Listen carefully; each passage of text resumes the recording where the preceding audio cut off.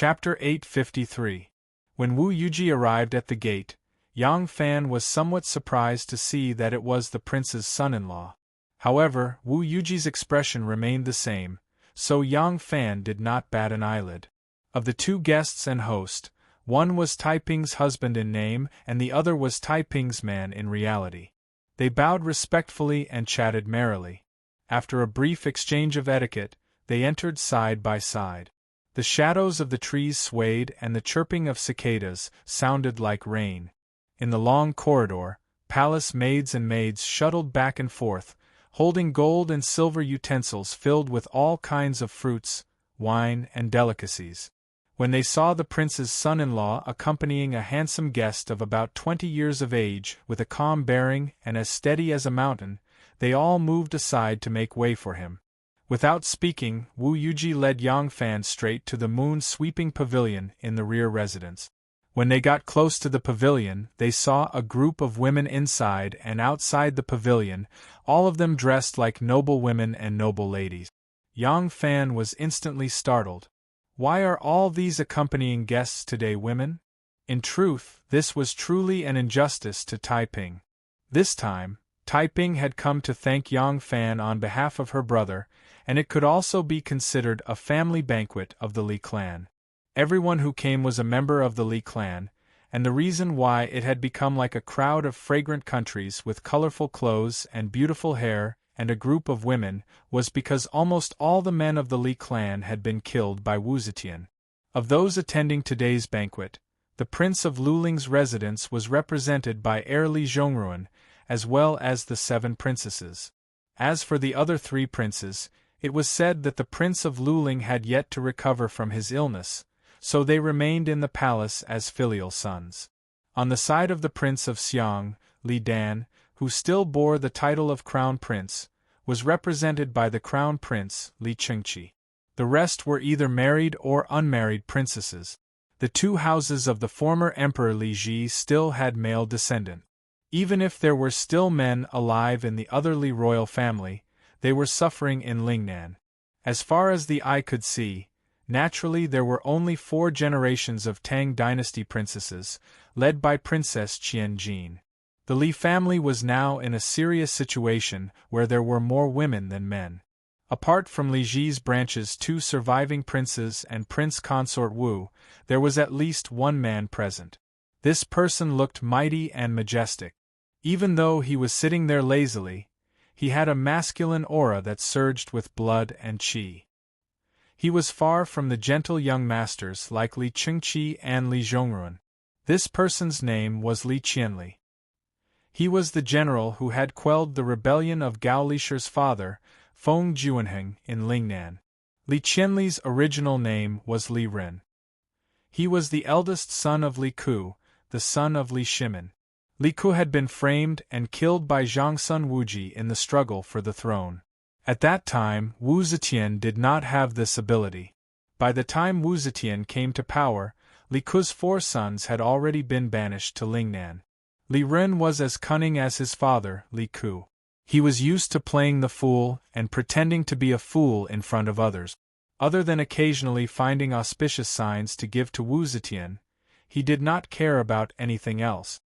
He was the provincial governor of Lingnan. All government affairs were entrusted to the chief scribes sent by Wu Zetian. He spent all his time sightseeing and did not pay attention to government affairs. Many of the imperial censors in the court criticized him for his neglect of government affairs, but he continued to ignore them. In this way, he actually managed to preserve his life. If Wu Zetian wanted to ascend to the throne, she had to first get rid of the obstacles. She had massacred Li Tang's members of the royal family, but she did not touch Li Ren. Not only did she not touch him, but she also specially sent someone to comfort him and gave him these words: "You, my family's horse of 1,000 miles." Li Ren, who had always played the fool, suddenly became clever and immediately changed his name. Li Qianli. Li Qianli had been wandering in the south. Now that Wu Zetian had decided to pass the throne to her son, she no longer suppressed Li Tang's members of the royal family. The political environment had eased up, so he was transferred back to the capital. As Li Ke's eldest son, he had not yet regained his father's former title.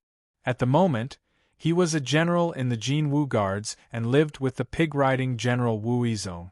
Today was a family banquet.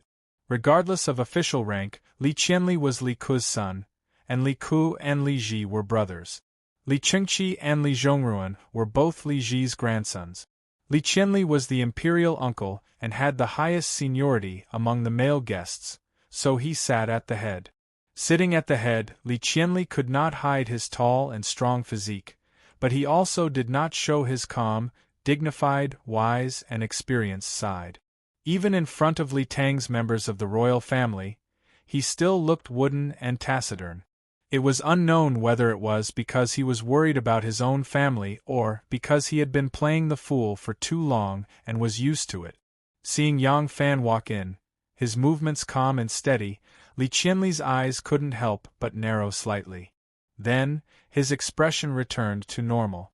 He first picked up a bowl of wine and drank it all in one gulp. When he was in Lingnan, he had led troops to suppress the Feng family's rebellion. Although this rebellion was not forced by him, and the punishment after the rebellion was not decided by him, he was, after all, standing on the opposite side of the Feng family. And at that time, Yang Fan was the imperial envoy of the 6 paths of the southern frontier. The strategy he adopted was to appease the Feng family. He and Yang Fan, one suppressing and the other appeasing, their actions could be considered as poles apart.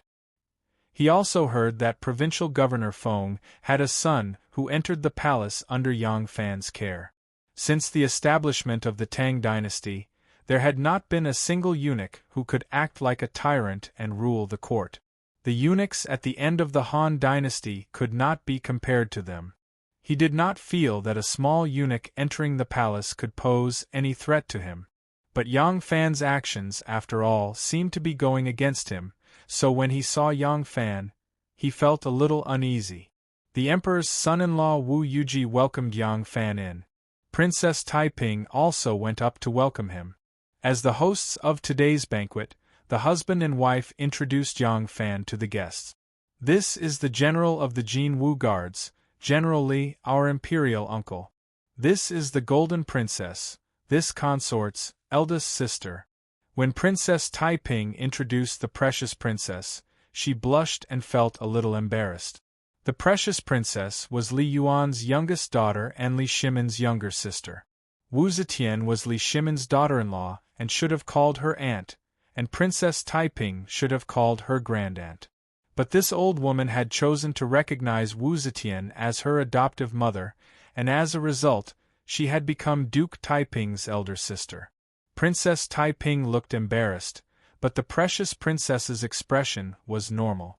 She smiled and nodded at Yang Fan. Not only did she not mind Princess Taiping's introduction of his identity, she also acted as if she had never invited Yang Fan into her bedroom. As an old woman, she wanted to seduce this young man to become her guest. What a talent! Yang Fan looked at the noble princess, who had a calm expression, and secretly admired her from the bottom of his heart. For a moment, other than the prince of Luling's crown prince, the imperial grandson, and the general of the Jin Wu Guards, the hall was filled with female guests. They were either princesses or princesses, each with their own titles. Yang Fan was so confused that he could not remember so many of them. When the introduction came to Princess Annal, she also raised her skirt and bowed, looking very well-behaved and refined. It was only when she pursed her lips and smiled at Yang Fan that her lively eyes revealed a feeling that only Yang Fan could taste. The moon-sweeping pavilion had just been renovated before the new year. The painted beams and carved rafters were gorgeous, the curtains fluttered, and the cool breeze blew gently. Several tables and chairs were painted bright and clean. Singing and dancing musicians were arranged in a circle on a balcony with a circumference of several dozen zhang. Screens were added on both sides of the balcony. Musicians and zither players were hidden behind the screens, and the sound of stringed and bamboo instruments drifted out. As soon as Yang Fan arrived, the banquet officially began.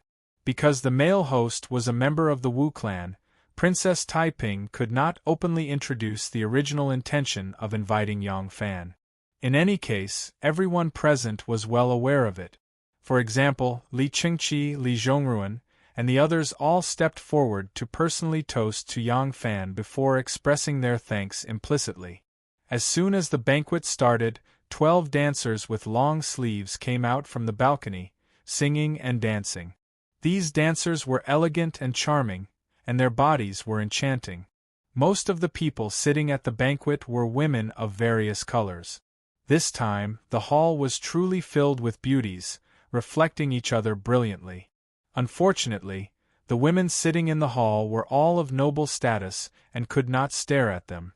Besides Yang Fan, there were only 4 men at the banquet. There was no need to mention Prince Consort Wu. No matter how magnanimous he was and how he had long since accepted the relationship between Yang Fan and Taiping, he still could not talk to him as if nothing had happened.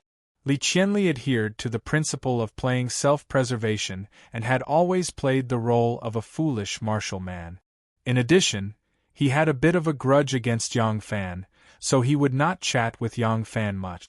He still understood the principle of saying too much was bound to make mistake. The one Yang Fan saved was the Prince of Luling. Due to the difference in their relationship, the Crown Prince, Li Qingqi, had no reason to overstep his cousin, Li Zhongruan, and strike up a conversation with Yang Fan. Moreover, Li Zhongruan had seen Yang Fan and Wu Sanxi talking intimately at Wu Sanxi's residence, so he was already wary of Yang Fan. As a result, he had no interest in talking too much. On such an occasion, it was also not convenient for Princess Taiping to be too close to him. Wu Yuji was her nominal husband, and in this public setting, these nominal matters still needed to be taken care of. As a result, Yang Fan could only stare at the dancers and enjoy the show with pleasure. As soon as Yang Fan paid attention to these dancers, he immediately found that one of them looked somewhat familiar. Upon closer inspection, it turned out to be Gao Lisher's older sister, Feng Minor. Yang Fan was secretly surprised. Could it be that this group of dancers is not the princess's residence, but is invited from the musical house? Sure enough, after the group dance, the women retreated, as if they were stars surrounding the moon. A woman walked out from the crowd, elegant and charming. Her sandalwood mouth was like a blossoming cherry. Unexpectedly, it was the high priest of the internal court, Great Master Rumei.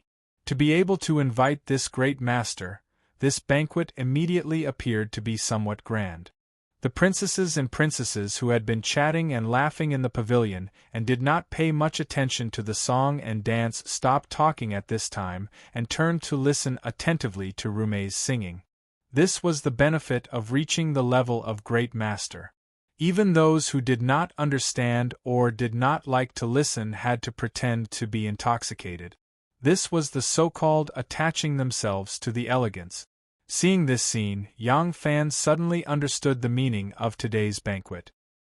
He understood why Princess Taiping insisted on holding this banquet of thanks. She was testing the emperor's intentions, and Wu Zetian's agreement to hold this Li clan banquet was undoubtedly a political goal. Today's main character was not him, but the Prince of Luling's heir and the imperial grandson. Ever since Wu Zetian seized power and began to vigorously suppress Li Tang's imperial clan, the Prince of Xiang's family had been placed under house arrest in the Eastern Palace, the Prince of Luling's family had been imprisoned in Fangzhou, and the Li Tang imperial clan had been massacred. There had never been another opportunity for such a gathering. Today was the first time, and its significance was extraordinary. This was a signal of enormous political significance. If everything went as expected, the news that the Crown Prince and the Prince of Luling had both sent heirs to attend this banquet would quickly spread throughout the capital. This was a declaration to the world. The Li clan had once more stepped onto the political stage. How could such a celebration not be grand? Chapter 854. Although today's banquet was only a family banquet, it could not be said to be anything less than luxurious. After Master Rumei, there were 2 more internal court high priests performing. Princess Taiping had truly put in a lot of effort. These high priests came and went from noble families of generals and ministers. Through these high priests and their disciples, the situation today would soon be clearly understood by the nobles in the capital. Women made up 80 to 90% of the people at the banquet. The more women there were, the more restrained the men became. After 3 rounds of wine, the 5 men were not drunk, but many of the women's cheeks were red and somewhat drunk. This kind of banquet usually did not end with the banquet. When the cups and plates were in a mess, the servants and maids would remove the cups and plates and replace them with drinks, fruits, preserved fruits, and snacks. They would set up a few tables. These princesses and jungles would gather together according to their age and familiarity with each other to play leaf games, play mahjong, and throw dice. There were also people who ran to the side of the forest to play on swings and catch butterflies. They were all young women. Li Qianli and Prince Consort Wu had agreed to go fishing by the pond. Li Qingqi and Li Zhongruan, 2 young men of similar age, had similar interests and also gathered together. They walked around the pond and quietly chatted. Princess Taiping signaled Yang Fan with her eyes, and then leisurely walked into the forest. Today was a symbolic day for the Li family to come out of the mountains. Taiping was extremely excited and drank a few more cups during the banquet. At this time, she was a bit drunk. Her face was flushed and her eyes were misty. Yang Fan knew she had something to say. He first held his hands behind his back and wandered in the forest for a while before walking toward where Princess Taiping was standing. Taiping was standing on a tall pavilion in the forest.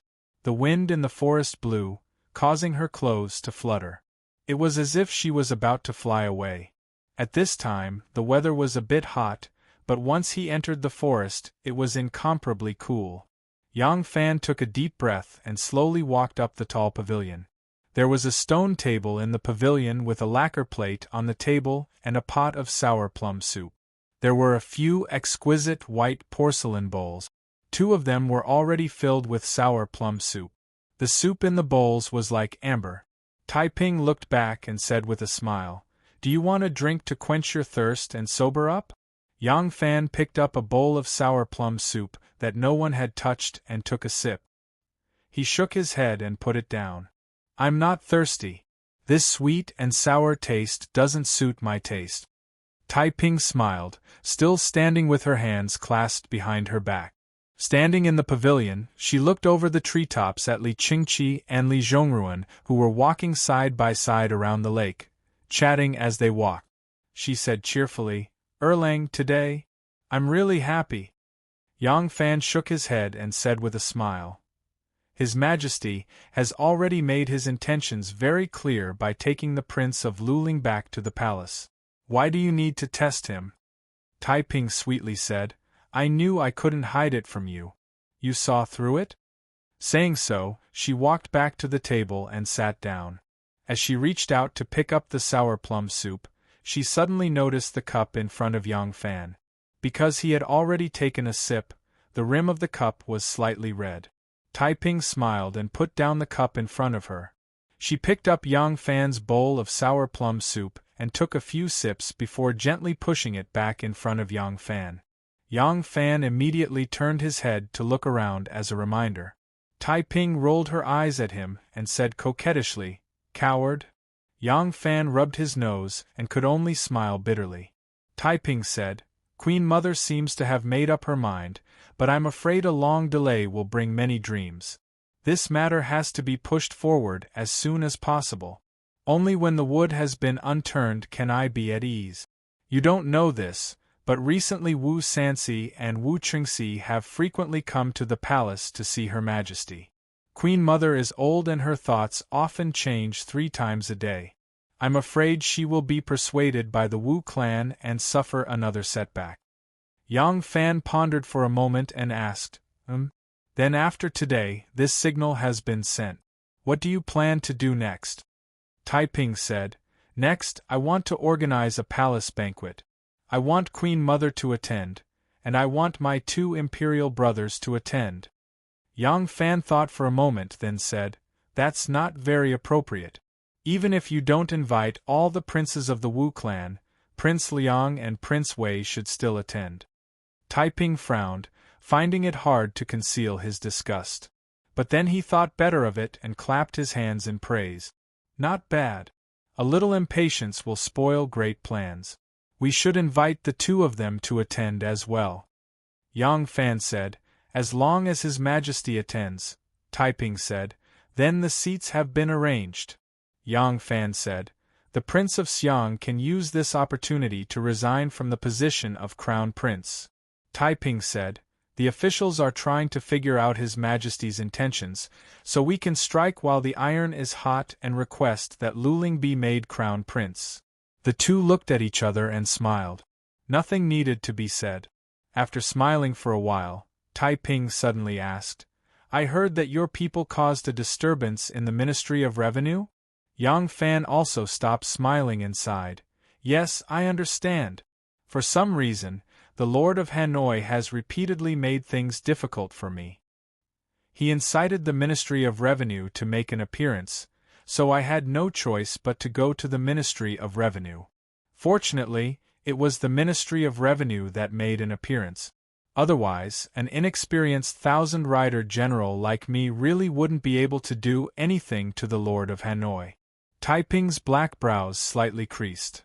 Wu Yizong must have a goal in doing this. Could it be that he wants to suppress you and place his people in your thousand-rider army? Yang Fan said, not yet. I haven't seen him give any hints, just like a mad dog making things difficult for no reason. I truly can't bear it. Taiping warned, no matter what, you cannot directly clash with him. His surname is Wu, and he controls the Golden Guards and all the soldiers stationed around the capital. From this, one can see how much importance Mother places on him. If the two of you become incompatible like fire and water, the one Mother will definitely abandon will be you, not him. Although Wu Sanxi has the intention of roping you in, if he has to choose between Wu Yizong and you, the one who will win in the end will be him. Yang Fan said, I understand. So, I have already thought of a way to deal with his current difficulties. As for the future, I have found a meat shield that voluntarily comes to my door. Moreover, he is the only meat shield that can block Wu Yizong's open spear and hidden arrows for me in the entire court. Taiping's eyes widened and she blurted out, Second Zhang? Yang Fan clapped his hands and laughed, clever.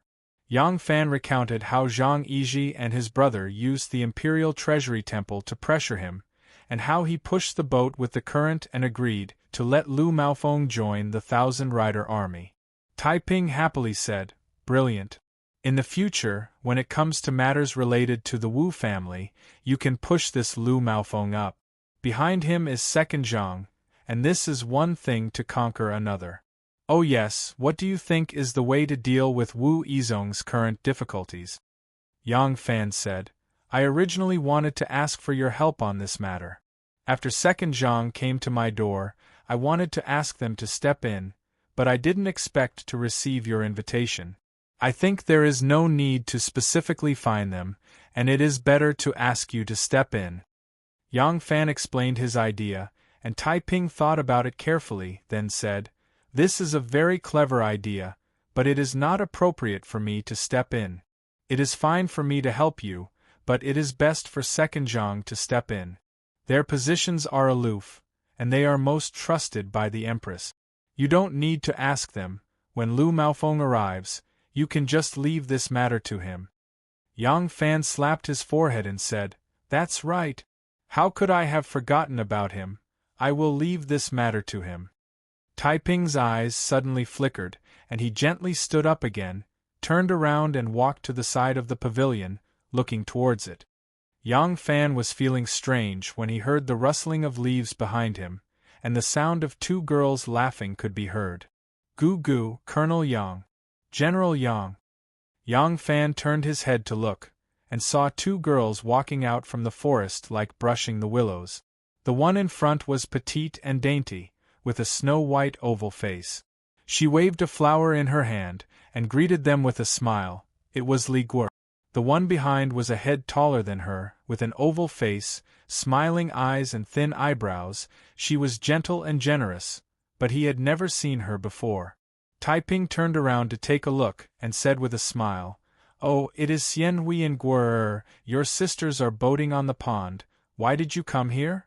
Li Xianhui was gentle and shy, and did not dare to speak in front of this aunt that she was not very familiar with. When she heard this, she replied in a soft voice, "Niece is going to the pavilion to play on the swing."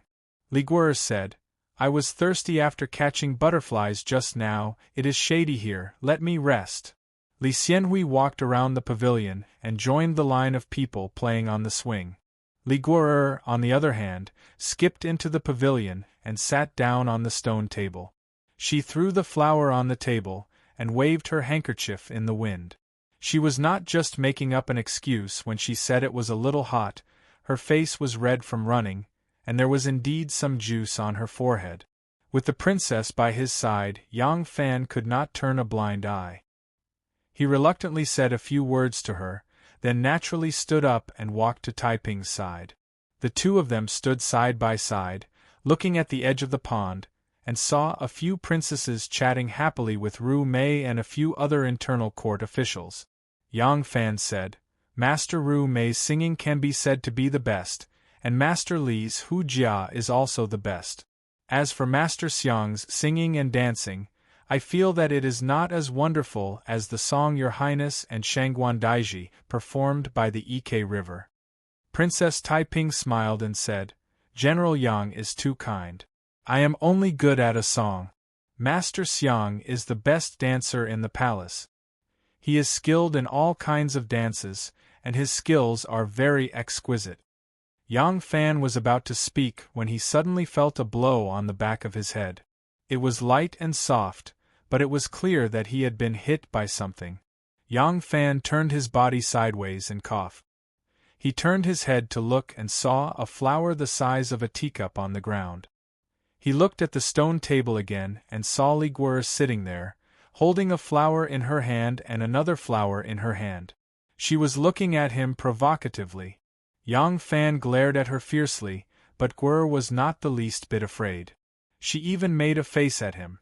Seeing that Yang Fan was looking at her, she picked up the bowl of sour plum soup in front of Yang Fan and purposely turned the bowl to the spot where Yang Fan had drunk from. She opened her small mouth and very slowly and seductively moved her red lips to the bowl. The small porcelain bowl was slowly tipped over and the amber-like juice entered her mouth. Li Guo smiled and stuck out the tip of her thin and tender red tongue. She gently licked her thin and tender and charming lips. Her flirting was overflowing. The pavilion was cool and shaded, but Yang Fan felt like he was about to sweat. Li Guo was fully aware of his relationship with Princess Taiping, yet she still dared to tease him so openly. Yang Fan was already 26 or 27 years old. He was a person who had mingled in the army and the yamen. His temperament had gradually become more mature. His mentality was not something that those young men and women who did not care about the situation and consequences could compare to. Li Guo's frivolous and bold behavior, if it was a frivolous young man, perhaps he would find it amusing. However, Yang Fan only felt even more disgusted. He coughed once again and said to Princess Taiping, "It seems that your highness is slightly tipsy. Would you like to drink some sour plum soup?" Princess Taiping nodded and smiled. "General Yang, please help yourself. I am not thirsty."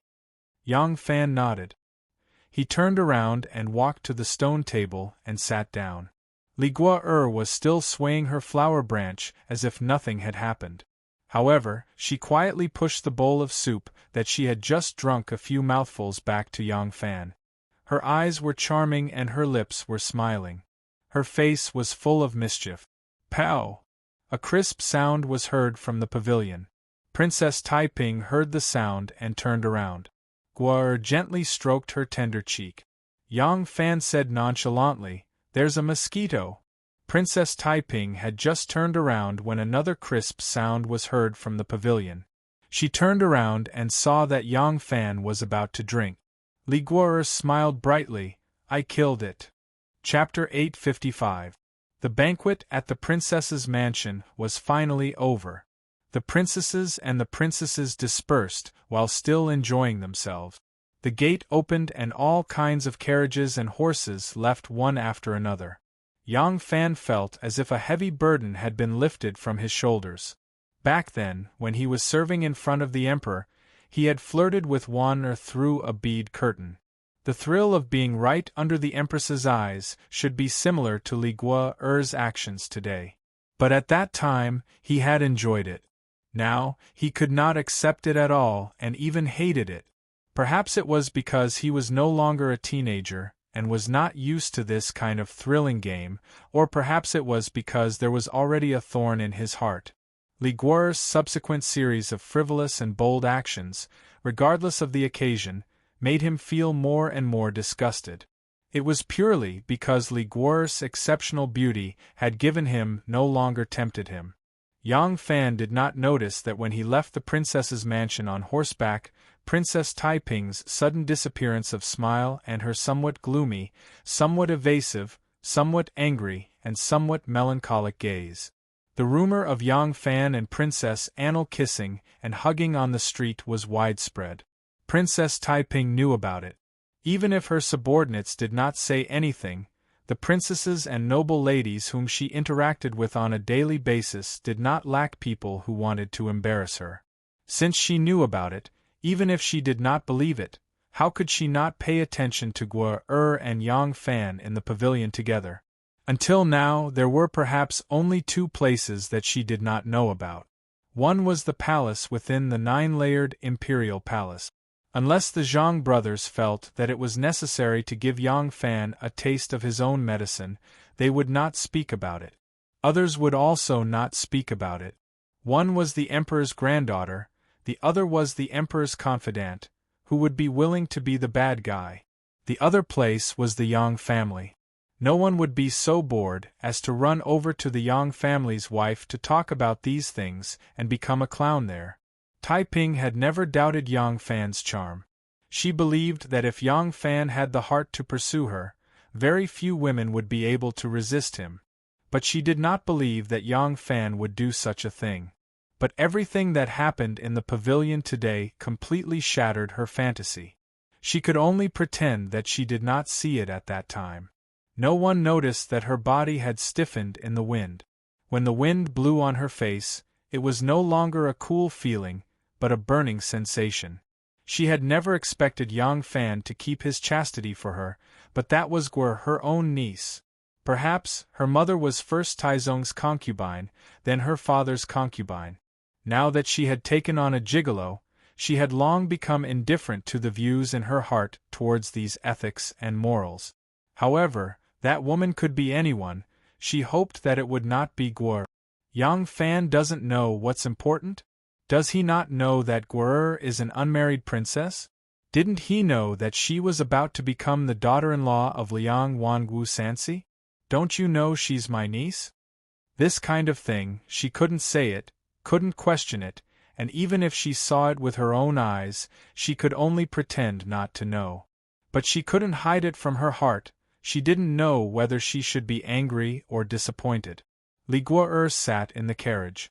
She was slightly tipsy as she held her chin.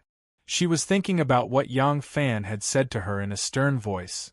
If you continue to play with fire, you'll be harming yourself and others. Don't think that everyone is blind. You can fool everyone with your little tricks. Paper can't hide fire. If you don't restrain yourself, you'll be seen through sooner or later. I heard that King Liang has decided to take you as his daughter-in-law. If such a scandal were to spread, can you bear the consequences? Li Guo'er might like this kind of thrill, but when it came to her own interests, she had no choice but to consider it seriously. She wasn't afraid of Wu Chongxuan's reaction.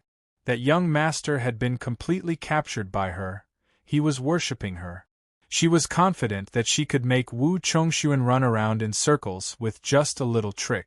But Wu Chongxuan didn't have to worry. What about the Wu family?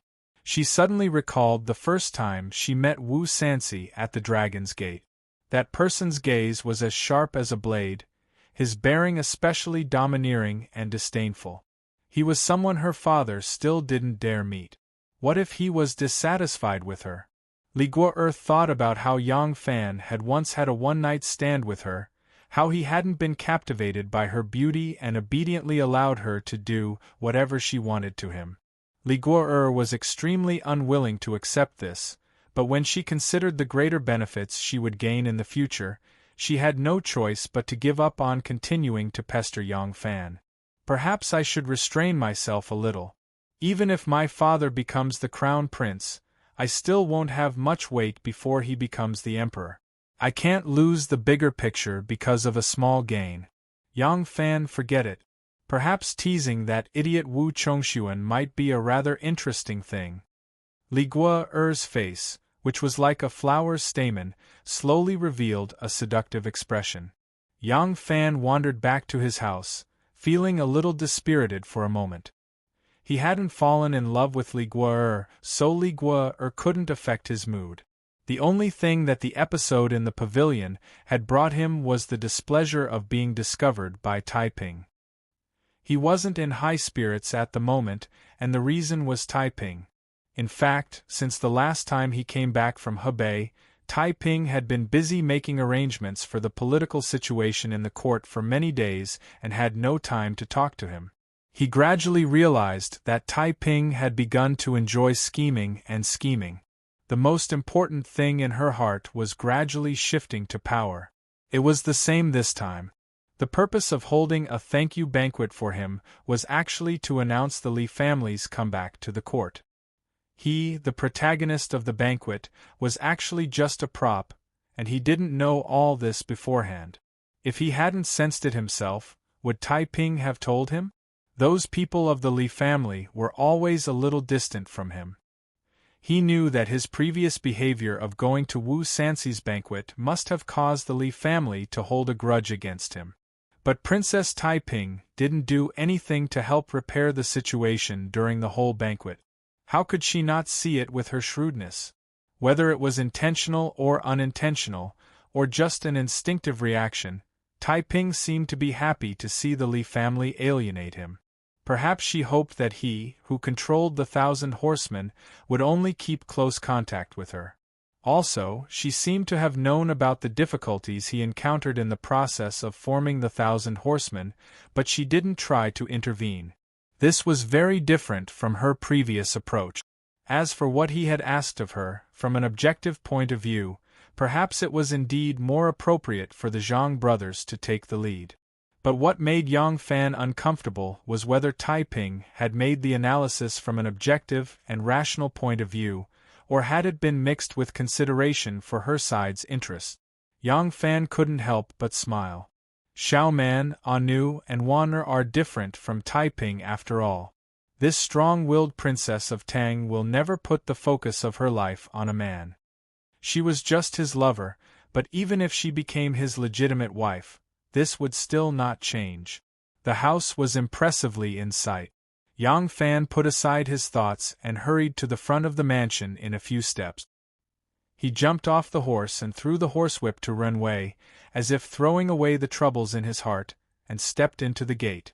Around the screen wall, through the front hall, and just past the central hall, he saw the dog chasing the cat, Si Rong chasing the dog, and Yan Zhu chasing Si Rong, shouting and running around in the yard. Xiaoman was standing under the grape trellis, chatting with Tao Mei and the third sister, but her eyes were always on the pair of children. Yang Fan couldn't help but show a relieved smile on his face. I'm a little childish. Who will put the focus of their life on one person forever? Even if they don't start to pay attention to her career like Taiping, they will slowly shift their focus to their children like Xiaoman. When their children grow up, as parents, they will focus on their grandchildren. When their grandchildren grow up and form their own small families, the old couple will focus on their partners again, snuggling with each other and walking into the sunset. Daddy, Daddy, Xiaobai bullied Xiaohua. As soon as Si Rong saw Yang Fan come in, she immediately complained loudly, and even pouted. Before Yang Fan had time to answer, Nian Zhu caught up and complained, Daddy, Daddy, sister bullied Xiaobai. Yang Fan laughed heartily and picked them up with each hand. He kissed them on their cheeks and said with a smile, "You two mischievous brats, if Daddy didn't guess wrong, it must be ancestor Nianzu who urged your little white to flirt with Big Sister's little flower. Big Sister got angry and bullied little white, right? Xiaobai was the dog raised by Nianzu, and Xiaohua was the cat raised by serene." This was not the first time something like this had happened, so Yang Fan naturally guessed correctly. Serene replied in a high-pitched tone, as if she was saying, "The great lord of the clear sky is indeed a bright and clear mirror hanging high above. She was playing with Xiaohua, and I was playing with her." Nianzu had a bad temper, so he didn't deny it. He just straightened his neck and said angrily, "Anyway, sister hit Xiao Bai. Okay, you two can't be naughty anymore. If you bully sister again, I'll let third sister take you to the backyard to play and separate from your sister. Serene, you're the sister, so you have to give in to your younger brother. Look at your younger brother's dirty face, he probably just cried, right?" Although the twin siblings always quarreled with each other, there was never a moment of peace, but they really couldn't bear to separate and play separately. After hearing what Yang Fan said, the two of them didn't say a word. Yang Fan put them down and slapped their butt. She smiled and said, "All right, let's go play together. Little brother, you have to take care of little white. Don't bully little blossom. Big sister, you have to act like a big sister. Be reasonable with little brother and don't make a fuss." The siblings looked at each other and snorted angrily. The sister picked up her cat and the brother took his dog and ran to the side of the flower bed. Xiao Man walked over slowly and said with a smile, "These two little devils, I can't say anything. Only Lang Jun can control them." Yang Fan shook his head and said with a smile, "Don't look at them just because they're young, they're smart. You know they made a mistake, but you can't bear to beat them. Do you think they're afraid of you?" Xiao Man wrinkled her nose and said in a sweet voice, "Strict father and loving mother. If I worked for you, why would I need you as a father?" The husband and wife chatted for a while, then Xiao Man lowered her voice and said, "There's a guest waiting for you in the study." Yang Fan was startled and blurted out, "Who are you?" Xiao Man said, "Shandong Qinghe." Yang Fan immediately reacted and said with joy, "There's a reply? I'll go see." Yang Fan rushed to the study. Xiao Man seemed to have something to say, but seeing him leave in a hurry, she swallowed the words that were about to come out of her mouth. She shook her head and said with a smile, "This person is still so impatient. Forget it, I won't tell you. Wait for her to tell you herself." Chapter 856. Waiting in the study was a young man in a white Taoist robe. He was thin and had a pair of spirited eyes. The old steward was chatting with him in the study when Yang Fan suddenly opened the door and came in. The old steward quickly called out, "Ah Lang." Then he introduced him to the man. "This is my family's Ah Lang." Yang Fan looked at the man in white and asked slowly, "You came from the Chui residence in Qinghe?" The young man smiled and cupped his hands. He said elegantly, "Chui Lin of Qinghe greets General Yang. When I was in Qinghe, I often heard old grandfather mention General Yang. He always praised you and said that the younger generation will surpass the older. Now that I see you, you are indeed as handsome as jade and have an extraordinary bearing. I am very fortunate to be able to see you." Yang Fan smiled. "Mr. Chui is too polite. I had the honor of listening to old grandfather Chui's teachings in Chang'an. Now that I think about it, I haven't seen old grandfather Chui for 2 years. Is he doing well?" Chui Lin said, "Thank you for asking. Old grandfather Chui is as healthy as ever." He took out a letter from his sleeve and said to Yang Fan, "I came to the capital this time to prepare for the fall quarter examination. Old grandfather Chui specially asked me to deliver this letter. Now that I am acquainted with you, it will be a good opportunity for us to meet in the future." Yang Fan thought to himself, "The Chui of Bowling and the Chui of Qinghe have always been secretly competing for the position of the first surname in the Chui family. Now that the Chui of Bowling, Chui Yu, Chui Liang, and Chui Yi have all become officials at the same time and have become famous, the Chui of Qinghe may not be able to keep their composure. As Yang Fan thought about it, he invited Chui Lin to take a seat and opened the letter in front of him. As he opened the letter, a contract with a large red seal appeared in front of his eyes. Yang Fan was delighted at first but was stunned when he opened it. He hurriedly read the letter from old grandfather Chui and didn't know whether to laugh or cry. He had sent a letter to the Chui family saying that Miss Gu Zhuting had done a great service for him and was unable to repay him. He begged old grandfather Chui to help Miss Gu's family get out of the family registry. What old Master Chui asked Chui Lin to bring back was not a deed of removal, but a deed of transfer. Old Grandpa Chui transferred the slave status of Gu Zhuting's parents and brothers to Yang Fan. This contract was a letter that the Chui family made with the local government. With this letter in hand, Gu Zhuting's family would be Yang Fan's slaves. If he wanted to kill them, beat them, or raise them into good families, it was up to him. Great-grandfather Chui's actions seemed a little senseless, but since Yang Fan had already made this request, of course, it was to help Miss Gu's family get out of the registry. However, great-grandfather Chui had to sell his favor anyway, so why not do it more beautifully? After going through this seemingly useless procedure, Gu Zhuting and her family became slaves of the original Yang family. They were released by their benefactor and were promoted to good citizens. By doing this, it confirmed Yang Fan's kindness to the Gu family. In the end, it was still a level lower than before. Great-grandfather Chui's family had 1,000 years of history and a deep foundation. The Gu family was not lacking in slaves. But for Yang Fan, this was an important step in winning people's hearts and cultivating trusted aid. After all, the Gu family still had to live after getting out of the registry. This family had been fighting and killing since they were young. What could they do even if they became good citizens? With Yang Fan's kindness and the Gu family, would he be afraid that they wouldn't pledge their lives to serve him? Chui Lin looked at Yang Fan with a smile.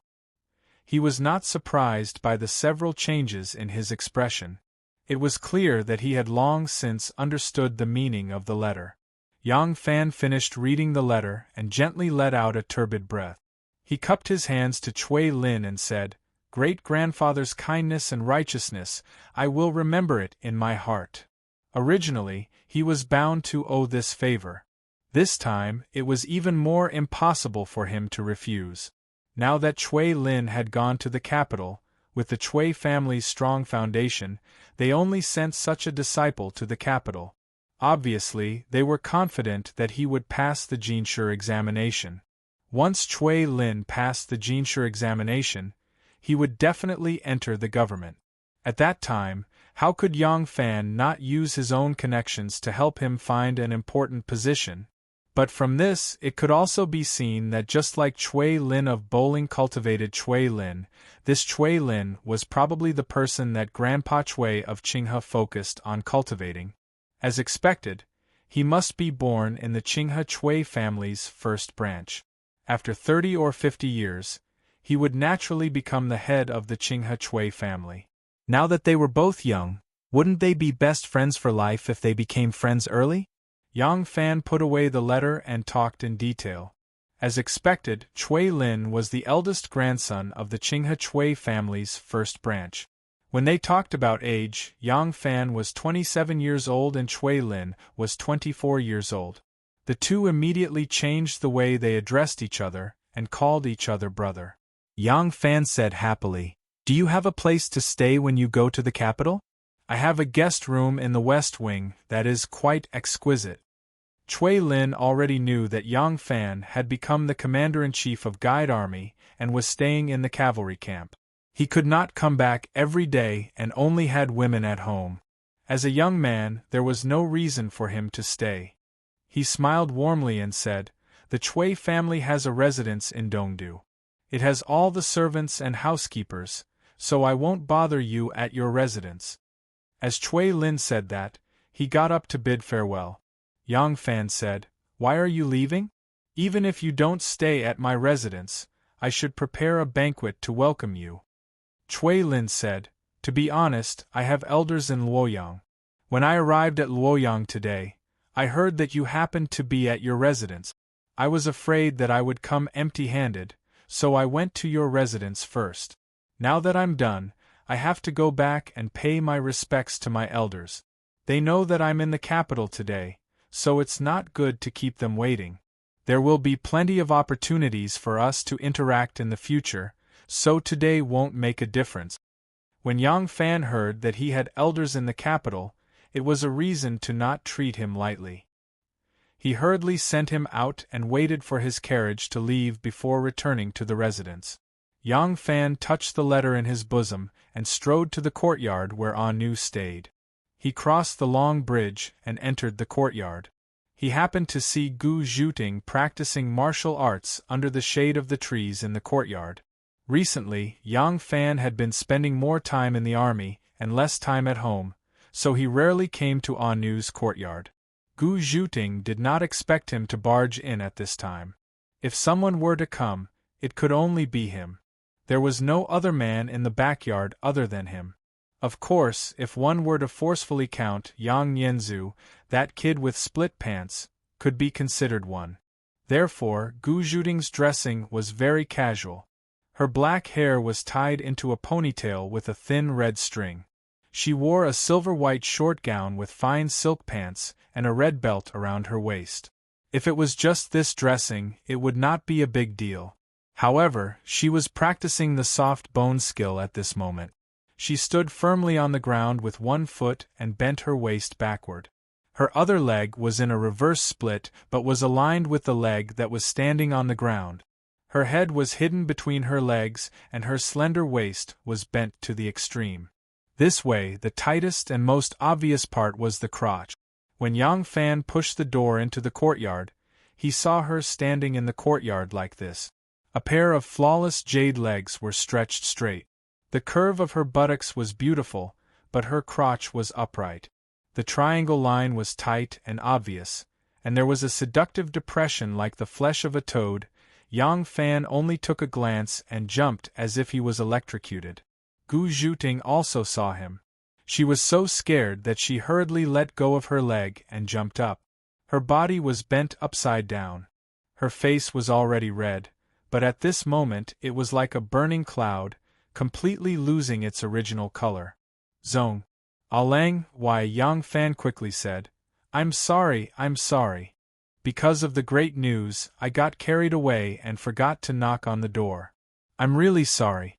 When Gu Zhuting heard this, she felt relieved. That's right, who would remember the rules after hearing such good news?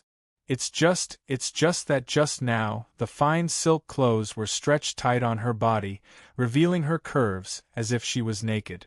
She did not know what he saw, but when she thought of this, she immediately blushed again. You can turn around, it's all right, Gu Zhuting stammered. As soon as Yang Fan turned around, he saw that Gu Zhuting had bounced back too violently. Her fine silk jacket was pulled out from her waistband. The jacket was lifted up, revealing a slender, white, round and slender waist. Gu Zhuting looked at his expression, lowered her head, and was extremely embarrassed. She quickly stuffed the jacket back into her waistband, but when she pulled it down, the jacket was too tight, making her breasts perfectly round and tall, exceptionally protruding. Seeing her embarrassed face, Yang Fan could not help but burst out laughing. Gu Zhuting was even more embarrassed by his laughter and felt so wronged that she almost cried. Yang Fan quickly interrupted. Miss Gu, where is Anu? Gu Zhuting blushed and said, She is behind the house. Yang Fan said, Good.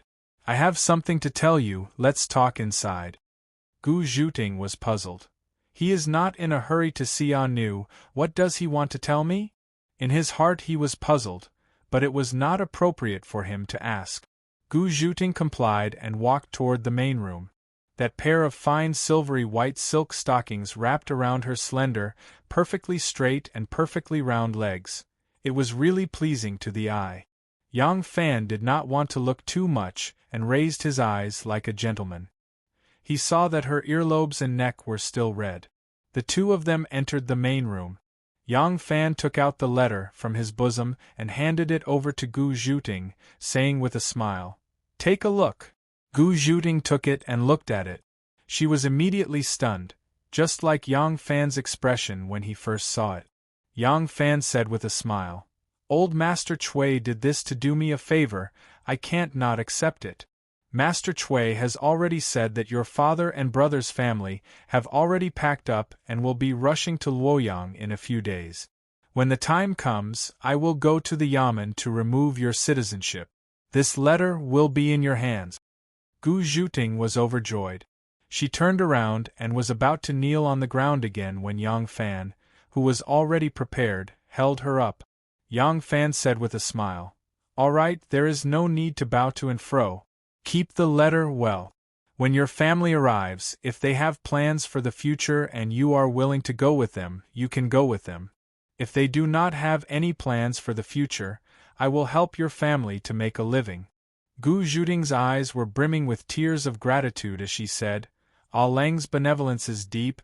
Even if your servant's body is crushed and my bones crushed, it would be difficult to repay him. Your servant is willing to be Ah Lang's slave or maid, to work like an ox or a horse, to repay Ah Lang's benevolence."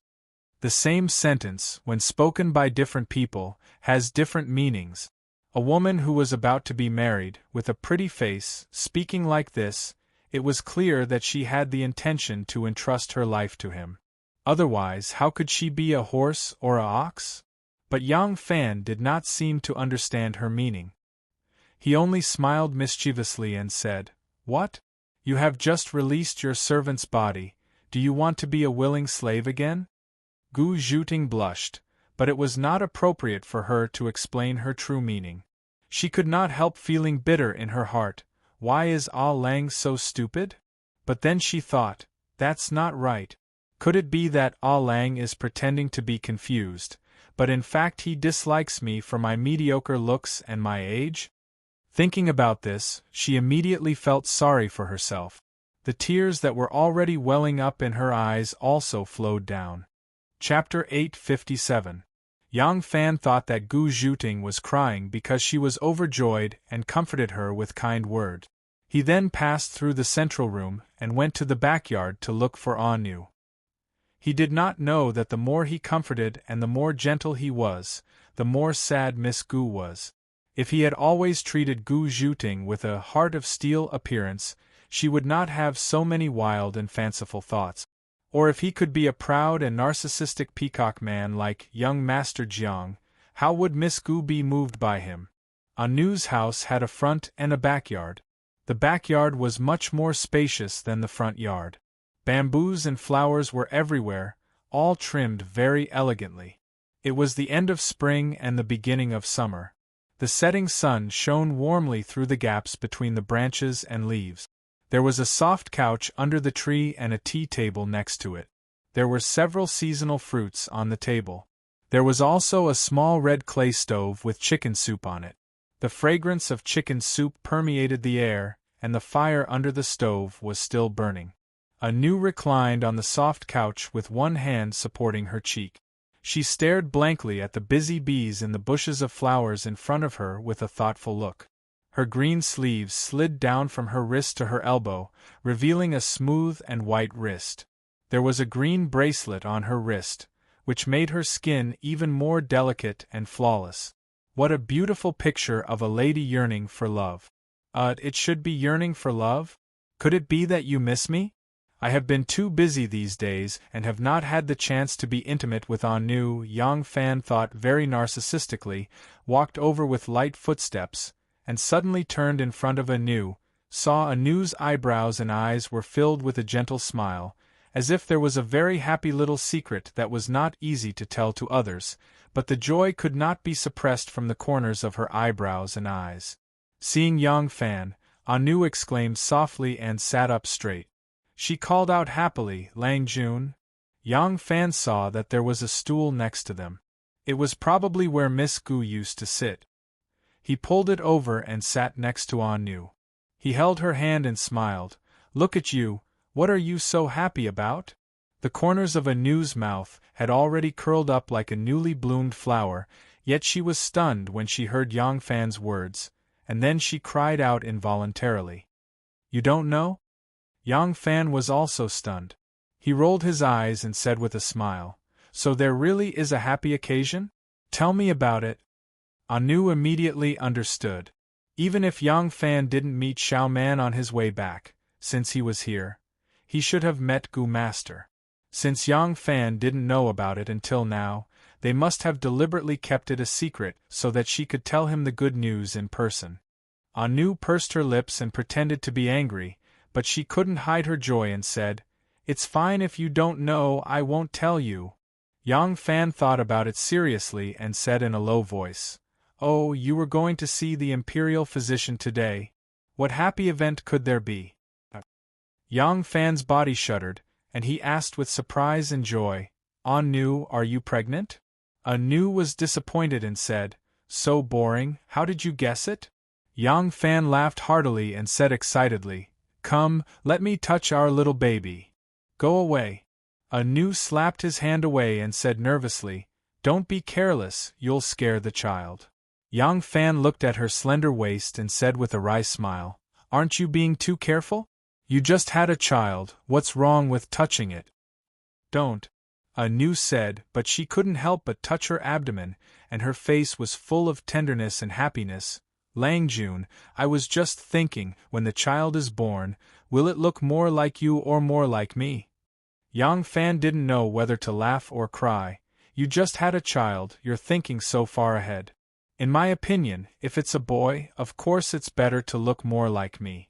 If it's a girl, it's better to look like you. Anu said worriedly, But people say that most girls look like their father, and most boys look like their mother. Look at Nian Zhu and Si Rong. Si Rong looks more like you, and Nian Zhu looks more like his mother. Yang Fan puffed out his chest and said, If she looks like me, then she looks like me. I'm not ugly, what's there to worry about? Do you think Si Rong looks ugly? She's a cute little girl, she's obviously a beauty, what will she look like when she grows up? Anu nodded happily and said, That's true. Nian Zhu looks more like his mother, but he's not ugly either. His eyebrows and eyes are very beautiful, and he doesn't look worse than Xiaoman. Even if the child looks more like me, he'll still be very handsome. Yang Fan said, You were just thinking about the problem of giving birth to a boy or a girl, why are you so sure it must be a boy now?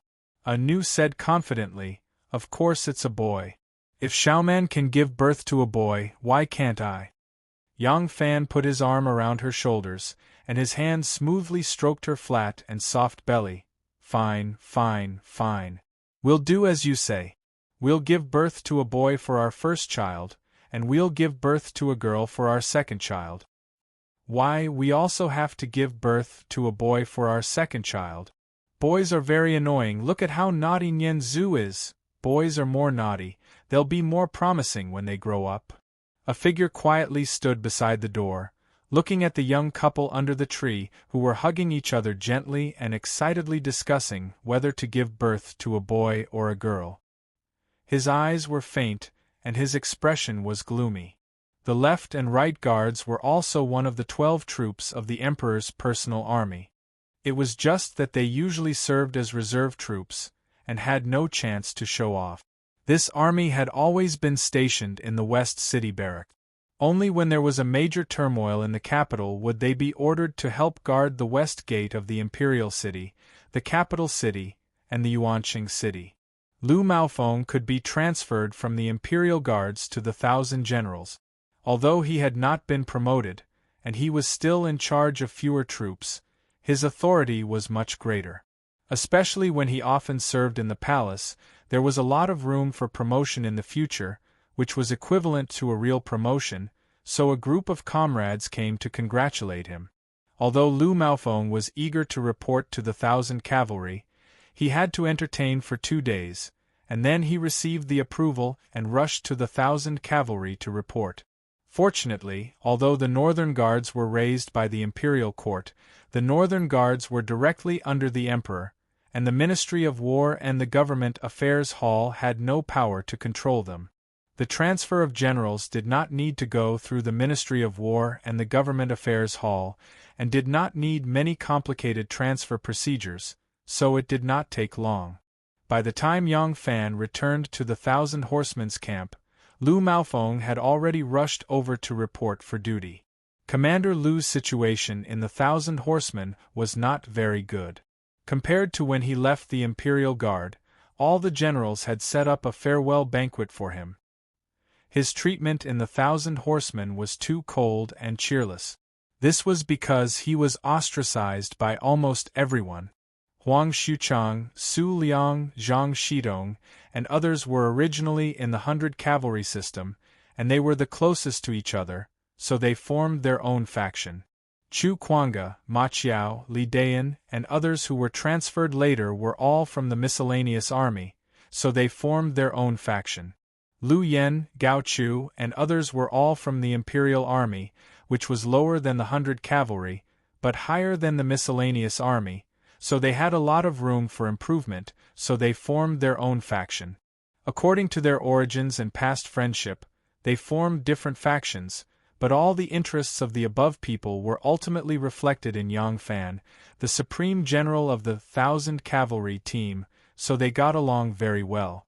But before Lu Maofeng had even arrived, everyone already knew who his backer was, so their rejection of him was an inevitable reaction. Lu Maofeng had also tried to interact with everyone, but unfortunately, everyone treated him with a lukewarm attitude. Lu Maofeng felt very depressed. After Yang Fan returned to the camp, the first thing he did was to send a letter to the Prefecture of Subjugation to summon Commandant Guo-yi Duguhui to the 1000 Cavalry. The Prefecture of Subjugation was a prefectural army and was under the jurisdiction of the Ministry of War. This procedure was rather troublesome, and if someone deliberately obstructed it, then Duguhui-ji's arrival would take even longer. Fortunately, Duguhui-ji had the Dugu family backing him, so there was no need for Yang Fan to worry about these matters. The Dugu family would naturally use their connections and money to pave the way for Duguhui-ji. After stamping the official letter and sending someone to report it to the Ministry of War, Yang Fan went to find Su Liang and asked about Lu Maofeng's situation. Upon learning of everyone's cold treatment of him, Yang Fan felt that it was inappropriate. He first secretly instructed Su Liang about the situation, then sent someone to summon Lu Maofeng. Yang Fan was very cordial to Lu Maofeng. Setting aside his background, this person could truly be considered a capable general. The 1000 Cavalry had just been formed and needed this kind of general with rich experience in training troops.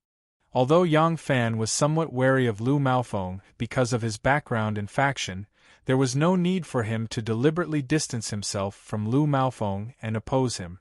When forming the 1000 Cavalry, it was Yang Fan who had the final say. Once the army was formed, he would no longer be able to decide whether a general of the rank of brigade commander or above would be promoted or demoted. This would need to be reported to the Grand General of the Featherwood Guard, Wu Yi, for approval. Of course, because of the special nature of the 1000 Cavalry, the Grand General of the Featherwood Guard was just a decoration. The final decision would have to be handed over to Wu Zetian herself, but Lu Maofeng had the Zhang brothers as his backer, so how could Wu Zetian touch him? Rather than opposing him and having a subordinate who would always be at odds with him in the future, it would be better to be amiable. Moreover, Yang Fan wanted to use the Zhang brothers to resist the interference of the various powers in the 1000 Cavalry. He also needed to be a bit more courteous to Lu Maofeng in order to obtain the Zhang brothers' cooperation. And Lu Maofeng wanted to establish himself in the 1000 Cavalry and truly display his usefulness. He couldn't go against Yang Fan, this middle commander, just like a broken jar. The two of them each had their own desires. This meeting was truly a good scene for them to meet each other happily. After the meeting, Yang Fan specially ordered people to set up a banquet and gathered all the generals under his command to welcome Lu Maofeng. The generals had already been warned repeatedly by Su Liang in advance, and their attitudes towards Lu Maofeng had greatly changed. After 3 rounds of wine, Yang Fan casually said to Commander Lu, "His Majesty has placed high hopes on us, the 1,000 horsemen. We, the officers and soldiers of the 1,000 horsemen, will also repay the Emperor with our lives.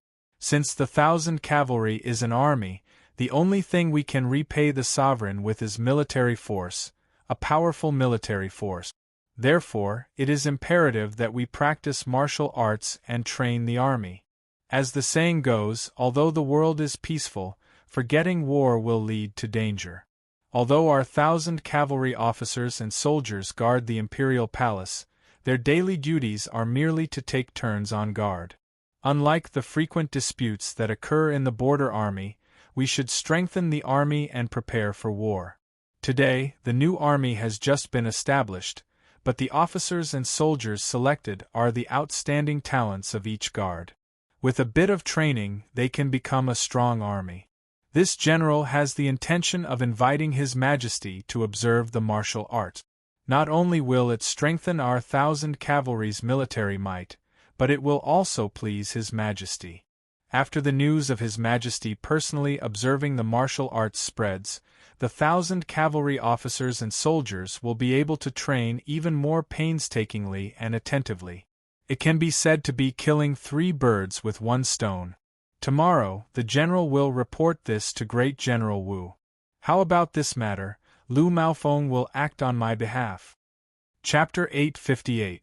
Lu Maofeng had been taken out of the cold palace by Yang Fan and received such a courteous reception. He already had a good impression of Yang Fan and felt even more honored to hear of this mission. He finally had a chance to show off his abilities. Without hesitation, he put down his wine cup and saluted Yang Fan.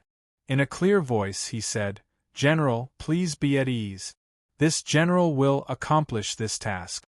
The Emperor was old, and had not even been to the Dragon Gate that he had visited in previous years. Going to the drill grounds to watch the military maneuvers from above was a difficult task. The Emperor had the dignity of an emperor. How could he lie down on the dragon chair and doze off? Even if the Emperor did not finish watching the entire drill, it would take at least 1 to 4 hours. Not to mention that the Emperor was dressed to the nines to watch the drill before returning to the palace. At the same time, there would be a large number of powerful officials and nobles accompanying him. After the drill ended, in order to celebrate the strength of the country, there would be a banquet in the palace to entertain the officials who had accompanied the Emperor. With Wu Zetian's current age and physical strength, it would be difficult for her to endure such a day. In the end, Lu Langjiang was a martial man and could not understand the crux of this. He thought this was a flattering move to cater to the Emperor and that the Emperor would gladly agree. Yang Fan knew that this proposal would be refuted by Wu Yi. At that time, Lu Maofeng would have to ask his backer, the Zhang brothers, to come forward. Seeing Lu Langjiang readily agree, Yang Fan could already imagine Wu Yizong's expression when he heard of this matter. He laughed and raised his cup to Lu Langjiang. "Come, General Lu, please drink." Early the next morning, Lu Maofeng, who had finally found a sense of existence in the 1,000 cavalry, excitedly rushed to the Featherwood Guard to ask Wu Yi for instructions. Wu Yi frowned and said, "This is pure nonsense. His Majesty is old and traveling to and from the army is time-consuming and laborious. If his dragon body is affected, who can bear the burden? Not allowed." Wu Yi sternly refuted, and did not allow Lu Maofeng to argue before throwing him out. After Lu Maofeng retreated, Wu Yi stroked his beard and thought for a moment. Then he smiled and called a guard over. "Go to the Department of Ordnance and tell King Lin Chuan that Yang Fan's 1,000 cavalry is ready and will inspect the army in a few days. And His Majesty may personally go out to inspect the army." Wu Xizhong, who was on duty in the Department of Ordnance, received the news from Wu Yi and couldn't help but be startled. He knew very well what kind of junk he had given to Yang Fan. Once the parade began, Even if only 1,000 cavalry participated, there would be a large number of officials accompanying them. At that time, Yang Fan would have those 1,000 cavalry soldiers draped in tattered armor, waving tattered banners, and raising rusty swords and spears in front of the emperor and the court officials. What kind of expression would his aunt, who had always liked the scene of power and grandeur, have on her face? Wu Zizhong was frightened and immediately ordered his men to bring a horse and personally went to the Zhua Jinwu camp to find his brother Wu Yizong for a discussion. After being reprimanded by Wu Yi, Lu Maofeng left in embarrassment and anger, feeling very dissatisfied. Thinking carefully, if he went back with his face covered in dirt, even if Yang Fan didn't say anything, he was bound to arouse the ridicule of the soldiers who already didn't like him. Lu Maofeng gritted his teeth and turned to go to the Zhang family. Lu Maofeng was very familiar with the Zhang family brothers, so as soon as he entered the room he met Zhang Tongxiu and vented his bellyful of grievances. Zhang Tongxiu disapprovingly said, "It's just a small matter, it's not worth mentioning. You wait here, I'll go to the Fengchen prison to see Wulong and Wulong." Zhang Tongxiu immediately rode a carriage to the palace. Now that the two brothers Zhang Yizhi and Zhang Changzong had recruited a group of Jingdo youths, they had their own yamen in the palace, the Fengchen prison. These beautiful youths were not only beautiful, they were also talented and learned.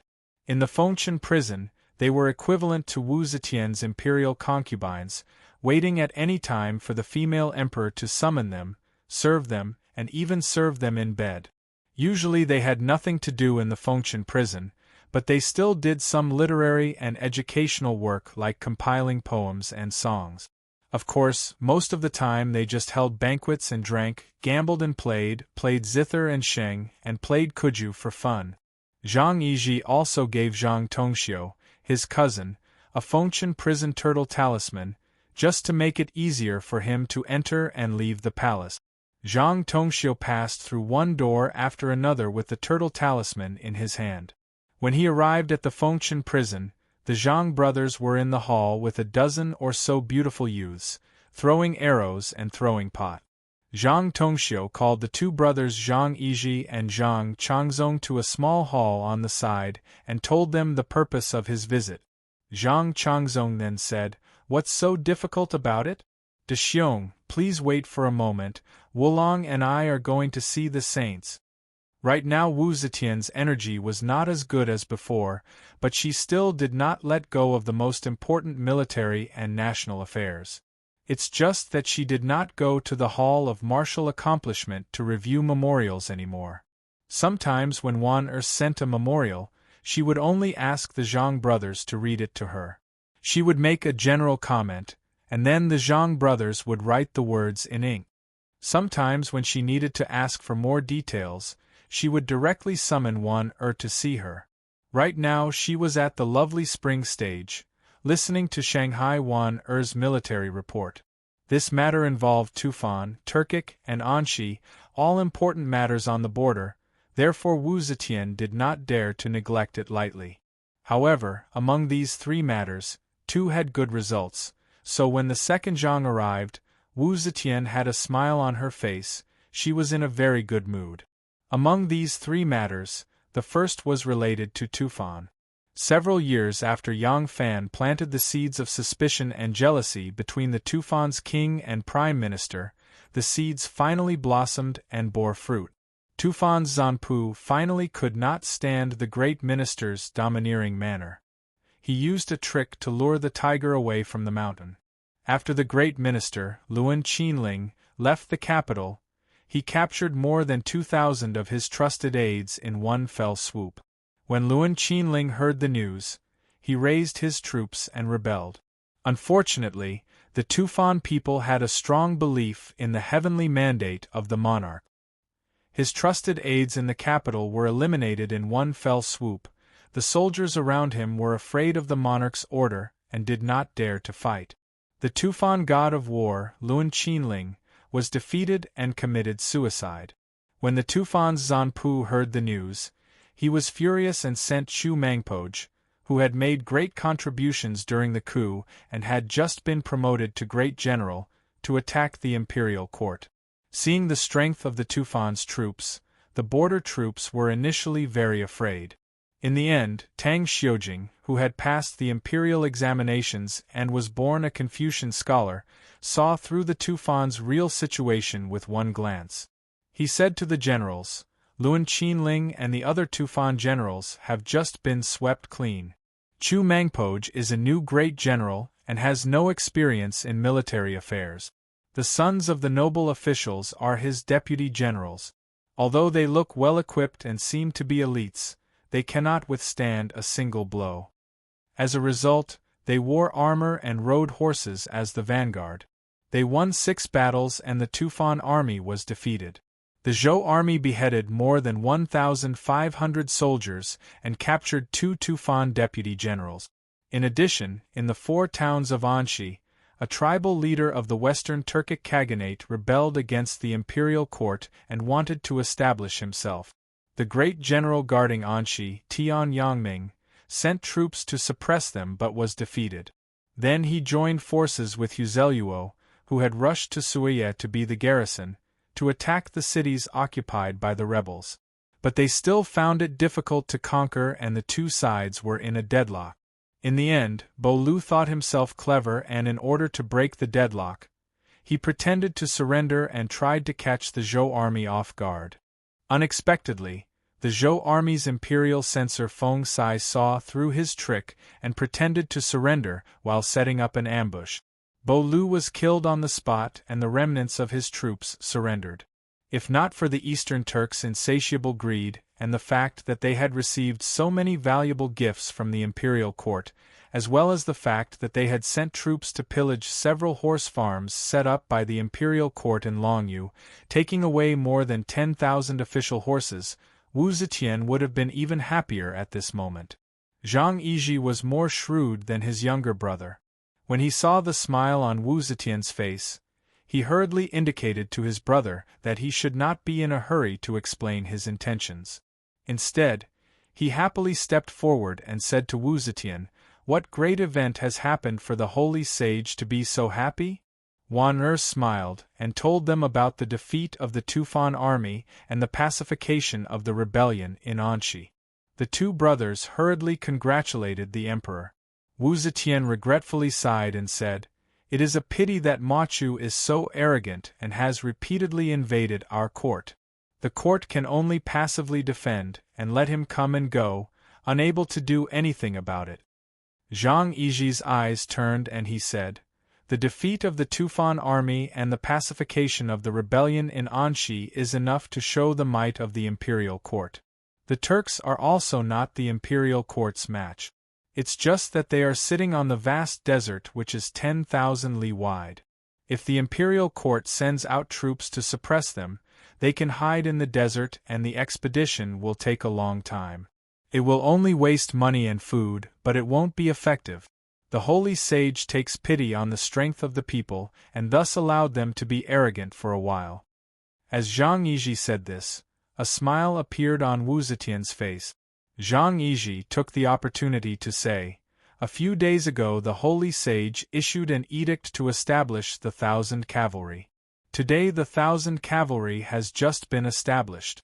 The general of the 1,000 cavalry, Yang Fan, is preparing the horses and soldiers, drilling day and night. He hopes that on the day the horses and soldiers are completed, the holy sage will personally come to the drill ground to inspect the 3 armies."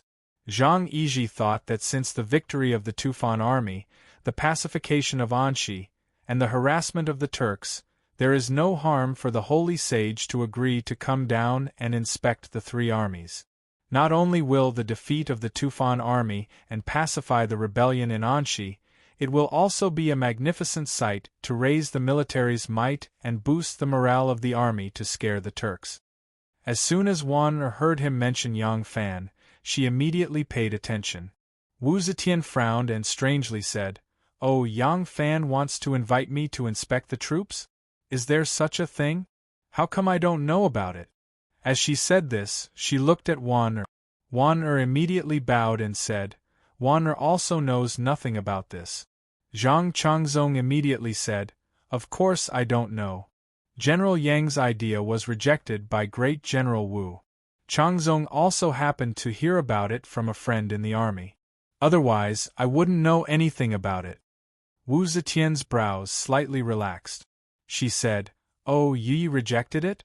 He must have his reasons for doing so. I will ask him another day." Zhang Yiji said with a smile, "Holy sage need not ask. I have already inquired about the reason why Great General Wu rejected the idea. Great General Wu is worried that the holy sage's body won't be able to take the inspection." Wu Zetian's face immediately darkened. She said with displeasure, "Am I so old that I don't even have the strength to inspect my own troops?" Zhang Yiji was shocked. He quickly knelt down and apologized. "Please forgive me, holy sage. I have misspoken." Wu Zetian snorted coldly. She flicked her sleeve and said, "Tell Wu Yi that I approve of the inspection."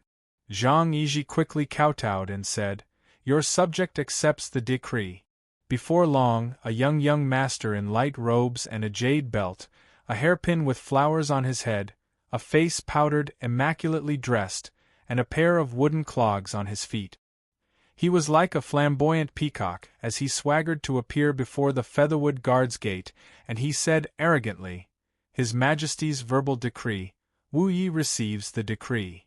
Wu Yi changed into his military uniform and invited the angel into the tent to listen to the imperial decree. When the young man from the Fengtian Guard finished reading the emperor's oral decree, he respectfully asked, "When does your Majesty plan to go to the 1,000 horsemen camp to inspect and observe the battle? This subject can prepare early." The young man with a flower hairpin curled his scarlet lipstick and said, "Perhaps tomorrow, perhaps the day after tomorrow. Who can say for sure? It's all up to His Majesty's will. Great General, please wait." Finished speaking, he flicked his sleeve and swaggered away again. Wu Yi straightened his back and shook his head with a wry smile. They came so quickly. This time, the Lord of Hanoi and the Lord of Linchuan are going to suffer. Chapter 859. Inside the commander's tent, Lord of Hanoi, Wu Yizong, and Lord of Linchuan, Wu Xizhong, sat opposite each other. After a long silence, Wu Yizong clenched his fists and hammered heavily on the table. Wu Xizhong sighed, "Eldest brother, let's forget it. Speaking of which, we haven't really lost to him. Who asked him to bring up Aunt? At this time, if we still don't know what's good for us, we're just asking to be humiliated." Wu Yizong sneered, curling his lips, "What's this?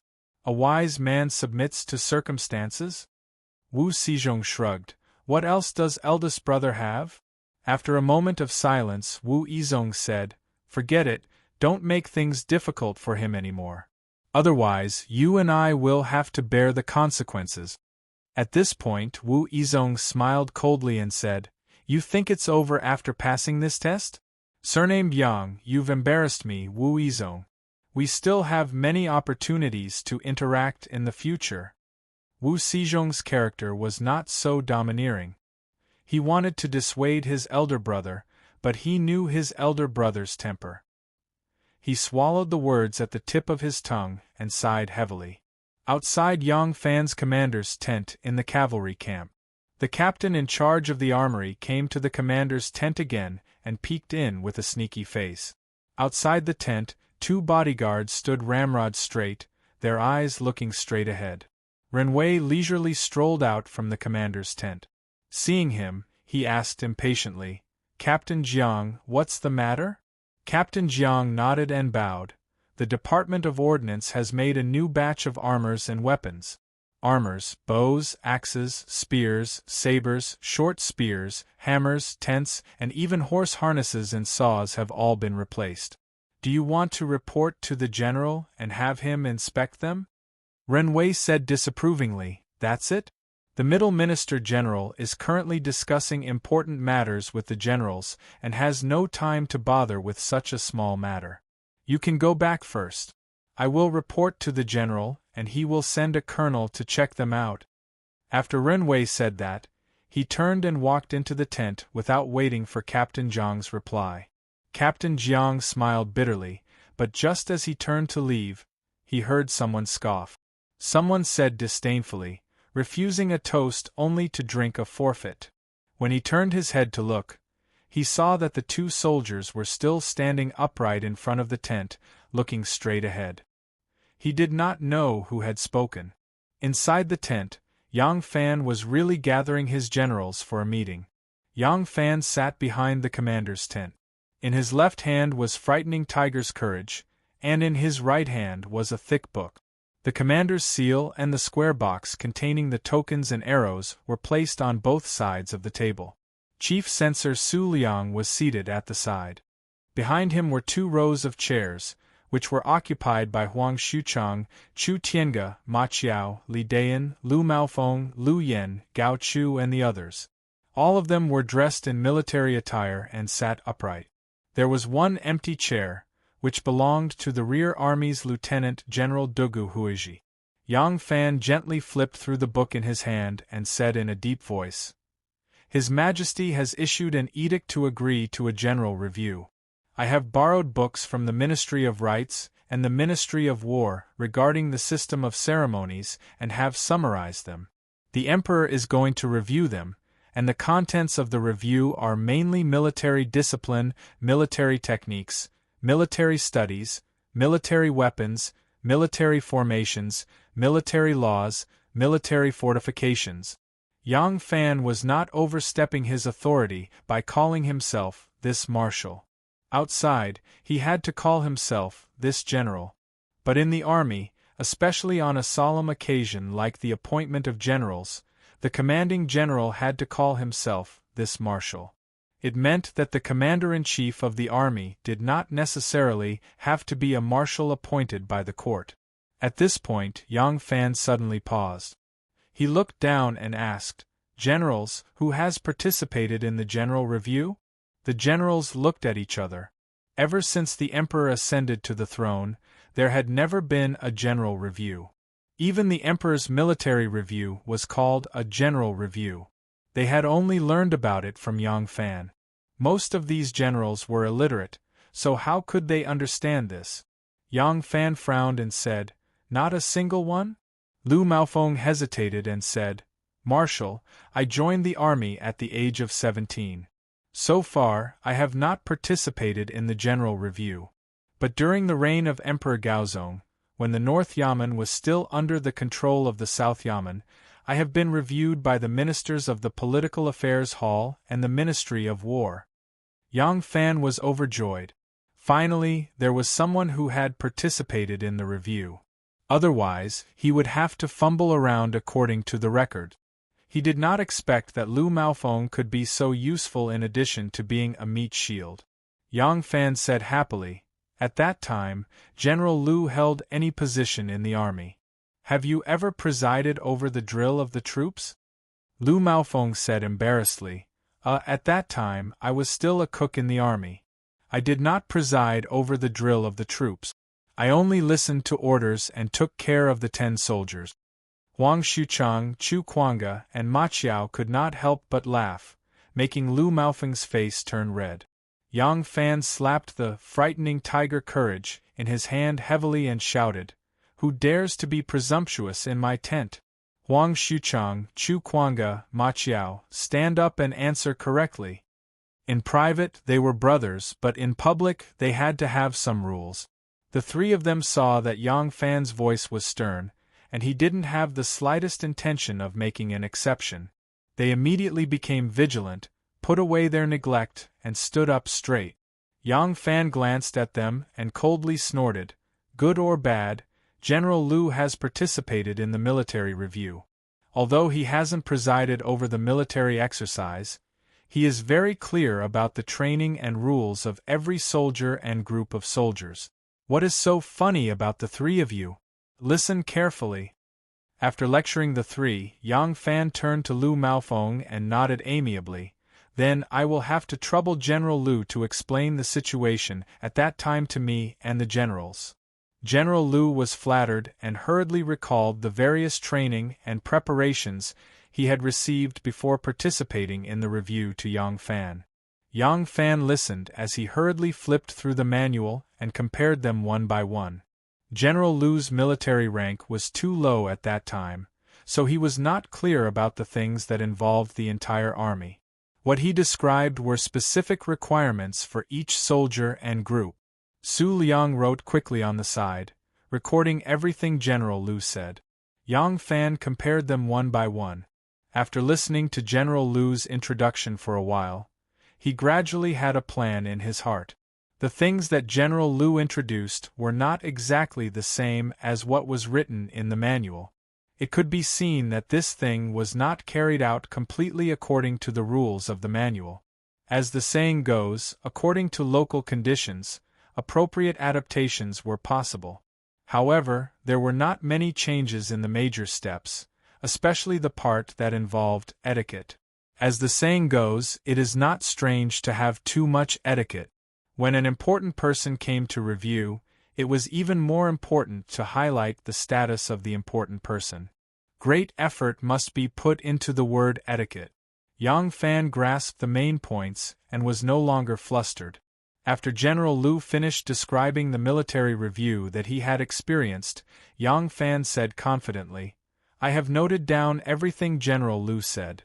Since the generals have not participated in the review, then there is no need to continue discussing it today. I will refer to the manual and combine it with General Lu's words to draw up a detailed rules for the review. The generals can practice according to it." Yang Fan slowly stood up. Seeing this, the generals in the tent also stood up, their armors rubbing against each other. Yang Fan said, "General Lu."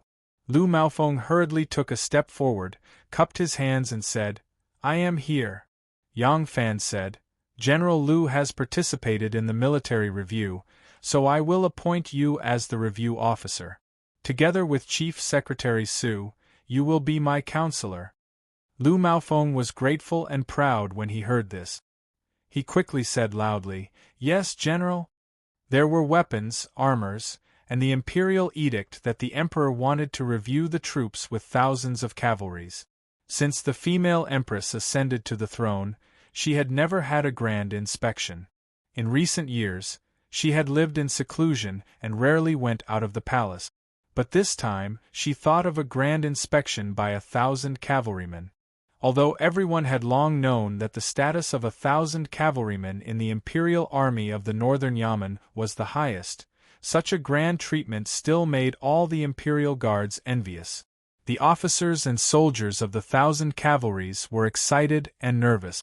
Soon they began to prepare for the review. The platform on the drill ground was being built into a military review platform. Because it was the emperor's review, the military review platform was made of yellow earth, like an altar to worship heaven. It was grand, tall, and exceptionally spectacular. The part above the steps was paved with flat stones. This high platform was probably more than 100 feet high. It would take a lot of time to build such a high platform, and it could only be used once. At first, the generals were quite critical of it, but Yang Fan only said a few words, and they were immediately enlightened, no longer complaining. Yang Fan said, "Don't you see the height of heaven, the beauty of Ming Tang, the height of Tianshu, and the sacredness of the 9 cauldrons?" Although most of the generals were illiterate, who said illiteracy didn't mean they didn't understand things. The emperor was fond of grandiose achievements, so this was to cater to her liking. Let the emperor review the troops on such a high platform, how could it show her lofty authority? For the emperor's review, what was the purpose of everyone working so hard? Wasn't it just the appreciation and favor of the emperor? Why didn't they use this opportunity? The soldiers were practicing, and one of the military skills was strength. Now they didn't have to carry the stone weights and throw them around. If they had the strength, they could build the military review platform. The gradually piled high and gradually formed a grand and spectacular military review platform. People were like ants on it. On the drill ground, there were also many bare-chested soldiers pushing the stone rollers that they found from all over the place, leveling the ground of the drill ground. The 1,000 cavalrymen were all outstanding talents selected from the various imperial guards. Regardless of whether it was climbing, equipment, military appearance, weapons, or battle formations, they quickly met the requirements. Now they only needed to constantly improve, such as the arrangement of the battle formations and the neatness of the troops. They wanted to give everyone a shocking effect as soon as they made their appearance. However, even these elites, who were selected from the various imperial guards, had their moments of difficulty, and that was the military law.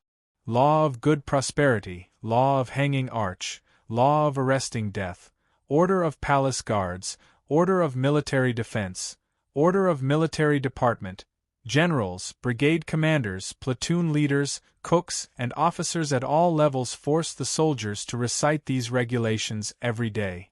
They recited it after waking up, eating, training, building the platform, leveling the drill ground, practicing military equipment, and before going to bed. They even arranged for people to repeat the same law at the door of the latrine to deepen their impression, but it was still useless. Those vigorous soldiers who worked hard to recite the military law would gnash their teeth and have a splitting headache, like Sun Wukong who heard the band-tightening incantation. In just 2 days, the generals who forced them to recite the military law and the soldiers who were forced to recite the military law were all exhausted and began to show signs of going crazy. Chapter 860. Brother Qiao, we can't go on like this. Ma Qiao went to Yang Fan in private and said, I tried to memorize 2 military laws, but it's driving me crazy. Do you think you can memorize them? Yang Fan stammered, I have a lot of things to do. Ma Qiao rolled his eyes and said, So you're saying you can't recite it either? Yang Fan stared at him and said, This review will attract everyone's attention. There are many people who are jealous. Military laws are very important. If we don't review this, the emperor might not know much about military affairs, or he might not be able to point out anything. Ma Qiao said, But even if we stop all the drills and ask everyone to memorize the general military law every day, they might not be able to memorize it. We can't go on like this. I have an idea, I wonder if it will work. In fact, Yang Fan was also badly battered by the soldiers. Hearing that he had a solution, his eyes lit up and he said happily, Why didn't you tell me earlier if you have a solution? Tell me, what's the idea? Ma Qiao looked around, lowered his voice and said mysteriously, Why don't we pick some soldiers who can read and write? We don't ask them to do anything else but memorize the general military law every day, and each of them will only memorize 1 book until they know it by heart. When the time comes, we will be the reviewing officer and the overall review will be ours. We can just pick these people and ask them questions. Do you think they won't pass? Yang Fan frowned. It's easy to say, but if, He rubbed his chin and thought for a while, then nodded happily. That's right. It's a good idea. If we don't have military laws during the review, people will just pretend to be confused and ask questions, and we won't be able to answer. But as long as we have this rule, we will be fine. Even if someone suspects us of cheating, it would not be good for them to interfere and let them do the spot checking. If the soldiers really cannot answer, we will lose face, and the emperor will lose face even more. No one would be stupid enough to embarrass us and put the emperor on the spot. Ma Qiao smiled proudly. How about it? How could I have come up with such a brilliant plan? Yang Fan glared at him and said, You're the best at taking advantage of opportunities. Why aren't you acting according to the plan? Pick out the literate soldiers and tell them to stop reciting military laws? Ma Qiao said repeatedly, Sure. I'll arrange it right away. Ma Qiao ran away quickly. After a while, there was a tsunami of cheers on the drill ground, as if they had won a battle. Yang Fan couldn't help but shake his head and laugh. The initial purpose of Yang Fan's inspection was to make Wu Yizong retreat without a fight and to solve the biggest problem in the process of building the army: military equipment. But when the decree came down and he had to do this, he realized that it would be beneficial for him to have a review after the founding of the army. First of all, through the review, the status and influence of the 1,000 cavalry in the imperial army could be rapidly raised. As the emperor, if Wu Zetian were to personally review the 1,000 cavalry, her impression of the 1,000 cavalry would be 100 times better than quietly building the army and directly taking up the task of guarding the palace. Internally speaking, only a small portion of his newly formed army, be it the generals or the soldiers, were directly enlisted from the commoners. Most of the officers and soldiers still had the brand of their original army. In order to welcome the Great Review, everyone worked together to put on some drills, which would allow them to quickly integrate internally. The glory of a successful review would make every general and soldier quickly realize that they were now a member of the 1,000 cavalry. This would increase the cohesion of the army, and he himself could also use this to obtain a high reputation and prestige in the army. This would greatly shorten the process of integrating the 1,000 cavalry. Realizing this, Yang Fan naturally put in all his effort. The 1,000 cavalry battalion thus threw themselves into the vigorous training of the review. This army, which was about to play a crucial and decisive role in the political circles of Wuzhou, was like a red-hot iron embryo. After repeated hammering and forging, it gradually released its unique light. The sword was still in its sheath, its cold edge already unsheathed. On this day, the training in the army was in full swing. Suddenly, there was a thunderous sound of hooves outside the camp. Looking into the distance, dust was flying. It was already summer. The soldiers cherished their clothes, but they also felt that the weather was unbearably hot, so most of them had taken off their robes and only wore a loincloth. Their hairy chests and thighs were bare as they built high platforms, rolled on the drill ground, rolled on the ground, and practiced martial arts. Or they were doing formation training under the command of the cook. Yang Fan trained with the soldiers. He was also dressed like this. Seeing dust rising in the distance and people shouting and horses neighing, Yang Fan tore off the white handkerchief tied to his head and wiped the sweat off his face. He ordered 2 soldiers who were practicing hand-to-hand combat, "Go see what's going on." The 2 burly men, who were fighting each other like 2 bulls, heard Yang Fan's order and let go of each other. Barefooted, they ran towards the gate with their big buttocks swaying. The loincloth was stuck between their buttocks and looked very funny. However, there were no women in the army, so there was nothing to worry about. At this time of year, there were no shorts. Men's underwear was a loincloth. It was said that this thing had health benefits. This theory came from Taoism. Taoism's art of nourishing the body advocated the Xiantian realm and returned to the origin. For example, it imitated a baby's breathing and sleep. A baby's testicles were always tightened and raised. An adult's testicles were always loose and drooping without any special training. Some Taoist cultivators jokingly referred to such people as sloppy. Loincloth had the effect of tightening and raising the testicles, so they believed that this could nourish the kidneys and strengthen one's physical strength. 2 bare-bottomed burly men with loincloth ran to the gate. Not long after, they returned and excitedly reported to Yang Fan, "General, the Imperial Servant Temple has sent horses. There are so many strong and majestic horses." Yang Fan was overjoyed. Just as he was about to go to the gate, he had a second thought and said, "Go, invite General Liu here. He will go with me to receive the war horses." Not long after, Liu Maofeng, who was the military inspector and had the busiest work, rushed over. He had heard from the soldier that they were going to the gate to receive the horses, so he put on his military uniform. At this time, Yang Fan was already dressed, so the 2 of them rushed to the gate together. This time, it was the veterinary doctor Bai Yiding and the veterinarian Niu Mao who delivered the horses. Both of them were very polite to Yang Fan. Yang Fan looked at the war horses that they delivered this time. Sure enough, each of them was plump and sturdy with glossy fur. They were all strong and tall horses from the western regions. He was overjoyed. At this time, Chu Kuanga, Ma Qiao and the others also rushed over after hearing the news. When they saw the horses, They liked them from the bottom of their hearts. Yang Fan smiled and said, "You guys came at the right time. Quickly help General Lu to receive the horses." The generals excitedly accompanied General Lu to receive the horses.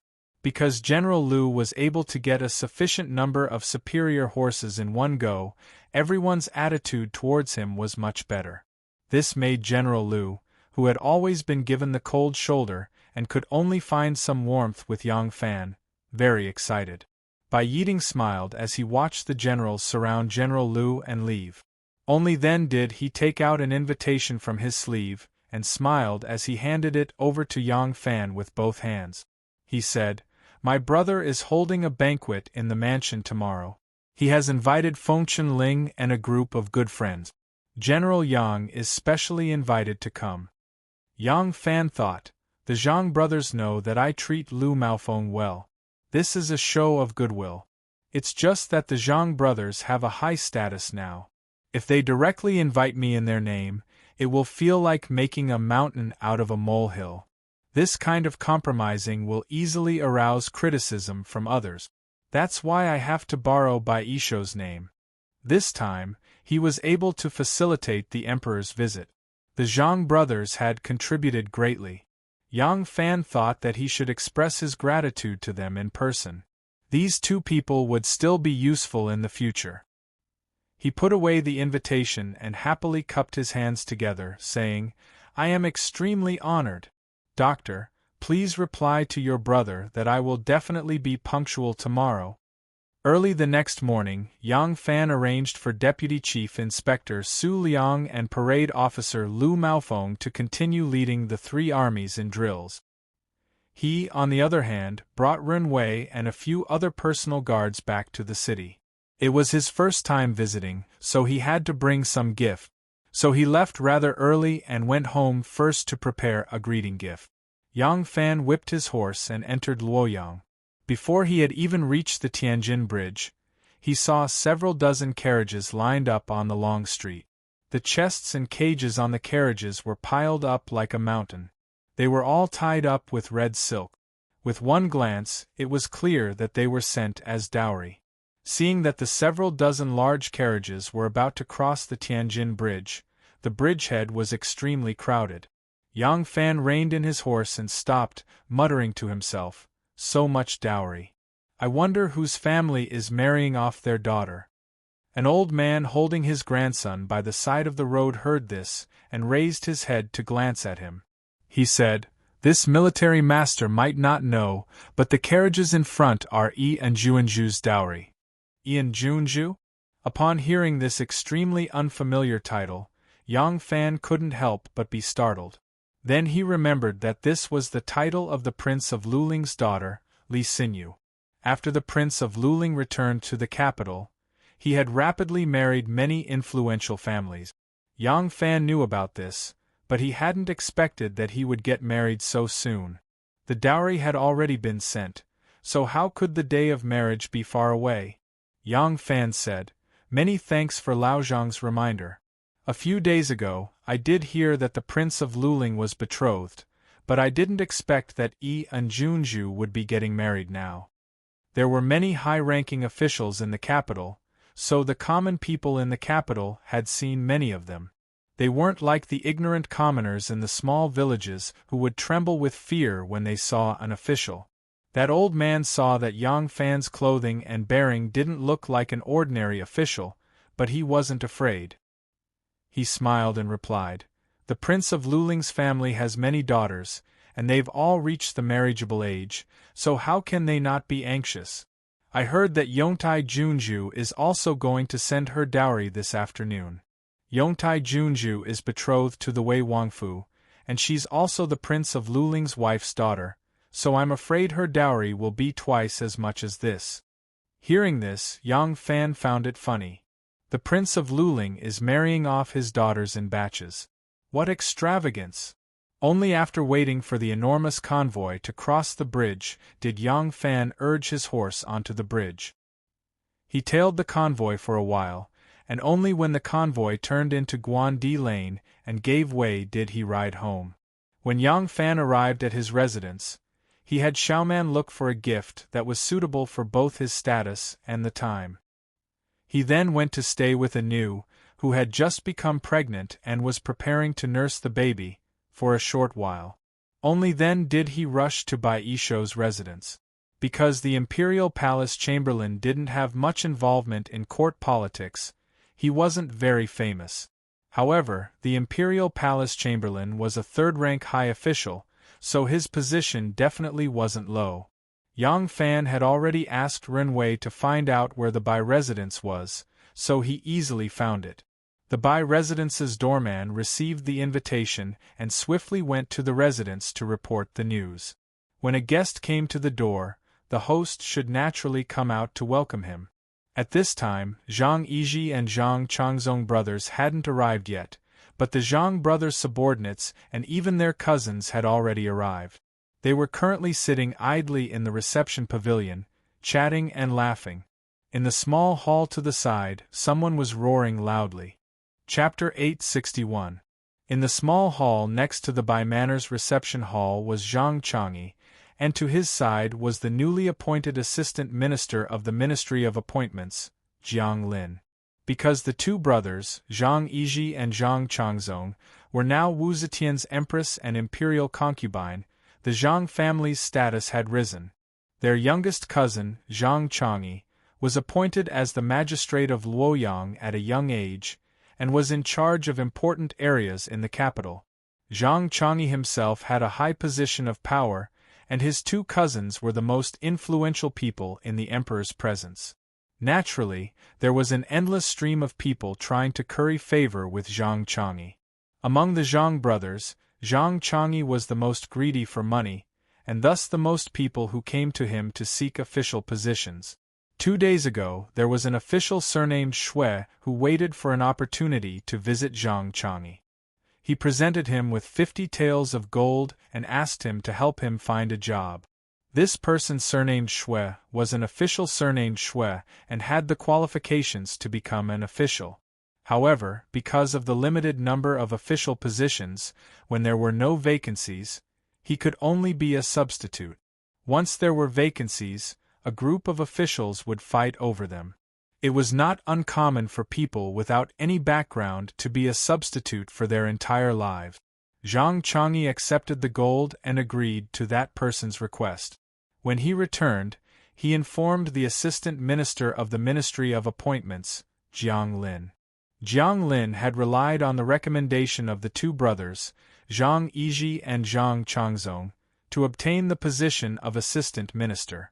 Naturally, he would follow the Zhang family's lead. However, the problem was that when Zhang Changyi informed him of this matter, it was just before the morning court. After attending court for the entire morning, when Jiang Lin returned to the Ministry of Appointments, he discovered that he had forgotten the name of the person surnamed Shui whom Zhang Changyi had asked him to arrange an official position for. Jiang Lin was extremely embarrassed, but he could not tell Zhang Changyi directly. Coincidentally, Bai Yishou was hosting a banquet today, and he was also invited. When he arrived at the Bai Manor and saw Zhang Changyi, he invited him to the small hall to ask for forgiveness. Jiang Lin originally thought that with the festive atmosphere of the banquet and the fact that they were in someone else's residence, even if Zhang Changyi was displeased, he wouldn't be too angry. She would just tell him her name. Who knew that Zhang Changyi would fly into a rage when he heard this?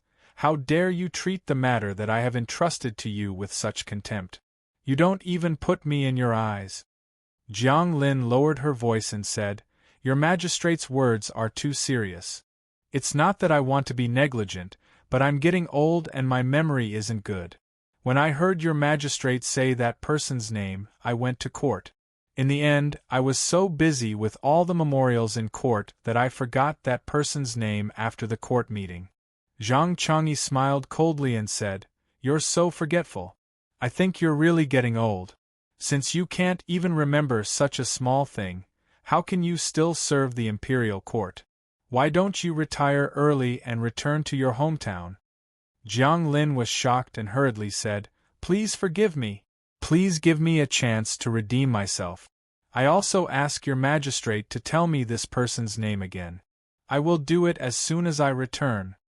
Zhang Changyi raged. Bastard! There are so many people looking for me to do things every day. How could I possibly know all of them? How could I possibly remember their names? Now you're asking me, where should I go to find that person?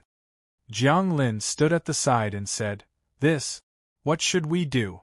Otherwise, after this year's official selection ends, if that person fails, he will definitely come again. At that time, your magistrate can tell your school his name, and when your school selects officials again, he will be the first to be appointed. He will only have to wait for a year, and next year, arrange a high-class prefecture for him as compensation. I believe he will also be willing. Zhang Changyi said resolutely, No. He is willing, but I, this Zhang, am not. Now that he has asked to be this Zhang's disciple, if he fails in the official selection this time, if this matter spreads, how will others look at me, this Zhang? This Zhang's reputation will be ruined by you. Doesn't that mean that no one will be able to ask to be my disciple for at least a year? Jiang Lin frowned and said, Then what should we do? Zhang Changyi thought for a moment and asked, How many people with the surname Shui are there in this year's official selection? Jiang Lin said, There are a total of 14 people with the surname Shui in this year's official selection. Your school has taken out the names of these 14 people and checked them repeatedly. I really can't remember which one of them is the one you asked to be your magistrate's disciple. Otherwise, your magistrate can take a look, perhaps you will have some impression? As Jiang Lin said this, she took out a slip of paper from her sleeve. Zhang Changyi didn't even take it and said, If you can't even remember the person doing the work, how can I remember? Now that I want to remedy this, there is only one way. Among this batch of officials, as long as they have the surname Shui, give them an official position. Jiang Lin was shocked and said, Your magistrate, you must not. There are as many officials as there are carps in the river, but there are limited vacancies in the imperial court. This time, there are not many vacancies in the various prefectures and the 2 capitals, so we have to take care of all aspects and the people who have been waiting for many years. If all the people with the surname Shui are selected, they will occupy a large number of vacancies, and it will be difficult for your school to make arrangements. Zhang Changyi pointed at his nose and said, You messed up this matter, so naturally you will think of a solution. It's decided then. Give him an official position for all the people with the surname Shui, don't ruin my reputation. At this moment, Zhang Tongxiu laughed loudly in the reception pavilion and shouted, Changyi, come quickly, General Yang is here. Zhang Changyi said coldly, Do as you see fit. Either all 14 people with the surname Shui are officials, or you, Jiang Lin, resign and scram. With that said, he flung his sleeve and walked towards the reception pavilion. Jiang Lin stood there in a daze for a long time before letting out a long sigh. How can I not lower my head when under someone else's roof? In order to protect his future, he had to agree to Zhang Changyi's request. This way, he would have to overturn his original arrangements, but the election of an elected official was always the focus of attention of the court and the public, involving the interests and relationships of all sides. Every time he moved a person, he had to consider the reactions of the relevant parties, not to mention moving so many people at once. How could he still have the mood to drink wine? He had to return to the yamen to make new arrangements. Therefore, Jiang Lin did not go to the reception pavilion, but directly left through the small hall's main door, called over a servant of the Bai residence, told him to inform Bai Isho, then hurriedly returned to the yamen of the Ministry of Appointments and arranged for all the people with the surname Shui to be officials according to Zhang Changyi's request. It was unknown whether it was because the ancestor surnamed Shui had displayed his divine might in the heavens, but the people with the surname Shui were all waiting for this year's good rain. From ancient times until now, such a case had only happened in the Wu and Zhou dynasties. Accompanied by Bai Isho, Yang Fan entered the reception pavilion, who introduced him to the guests one by one. Zhang Tongxiu and the other Zhang brothers, some of whom Yang Fan had met before, some of whom were new to him. Due to Second Zhang's favoritism, these noble young masters, who were usually somewhat arrogant, were very friendly to Yang Fan.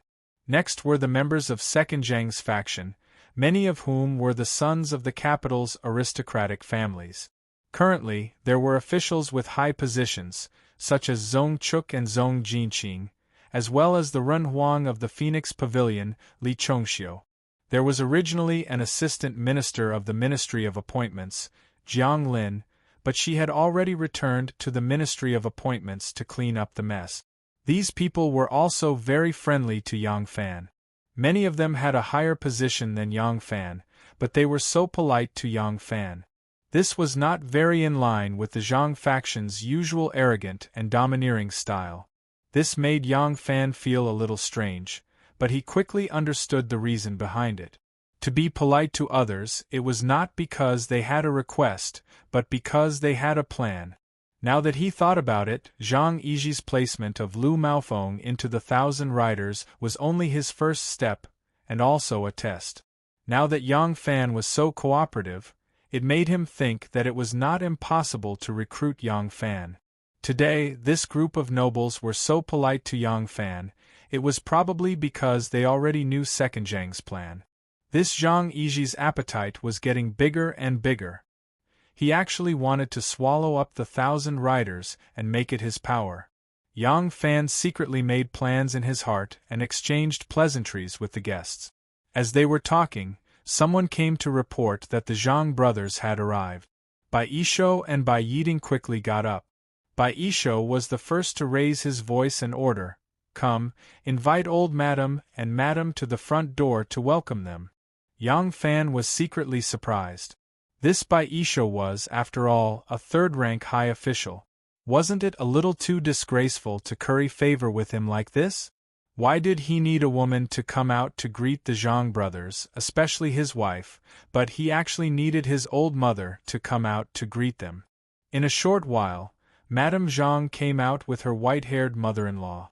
Everyone hurriedly greeted old madam and madam. Seeing that this mother-in-law and daughter-in-law were both dressed splendidly, they must have already prepared and were waiting at the back of the residence to welcome the guests together. Subsequently, the Bai brothers, Zhang Tongxiu, Li Jingxiu, Zong Chuk and the others, plus Bai Yishou's mother and madam, came out to welcome the guests. Naturally, Yang Fan was also among them. When the group arrived at the front of the residence, they saw 3 ox carts in front of the door, and dozens of servants in bright clothes and vigorous horses lined up respectfully on both sides. Bai Yishou and his brother were the first to laugh and welcome them. "Wulong, Wulong, I, brother Bai, am late to welcome you. My apologies, my apologies." However, the second Zhang did not enter the door. Zhang Yiji turned around and bowed slightly to the first carriage with a curtain hanging from it. He said respectfully, "Mother, we've arrived at the Bai residence." Yang Fan then understood. No wonder Bai Yishou dragged both madam and madam out to welcome the guests together. It's not that he's shameless, it turns out that Zhang Yiji's mother has also arrived. The curtain was lifted, and a young maidservant with picturesque features came out with a woman in a brocade dress. Before they could see the woman's appearance clearly, Bai Yishou and his brother bowed deeply and said, "Greetings to old madam." Bai Yishou was now in his 50s, but Zhang Yiji was a teenager. Zhang Yiji's mother was not even in her 40s, much younger than him. However, he considered himself to be under the second Zhang's tutelage, so he naturally addressed Zhang Yiji's mother as old madam. Yang Fan fixed his gaze on the middle-aged woman that Zhang Yiji was supporting. Although she was a middle-aged woman, she still retained her charm. To be able to give birth to such a handsome young man like Zhang Yiji, how could his mother's appearance be poor? Moreover, this woman came from a prestigious family and was well educated, so her movements were naturally elegant. Zhang Yiji helped his mother down the carriage before smiling at the crowd. "Yiji serves in the palace, so I can't always serve mother, so I feel very uneasy. Now that I have the opportunity to leave the palace, I can't bear to let mother sit at home. However, there's a group of good friends here that I haven't seen for a long time, so I'm in a difficult situation. Fortunately, Brother Bai is considerate and invited mother to come along, so that we can go out and relax. Chapter 862. Others do not know Zhang Yiji's mother's name. She used to have a nickname called Zhang. Now, because of her son's status, everyone in the capital respectfully addressed her as Lady Zhang. Zhang Yiji was very filial to his mother. Everyone in the capital knew that he was a very filial son, therefore he did not feel that his action was presumptuous. On the contrary, he was filled with deep respect. Zhang smiled and nodded to the crowd, saying, "My son came to the banquet today, but insisted that I, as his mother, accompany him. I really could not dissuade him, and took the liberty to disturb. I hope Bai Shiqing and all the honored guests will forgive me." Bai Yishou hurriedly said, "Wulong is very filial to his mother. This is a great virtue. We all admire him very much. How can it be presumptuous? My mother and my wife were very happy when they heard that old madam was coming. Mother, this is the Lady Zhang that your son told you about. Quickly come forward to greet her." Bai Taitai and Bai Yishou's wife came forward to greet Zhang. The three women chatted and laughed for a while before Bai Yishou introduced the guests to Zhang.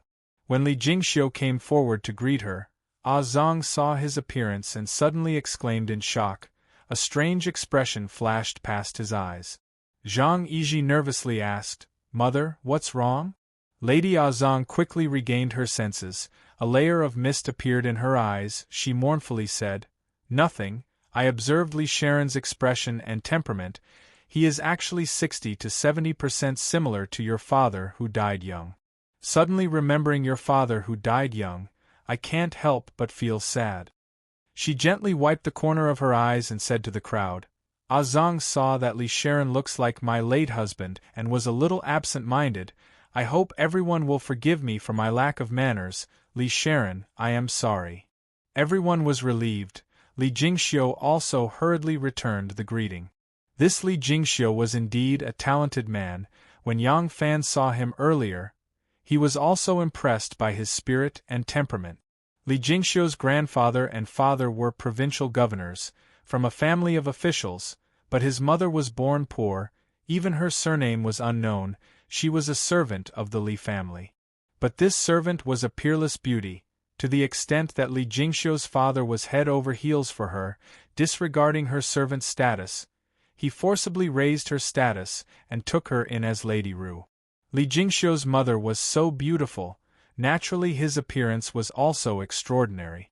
Li Juanxiu was born with a good appearance, elegant and suave, a man of striking appearance, and also quite talented in literature. Poetry, song, zither, chess, calligraphy and painting, there was nothing he did not know. Therefore, after only a few years in Jingdo, he was regarded as the most elegant person of the present age. In Yang Fan's view, among all the people he had seen before, only Lai Junqian's beauty could compare. Zhang Changzong of Zhang Luwan. However, Zhang Changzong was a feminine beauty. Only Wu Zetian, who had a strong personality and had enough of Xue Huai's strong and masculine body, would like him. Although Li Jingxiu was a scholar, he did not have Yang Fan's masculine and handsome beauty, but he had a quiet scholarly air. In addition, he was nearing 30. Compared to young men, he had a more mature and charming charm. Perhaps his appearance was different from Zhang Yiji's father, but they were both free and at ease, the same scholarly air. In terms of poise and temperament, there was not much difference. No wonder Lady Zhang was captivated by him. Hearing his mother mention his deceased father, Zhang Yiji's eyes also reddened. He quickly comforted his mother and stopped Lady Zhang's grief. Only then did everyone welcome Lady Zhang and her son into the Fu. When they reached the Fu, old Lady Bai and Lady Bai accompanied Lady Zhang to the inner chamber. Zhang Yiji and Zhang Changzong became the main characters again. Surrounded by everyone, they walked to the reception hall. Zhang Yiji deliberately put on a courteous attitude. Holding Yang Fan's arm, he said with a smile, "Everyone here is an old friend. General is a new guest. You and I should get to know each other. I ask General to sit with me." Yang Fan replied with a smile, "It would be my honor." Zhang Yiji pulled Yang Fan to sit with him. He asked with a smile, "I heard that General is training the troops in preparation for His Majesty's inspection. Today's invitation, I was worried that it would affect General's plan.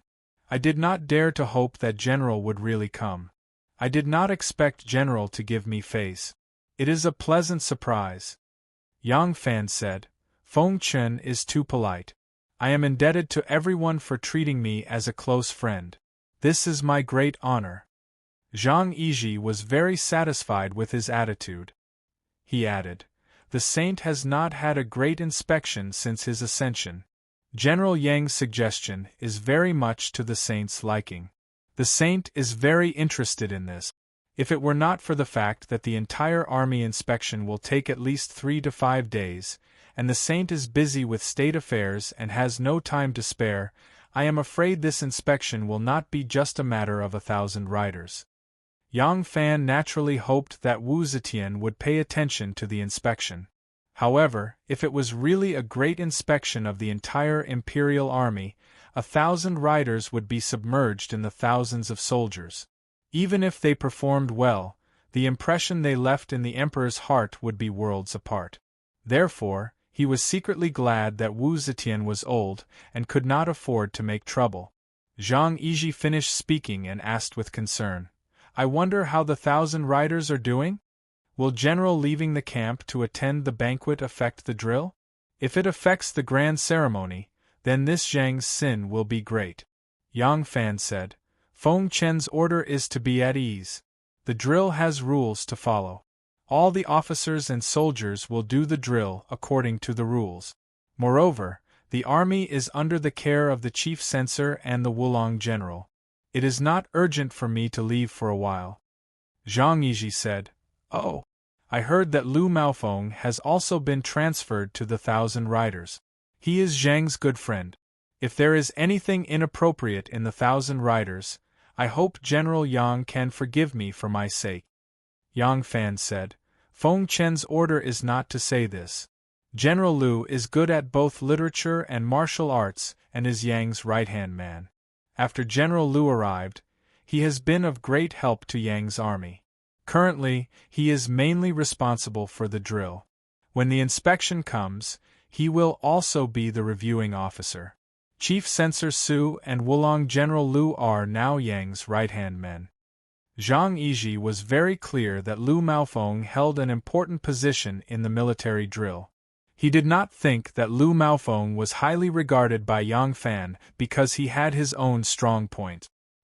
He thought that Yang Fan was deliberately showing goodwill to him. Now that he had personally heard Yang Fan say that he was relying on Lu Maofeng as his right-hand man, he could not help laughing out loud. He really wanted to rope in Yang Fan and make him his right-hand man. This would be an important step for him to intervene in the army. However, the 1,000 riders were too important, and others did not dare to intervene. Although he was highly regarded by the Empress, and the Empress did not suspect him, it was not good to be too explicit. Moreover, he was clear that Yang Fan had a close relationship with Princess Taiping and Wu Sanxi's families. Now that Yang Fan could show goodwill to him, it was a great improvement. There was still a long way to go, and he needed to slowly plot. He also needed to observe Yang Fan slowly. If Yang Fan could not wait to show his loyalty to him now, he also did not dare to trust him. Yang Fan was clear about Zhang Yiji's plan. He was close to Zhang Yiji and showed goodwill. He was not worried that Taiping would misunderstand. As for Wu Sanxi's side, he was just pretending to be courteous. Even if he lost Wu Sanxi's complete trust, as long as the other side felt that he could still be won over and did not have the heart to deal with him, then the benefits from Zhang Yiji's side would be enough to make up for the other side's loss. Moreover, now Wu Yizong was repeatedly making things difficult for him for unknown reasons. Wu Sanxi did not want to take strict measures against his cousin, who had a lot of troop. In the process, he did not resolutely protect Yang Fan. If Yang Fan made some appropriate moves to get close to Zhang Yizhi, it could also increase Wu Sanxi's sense of crisis. It would make him think that this was caused by Wu Yizong's unfriendliness. It could be said to be killing two birds with one stone. He could not really rely on Zhang. Not only because of his political ideals, but even if he only planned for his personal future, relying on the two domineering gigolos to please the Empress, it could not be compared to the deep foundation of Li Tang's royal family in the common people and the painstaking efforts of the Wu family for more than 20 years. Those who relied on Zhang for luck were all short-sighted people. However, although Zhang's power lacked a foundation, he was the most popular one at the moment and could not be offended. It was impossible for Yang Fan to sincerely rely on Zhang. It was necessary to make appropriate moves to gain Zhang's trust and support. Therefore, before Yang Fan came to the Bai residence, he was thinking about how to express goodwill to Zhang. At this time, seeing Zhang Yizhi's enthusiasm for the military review, he suddenly had an idea. Yang Fan glanced at the Bai brothers and the guests, who were sitting on the left and right and watching the conversation between the two of them with a smile. He said to Zhang Yizhi, who was laughing loudly, "Speaking of the military review, I have a very interesting idea here. I wonder if Minister Feng Chen and Minister Feng Chen are interested in participating?" Zhang Yizhi said curiously, "General Yang, what interesting idea do you have? Why don't you tell me?" Yang Fan whispered a few words to his ear. Zhang Yizhi's eyes suddenly opened and he said happily, "Can it be like this?" Yang Fan smiled and said, "Why not? It's just that Minister Feng Chen." Zhang Yizhi interrupted him and said, "My close friends all call my Xiongdi Wu Lang Lu Lang. I do not regard you as an outsider, I call you Lang. You don't have to follow Chen Ling or Chen Qing and call me Xiongdi anymore." Yang Fan immediately changed his address and said, "Okay. But Wulang and Lulang will have to work a bit harder in the hot summer." Zhang Yizhi said excitedly, "This is nothing. It's worth it to make the saint laugh. Besides, I am also very interested in this. Lulang will definitely be more interested than me." Zhang Changzong was very curious and quickly asked, "What is so interesting?" Zhang Yizhi laughed and said, I can't say it in public. You must know, I will tell you in detail when we return to the palace." Zhang Changzong could not wait to return to the palace.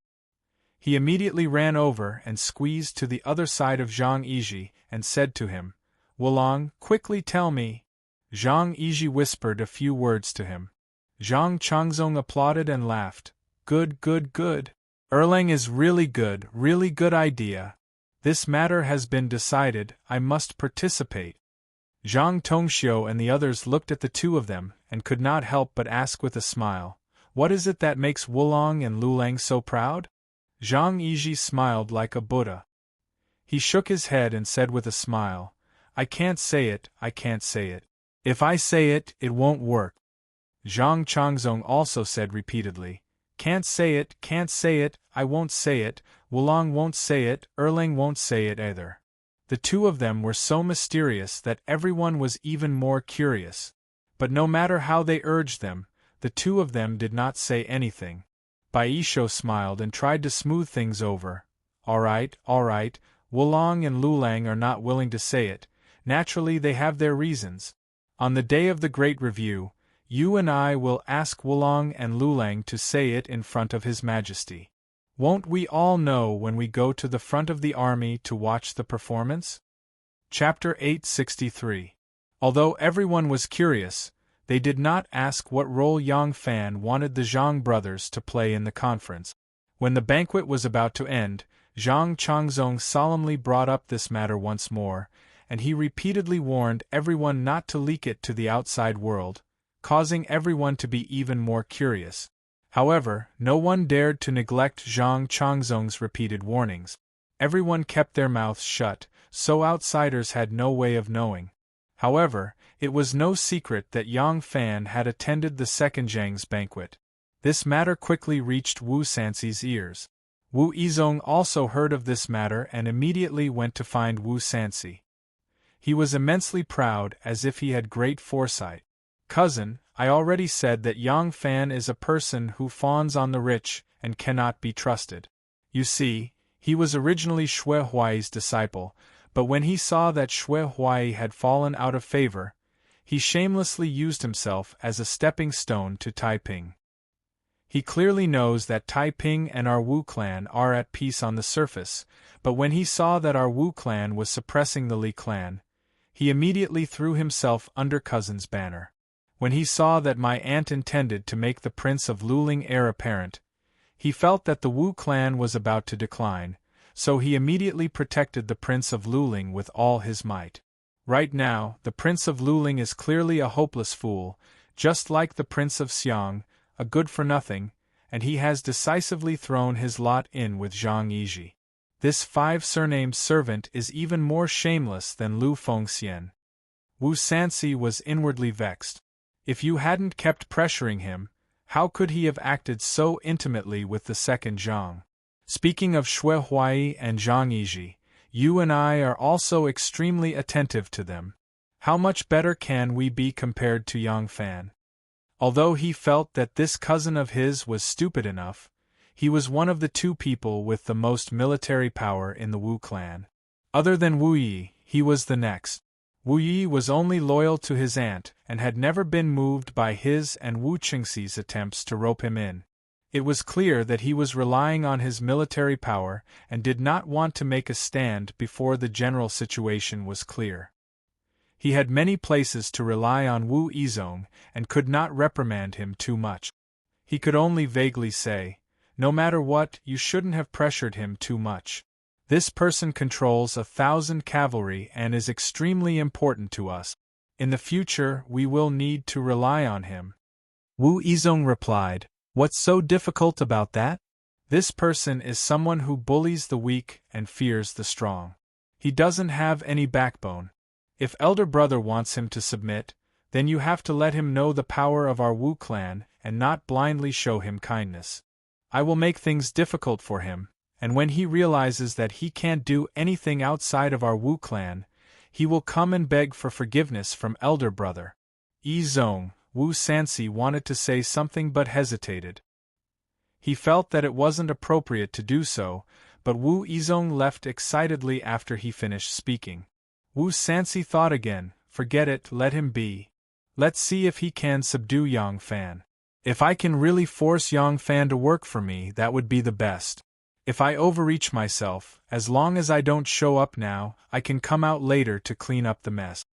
Thinking of this, Wu Sanxi dispelled the thought of stopping Wu Yizong. However, when he returned to the back residence, he suddenly thought of something and couldn't help but be alarmed. "Oh no! This brother of mine has always been rash. Could it be that he wants to do something to the grand reading? This is the first grand reading since Aunt ascended to the throne. It is of great significance and cannot be delayed. Otherwise, if it is traced back to us." Thinking of this, Wu Sanxi quickly sent men to chase after Wu Yizong and solemnly reminded him. Wu Yizong hadn't left the city yet. When Wu Sanxi's men caught up to him, he couldn't help but laugh.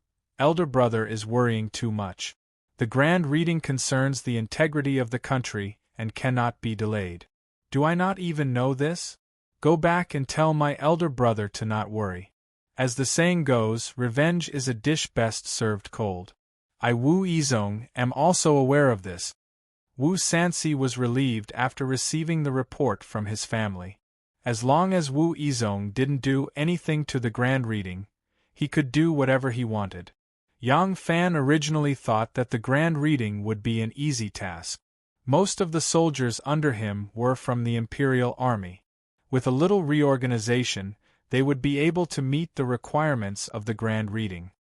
He didn't expect that after the actual training, it took a full month and a half before Lu Maofeng finally nodded his head and confirmed that it had already surpassed the standards of the Political Affairs Hall and the Ministry of War. Among them, Yang Fan had the advantage of having fewer soldiers and elite soldiers. Otherwise, the quality of the soldiers would be different and the various departments would need to cooperate. This would then take a long time. The level of the grand reading that the Political Affairs Hall and the Ministry of War hosted back then was not as high as this one. It took a full half a year to prepare. Since the standards of the training had reached the standard, the next step was to rehearse according to the procedures of the Emperor's grand reading. At this time, the Ministry of Rites also participated and gave instructions on the appearance, attire, command of the soldiers and the speech of the parade officers, as well as the etiquette used when meeting the Emperor. This time, the rehearsal went on for more than half a month. It wasn't until everyone had memorized the role they were supposed to play during the grand reading and the entire process of the grand reading. After 7 consecutive grand reading rehearsals without any mistakes, everyone finally breathed a sigh of relief. However, it was also the hottest time of the summer. When Yang Fan told the Zhang brothers about the scorching summer, it was originally a joke. At that time, he thought that the grand reading would begin in at most 10 days. However, more than 2 months had passed. Yang Fan accompanied the soldiers on the drill ground every day, and his pale skin had gradually turned into a healthy dark color. Because for the past 2 months, he had also been training under the hot sun every day. His skin had become a healthy and attractive bronze color. His chest muscles were stacked, his arm muscles were firm, his leg muscles were firm, and his buttocks were strong. Coupled with his handsome appearance, if those pampered ladies in the city saw him, they would probably have erotic dreams for 3 days straight. Seeing that the rehearsals were going extremely smoothly, Yang Fan finally reported to the court and asked the Emperor to approve the grand reading. When Wu Zetian heard the news, she was overjoyed and immediately announced that court would be suspended the next day. Early in the morning, she would go to the 1,000 horsemen camp for the grand reading. The princes, princesses, relatives of the emperor, and the ministers of the various ministries were all present. Afterwards, according to the rules of the grand reading, food was distributed to the troops to be read. The emperor's food naturally couldn't be too low. At noon that day, the 1,000 horsemen camp slaughtered pigs and sheep. The fragrance of meat wafted all the way to the right guard 10 li away, causing the soldiers there to swallow their saliva. After the soldiers of the 1,000 horsemen camp ate their fill, they made an exception not to practice in the afternoon to conserve their energy. Inside the palace, the Zhang brothers were also rubbing their palms in excitement.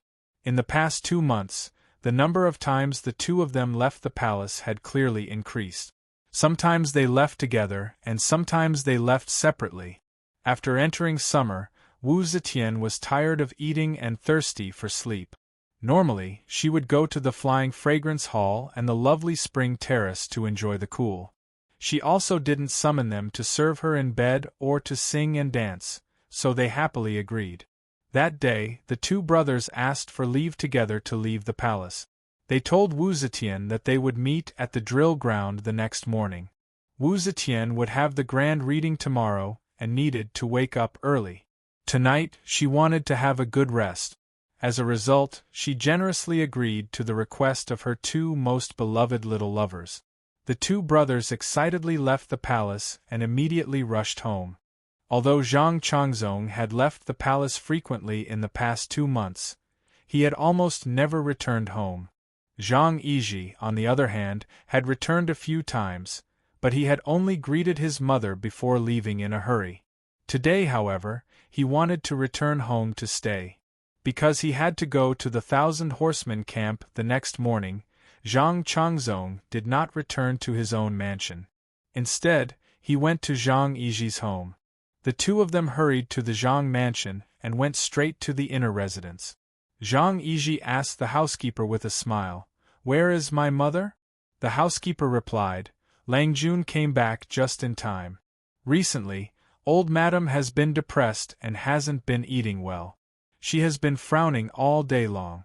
Your servant has invited a doctor to visit her, but he can't tell what's wrong." What? Hearing this, Zhang Yizhi was very nervous. He didn't have time to be angry with the housekeeper and hurried to his mother's bedroom. Zhang Changzong quickly advised, Wulong, don't worry. It's probably because the summer is hot and First Madam is sick of eating. Zhang Yizhi did not say anything and hurried to his mother's residence. When they arrived at Mrs. Zhang's residence, Zhang Changzong stayed outside while Zhang Yizhi went in alone. Mrs. Zhang's personal maid, Yan was originally serving in the room, but because the mother and son wanted to talk, she was also driven out. Zhang Yizhi saw that his mother had indeed lost some weight. Her face looked haggard. He could not help but secretly cursing himself for being careless.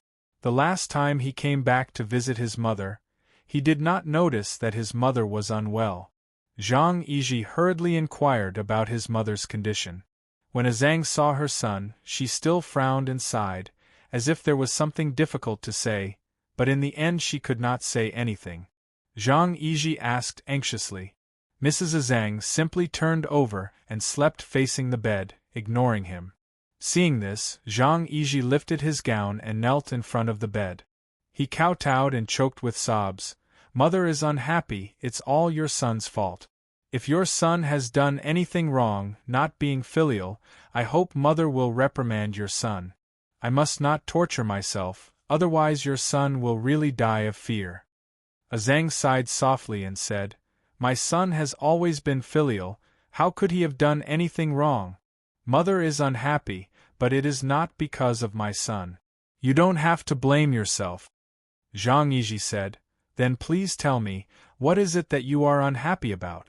As long as it is not about picking the moon, your son will definitely do it for you. Mrs. Zhang sighed faintly and did not say anything. Zhang Yizhi was anxious. In a deep voice he said, Your son is slow-witted. It is difficult for me to guess mother's intention. I beg mother to tell your son. Then he started to kowtow again, as if Zhang did not tell him, he would keep kowtowing without getting up. Mrs. Zhang listened to her son kowtowing and finally could not bear it any more. She quickly sat up and said with tears in her eyes, My son, quickly get up. This is all mother's fault, it really has nothing to do with my son. Zhang Yizhi was so anxious that his lungs were about to explode. Mother, tell your son, so that your son can ease mother's heart. Mother, Mrs. Zhang wanted to say something but hesitated. She covered her face with her hand and said, How can mother say this? If you want to know, ask Yan. When Zhang Yizhi heard this, he jumped up and walked out. Yan was waiting in the courtyard. Zhang Yizhi rushed into the courtyard, pointed his finger at Yan and shouted angrily, Lowly servant, I asked you to serve my mother because I trusted you. Why are you making my mother unhappy? Hurry up and confess. Chapter 864. Seeing that Zhang Yizhi was furious, Yan knelt down in panic and kowtowed to him. Lang Jun, please forgive me. Old madam is depressed, and it has nothing to do with me. Zhang Yizhi kicked her to the ground and scolded. Whether it has anything to do with you or not, I have to hear it first. Tell me, why does my mother have something on her mind? Yan sternum was hurt by his kick, but she did not dare to cry out. She quickly got up and knelt down again. When she was about to answer, she suddenly saw Zhang Changzong standing aside, and could not help but shut her mouth. Zhang Yizhi was even angrier. He kicked her to the ground again and scolded, You blind bitch! Lulang is my brother. What's wrong with you? Tell me quickly. If you don't tell me, I will beat you to death. Yan was terrified and had no choice but to tell Zhang Yizhi everything in full detail. Zhang Yizhi was dumbstruck when he heard it. Zhang Changzong, who was quite dissatisfied with Yan treating him as an outsider, was also shocked. At this time, he only wished that Zhang Yizhi could also treat him as an outsider and drive him away. Zhang Yizhi's mother was depressed and couldn't eat or sleep well because of lovesickness. After a long while, Zhang Changzong finally came back to his senses. When he saw that Zhang Yizhi was still standing there in a daze, he quickly waved his hand at Yan and gave her a meaningful look. Yan understood and quickly got up and slipped away. If he had not heard it in front of Zhang Yizhi, and could not pretend to be ignorant, Zhang Changzong would have slipped away at this time. What should he do if he did not leave? His mother was lovesickness and longing for a man. Since she saw Li Jingxiu of the Phoenix Pavilion, she had been lovesickness. This was neither pleasant to hear nor appropriate to say, but he knew it. Wasn't it embarrassing? Cousin Zhang Changzong didn't know what kind of expression he should make at this time. He was afraid that it was inappropriate to grieve. No one had died, but he couldn't be elated. Zhang Changzong could only put on a straight face and look at Zhang Yizhi without any expression. Zhang Yizhi silently turned around, walked to a small pavilion hidden by tall bamboos, and sat down dejectedly. After staring blankly for a long time, he suddenly raised his hand and fiercely slapped his own face. Zhang Changzong, who followed him in, hurriedly advised, "Don't worry, Wulong. Our Zhang family is an aristocratic family, and Wulong is now noble beyond words. Auntie's thoughts are indeed. Ahem, but Wulong is a son, and it's really not good to interfere. It's really hard on you." Zhang Changzong hemmed and hawed, not knowing what to say. Zhang Yizhi heaved a long sigh and said with tears in his eyes, "I call myself a filial son, but I have never cared about my mother. I am ashamed." Zhang Changzong was stunned and said in astonishment, "Wulong is saying," Zhang Yizhi painfully said, "solitary yin cannot grow, solitary yang cannot grow. Therefore, the heaven and earth are matched with yin and yang. If there was only yang, there would be no yin, and there would be no yang, and yin and yang would fight, reducing one's lifespan. When Yizhi was 4 years old, my father had passed away. At that time, my mother was still young. Now that I am an adult, how much time have I wasted on my mother? Until now, my mother is not even half the age of the saint. The saint is nearly 80 years old, and he is still thinking about the way of yin and yang. But my mother is lonely. For 16 or 17 years, she has always lived alone, watching the flowers bloom, watching the leaves fall, enduring the bitter rain and cold wind. How can she endure? It's funny that I have always regarded myself as a filial son, thinking that if I can earn a title for my mother and a set of fine clothes, it will make my mother happy. But I don't know that even if it's a mountain of wealth and supreme glory, how can it compare to the tenderness and consideration of a person on the same bed? The more Zhang Yizhi spoke, the sadder he became. Towards the end, he was already crying. Zhang Changzong was at a loss for Zhang Yizhi's abnormal behavior. He stuttered, then, "Wulong is saying?" Zhang Yizhi wiped his tears and said, "It's rare that my mother likes someone. As her son, I should try my best to fulfill her wish to please my mother." Zhang Changzong did not expect Zhang Yizhi to have such thoughts. As a son, he actually wanted to find a man for his mother. He was extremely shocked. But on second thought, Zhang Yizhi has always been filial to his mother. He never disobeyed her, so doing this seemed to be in line with his usual practice. Although Zhang Changzong still had a strange feeling in his heart, but since his own son did not have any objection, he as the nephew naturally did not need to say anything. Thinking carefully, Zhang Changzong suddenly remembered something. He could not help but cried out, "Aya, this matter is difficult. That Li Sharon has long had a house full of wives and concubines." Li Jingxiu had made a name for himself in the capital before he reached his 20s. He obtained the title of the world's #1 romantic character. He was handsome, talented and quick in learning.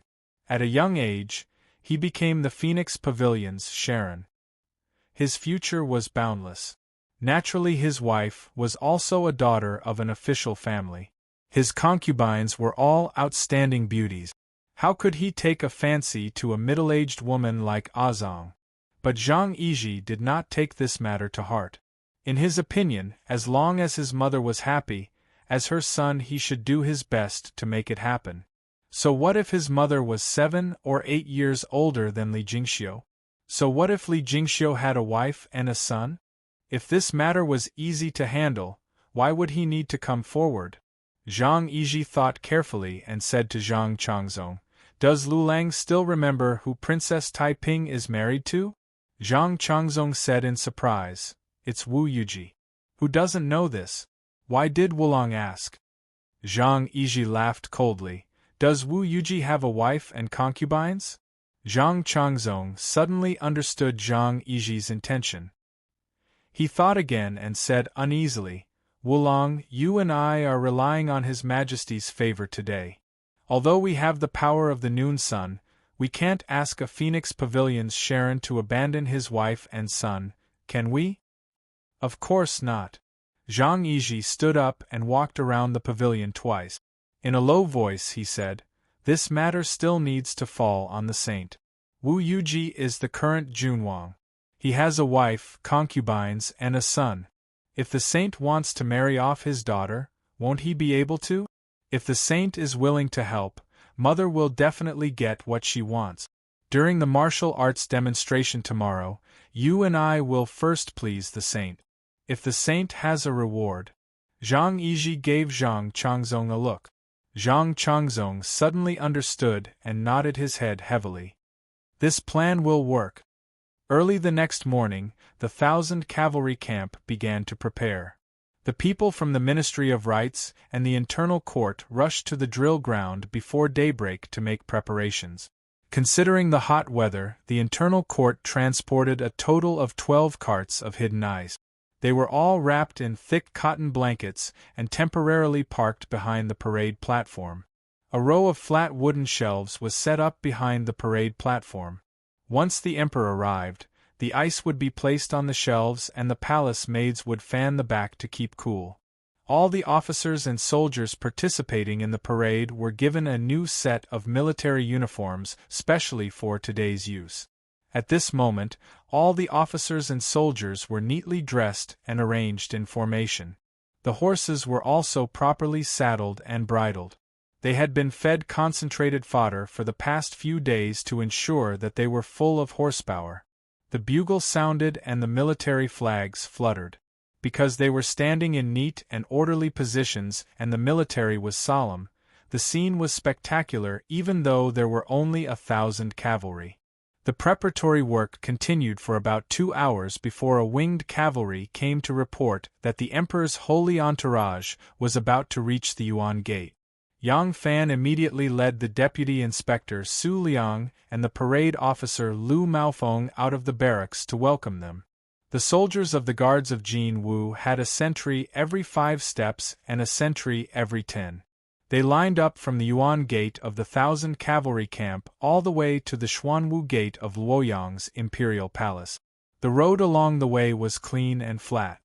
In the distance there was an unbroken line of troops. The most eye-catching thing in the middle was a yellow umbrella canopy. In the whole world, there was only one person traveling, but to be dressed like this, it was naturally the current emperor. The emperor's carriage slowly approached. The current crown Prince Li Dan and the Prince of Luling, Li Xian, were both wearing armor and were dressed in martial attire. They accompanied the emperor on his left and right side. The other imperial grandsons were also dressed in armor and battle robes. Further back were the carriages of the various imperial princesses and princesses. The curtains were rolled up high, and the noble ladies were all dressed in the dignified and noble court attire that was only worn for important occasions.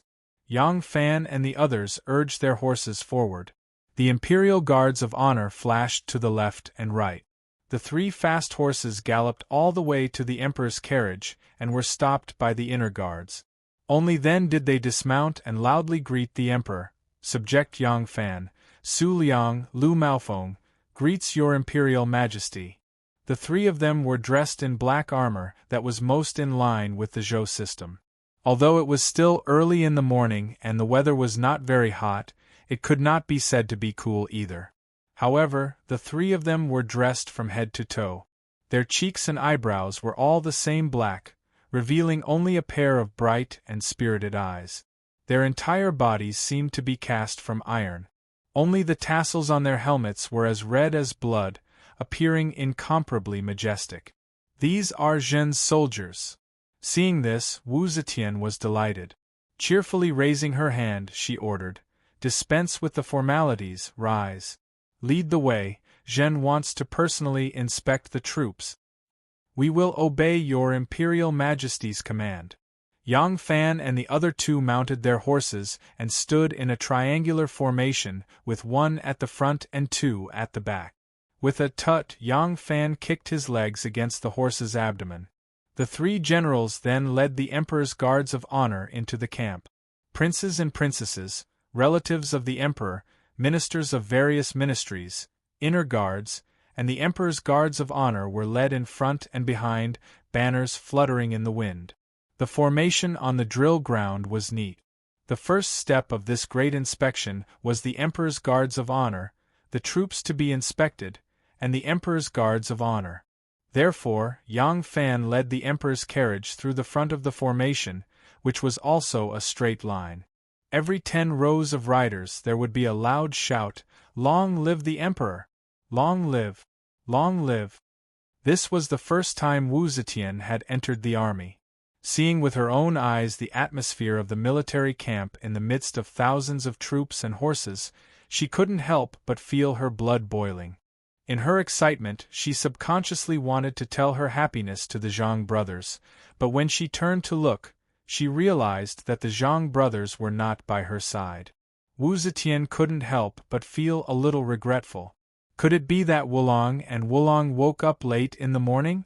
Wu Qingxi also came with an illness. In fact, with his current physical condition, it was not suitable for him to go out. However, he had already discovered that because of his physical condition, more and more people were not optimistic about him. Many of the people that he had gathered under his banner were planning to change their allegiance. Under these circumstances, knowing that this trip would have an even more adverse effect on his illness, he could only come with an illness. He also had to pretend to be in high spirits, just to raise the morale of his troop. Chapter 865. Wu Qingxi dragged his sick body to sit on his horse, trying to create an image that his body was getting better. Wu Sanxi urged his horse to follow the royal carriage. Looking at the unmoving, dignified army, he couldn't help but be impressed. As expected, this is an elite army. Yang Fan is someone who knows how to lead troops. He unconsciously looked forward and saw Yang Fan's tall and straight back. Wu Sanxi sighed to himself. It's a pity that he isn't willing to be loyal to me. Although Second Zhang is arrogant, he only relies on Aunt's favor. They don't have the right to compete for the throne. Yang Fan is so short-sighted. It's really hateful. Wherever the yellow umbrella passed, the cheers of "Long live the Emperor" rose and fell, like the raging tide of Qiantang. No matter what kind of thoughts they had, they were gradually infected by this atmosphere of majesty.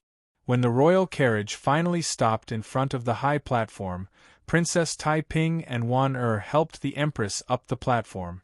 The old Wu Zetian also seemed to feel strength in her legs. Unfortunately, this was only a spiritual effect after all. She walked very slowly and was supported by Princess Taiping and Shangguan Wan. Even so, when she finally stepped onto the platform, she was still a little out of breath and her forehead was beaded with sweat. Princess Taiping and Wan quickly helped the Empress to sit on the throne. The accompanying officials all climbed up the platform. For the old people and the venerables, the Emperor allowed them to sit. The last wooden frame was covered with a layer of crushed ice.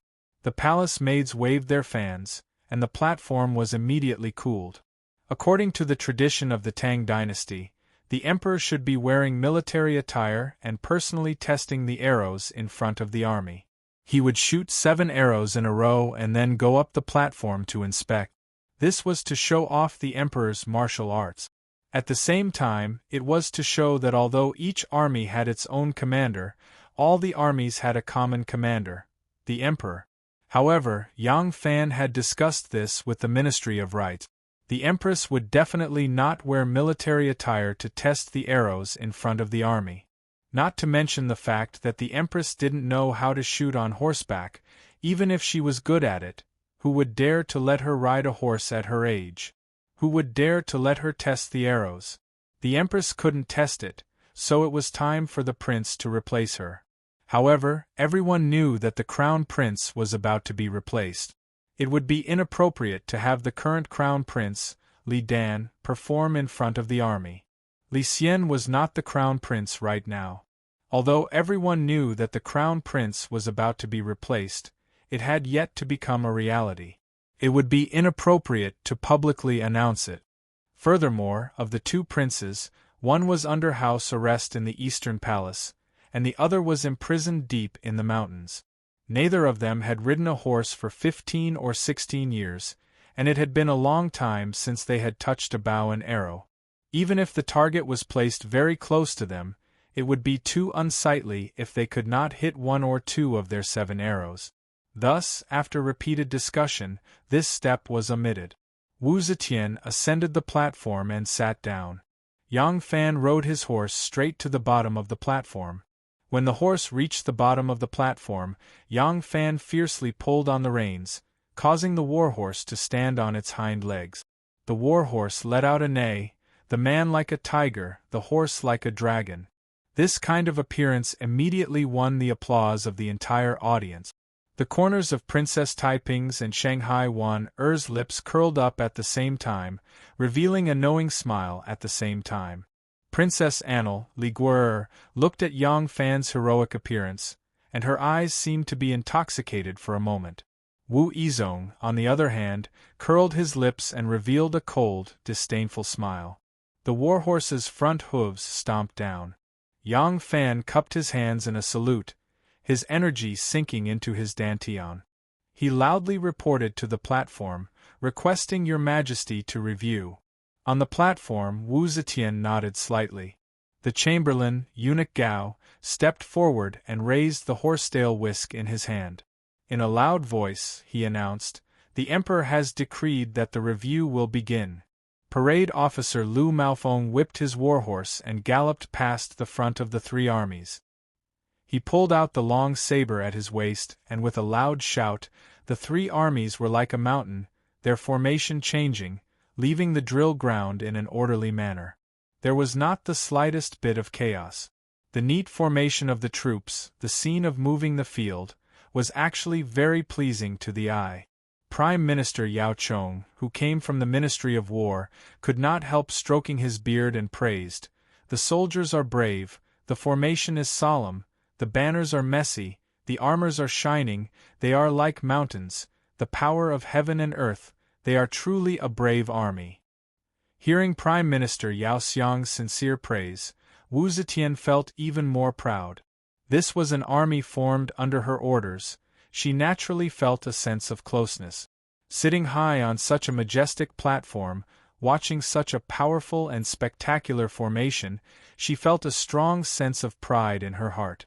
Parade officer Lu Maofeng returned to the bottom of the platform. His eyebrows and cheeks were faintly covered in sweat, but he had never been so excited before. This was in front of the Emperor and all the officials in the court, in front of the most powerful group of people in the world. Seeing that the drill ground had been quickly cleared, Lu Maofeng waved the long saber in his hand and gave another order. The banner fluttered and a group of cavalry immediately spurred out. This group of cavalry was dressed in light armor, with sabers, shields, spears, and chain hammers in their hands. Beside the chief commander, there were flag bearers, gongs, and drums constantly giving various military orders. Following the military orders from the flag bearers and musical instruments, the officers and soldiers spurred their horses to gallop, attacking, defending, changing formation, or combining formation. They began to simulate riding on the battlefield. In the eyes of outsiders, this kind of performance was purely for fun, nothing special at all. For example, the princesses and princesses, at this time, rather than saying that they were watching a drill, it was better to say that they were watching which soldier was more handsome and whose riding posture was more valiant. But in the eyes of the generals and ministers who came from the army, they could see the combat strength of this army. In their eyes, from the moves of this cavalry, as well as the coordination of the formation and the coordination of attack and defense, they could completely infer the combat strength of this army. Even the most picky general could not help but secretly nod at this time. After the cavalry battle, there was also the infantry battle, which was divided into alley battle, city defense battle, field battle, horsemanship, martial arts, archery, and various other skills were displayed one by one. Military discipline, military skills, military knowledge, military weapons, and military fortifications were displayed one by one until it was almost noon. Only then did the military law event begin. After a morning of drill, it was now noon. The sun was scorching, and there were already 9 carts of ice on the high platform. The platform was dripping with ice water. All the officers and soldiers returned to the drill ground and lined up neatly. Chu Kwanga threw headless arrows, and whoever he hit would come forward to answer the military law. With Chu Kwanga's archery skills, he had actually still tampered with the candidates. However, because the drill process lasted for a total of 2 months, the cheating soldiers who were responsible for memorizing the military law had memorized not just one book, but all of the military law. Thus, Yang Fan simply handed the task of inspecting the military law to the Empress. The Empress casually flipped through the Law of Yixing, Order of the Palace Guards, and other military laws.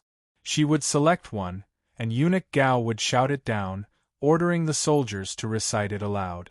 Wu Zetian, who had been watching until noon, was already tired, because she could personally participate, and her interest was rekindled. Wu Yizong really wanted to find some fault with Yang Fan during the Great Review. It did not need to be too serious, as long as he could make up for it a little and not make the Emperor too displeased. However, this was not easy to grasp, and he had not waited for the opportunity. The military law examination was the easiest to cheat. After all, he was someone who led the army, so how could he not know this point? However, the soldiers were selected by archery, and he really did not believe that anyone could do something like shooting a willow leaf from 100 steps away without fail. Moreover, the one who excitedly came up with the test was the Emperor himself. Wu Yizong thought about it again and again, and still gave up the idea of possibly angering Wu Zetian. Puchi! In the middle of the formation, a knight's body swayed, and suddenly fell from his horse. In the midst of thousands of soldiers and horses, it was not easy to see an occasional person falling from his horse, but the entire team stood in neat rows, straighter than a drawn line. Occasionally, one of them would move, and naturally it would be obvious at a glance. "Ah!" Princess Taiping exclaimed, and covered her mouth with her hand. "Someone has a heat stroke?" Puchi. Like a plague, with the first person falling from his horse, the second and third person fell one after another. Seeing this, Wu Zetian could not help but frown. She leaned forward slightly and was about to speak, but she saw that below the stage, the chief examiner Yang Fan, the deputy chief examiner Su Liang, and the parade officer Lu Maofeng, the 3 of them were standing perfectly straight, as if they were made of steel, and did not move at all. Wu Zetian swallowed the words that were about to come out of her mouth. The yellow silk umbrella above her head was gently blown by the breeze, and Wu Zetian slowly leaned back on her chair. She turned her head to Prime Minister Wei Yuanzhong and said, "The 1,000 Cavalry Army has strict discipline, Yang Fan has managed the army well, and I am very pleased." Wei Yuanzhong bowed and said, "This is because your Majesty has a good eye for people." Wu Zetian smiled and nodded. Yang Fan stood there ramrod straight. Beads of sweat rolled down his cheeks and dripped down from his chin. But the corners of his lips curled up slightly, and the eyes and nose that peeked out from between his cheeks and eyebrows also seemed to curl up into shallow smile lines. The weather today was indeed very hot. Yang Fan had long thought of this problem, and had prepared buckets of mung bean soup, sour plum soup, and salt water by the side of the drill ground. The internal court had publicly pulled out 12 carts of ice from the palace, but in reality there were 15 carts. The extra 3 carts of ice were now half floating and half submerged in the soup bucket. With these drinks to quench the heat and the strong bodies of the 1,000 Cavalry Army, they had adapted to the heat after training in the scorching heat for such a long time, so they would not faint from heatstroke. But on such a hot day, if they did not add some special effects, how could they strengthen the impression of a superior? At this moment, Yang Fan was laughing to himself. These kids have fallen quite well. It looks like even with the Emperor in front of them, they know they have to put on a show for real and are afraid others will see through their flaws. Below the stage, the voice of the soldier who had been sampled rang out. Without pausing, he recited the total of 28 military rules that the Emperor had sampled. Eunuch Gao held the military rules and compared them one by one. After he finished, he turned and bowed to Wu Zetian. "Congratulations, Your Majesty. We sampled a total of 9 soldiers and sampled a total of 18 military rules. There is not a single mistake." At this time, a few more people succumbed to heatstroke and fell from their horses, but the 3 armies stood solemnly. No one moved, and no one went to help up the soldier who had suffered from heatstroke. Wu Zetian was very pleased. She stood up and said loudly to the audience, "Officers and soldiers have worked hard. It is noon and the heat is unbearable. Chief Inspector, you may order the 3 armies to temporarily disperse and have a good rest." Yang Fan turned around to accept the order. He then ordered the military inspector Lu Maofeng to loudly give the military order. When the flag was waved, the Emperor, the royal relatives, and the nobles on the stage thought that the 3 armies would retreat like the tide. Unexpectedly, when the soldiers of the 3 armies heard the military order, they uniformly dismounted from their horses and knelt on one knee. They said in unison to the stage, "Your Majesty is benevolent and loves the soldiers. We dare not cherish our lives. We are willing to conquer the 4 seas for Your Majesty, to make the 4 barbarians submit and the world submit. Long live the Emperor! Long live the Emperor!" Wu Zetian did not expect that a casual order would be met with such a magnificent response from the soldiers of the 3 armies.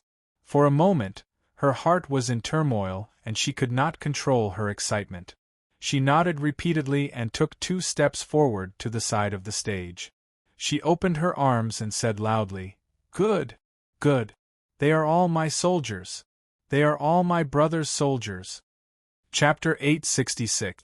The Emperor and the members of the royal family had their lunch in the camp of the 1,000 horsemen. The chefs of the royal kitchen were in charge of the cooking. Behind the camp, near the foot of the mountain, there was a green grassland in front, shaded by green trees, surrounded by brocade barriers, and spread bamboo mats in the forest. During the meal, the members of the royal family sat on the ground, as if they were on an outing, which was quite interesting. During lunch, Eunuch Gao specially sought out Yang Fan and said to him, "His Majesty's energy is not enough, and he is already tired. I don't know how many drill events there will be in the afternoon, but His Majesty can't hold on for too long. Moreover, it will take some time for him to return to the capital. General Yang must make good use of this time." In such a public occasion, all the members of the royal family, the nobles of the capital, and even the Emperor were present. Naturally, Princess Taiping and Shangguan Wan'er would not have the slightest intention of getting close to him. Even Li Guo, who had always been bold, was much more restrained and did not dare to disturb him from beginning to end. At this time, Yang Fan was discussing the gains and losses of the morning drill with Su Liang and Lu Maofeng. Hearing Eunuch Gao's words, Yang Fan, Su Liang, and Lu Maofeng looked at each other and smiled. He said to Eunuch Gao, "Eunuch Gao need not worry, there is only one event left in the afternoon, and then I will respectfully send His Majesty back to the capital." "That is very good." Eunuch Gao was relieved and smiled at Yang Fan, cupping his hands in salute. "Today's inspection is enough to show that General has good command of the army. His Majesty is still full of praise for all the princes, princesses, and princesses. Later on, there will be a lot of rewards. Your husband congratulates General Yang here." After the Emperor had lunch, he took a walk in the forest and felt slightly tired. Someone spread out a brocade couch in the forest, surrounded a small tent, and invited His Majesty to rest. In the afternoon, Yang Fan rushed over to invite the Emperor to inspect the troops, but found out that the Emperor was still napping, so he could only postpone the inspection. Fortunately, the elderly did not sleep for long, and Wu Zetian did not sleep for too long before she woke up. Yang Fan got the news and began to prepare. Wu Zetian also washed and dressed up. After another hour, Wu Zetian, who was dressed splendidly and had a dignified appearance, returned to the reviewing platform, accompanied by the royal relatives and civil and military officials. After a morning of reading and a lunch break, the atmosphere was clearly relaxed. Everyone sat on the stage and talked. The Emperor made an exception and called Yang Fan to his side. Wu Zetian asked pleasantly, "Yang Fan, what else do you want me to see next?" Yang Fan bowed and said, "Your Majesty, the purpose of raising and training the army is ultimately to be used on the battlefield, to protect the people and expand the territory. Military discipline, military equipment, military skills, all of these were all for the sake of training a strong army. This official believes that if this is all there is, it will be suspected of being an armchair strategist. Other than training, there must be actual combat to see the effect." Hearing this, Wu Yizong finally could not bear it any more and sneered disdainfully. "The court has always been doing this. Don't the imperial guards often take turns at the borders to participate in battles and train the soldiers? What original opinion do you have now?" Yang Fan was not annoyed and his tone was still calm. However, he was still talking to Wu Zetian and treated Wu Yizong like heir. "Your Majesty, the military drills formations and simulated battle scenes. The generals all have an imaginary opponent in their hearts, but for the soldiers, it is inevitable that the effect will be poor if they charge at air. Thus, this official wants the soldiers to be on both sides." Wu Yizong said eccentrically, "I thought you had some special idea, but it turns out that it is only this. Simulated combat isn't something rare in the military." Before he could finish, Wu Zetian suddenly turned her head and gave him a cold look. It was just a cold look, but Wu Yizong's heart trembled and immediately did not dare to speak again. Wu Zetian nodded at Yang Fan and said, "Continue." Yang Fan smiled and said, "What the King of Hanoi said is true.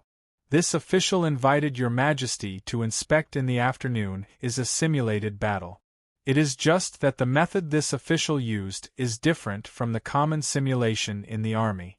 The subtleties, this official will not say too much. Your Majesty will know once you see it." Wu Zetian said happily, "Good. Then pass down the order. We will see your originality with our own eyes." "Yes, Your Majesty." Yang Fan cupped his fists and accepted the order.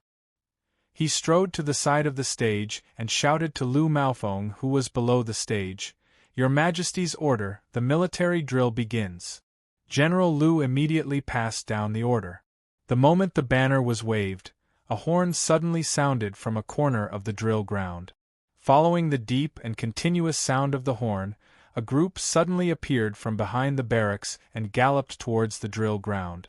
Behind the knights, there were dozens of knights dragging a small tree on their horses. The crown of the tree was dragged back and forth on the ground, causing smoke and dust to billow. The knights rushed out of the smoke and dust as if there were thousands of soldiers and horses.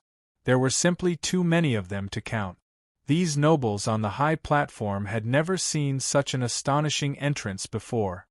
Even the military officers who were observing, although they had also conducted mock battles before, had never thought that they would need these props to make the effect more realistic. They couldn't help but exclaim in surprise. There are probably about 1,000 riders charging out from the cloud of dust. Some are wearing leather armor, some are wearing leather robes, some have golden bands around their heads and their hair is as messy as a lion's. Some have their hair parted into 2 braids. In their hands are different types of weapons and their mouths are making strange noises. At the very front of the formation, there is a large flag with a wolf's head. Wu Yizong jumped up and screamed, "Run! The Turks are killing their way into the capital." Of those seated, the civil officials and women were the calmest. Although they were puzzled, they had always lived in the capital and did not have Wu Yizong's fearful attitude. Everyone stared at him like he was a madman. Wu Yizong also suddenly realized that if the Khitans were killing their way into the capital, how could they pass through so many barriers and remain unheard of in the capital? Wu Yizong sat down with a red face, mentally cursing, "Damn it, if they want to fight, then they want to fight. Is there a need to dress and dress so alike? What's the use of this in simulating a battle? Isn't this painstaking effort to have the soldiers dress up so vividly and make it seem like a play just to make the emperor happy?" Wu Sanxi also looked down in shock, inwardly praising Yang Fan's ingenuity. In this era, no one had ever imagined that military exercises could be like role-playing, with so many flourishes. But Wu Sanxi soon realized that something was wrong. Looking at the Turkic cavalry below, there were at least 1,000 of them. The 1,000 cavalry camp only had 1,000 soldiers, and they had all been disguised as Turks. Could it be that he was going to single-handedly fight against an army of 1,000? At this time, Yang Fan was already reporting to Wu Zetian amidst the gasps of shock. "Your Majesty is a man of great talent and bold vision, a master of both civil and martial arts. The 4 garrisons of Anxi, which were lost in the past, have now returned to the hands of my heavenly court. Tubo is in internal strife, its princes vying for power. Seeing the scenery, Sanpo has submitted to my great Zhou. Ambassador Tang Xiujing has won 6 battles, greatly displaying the might of my Zhou. Tubo is nothing to fear. At present, the only powerful foe of my court is the Turks, so this subject has imagined the Turks as the enemy.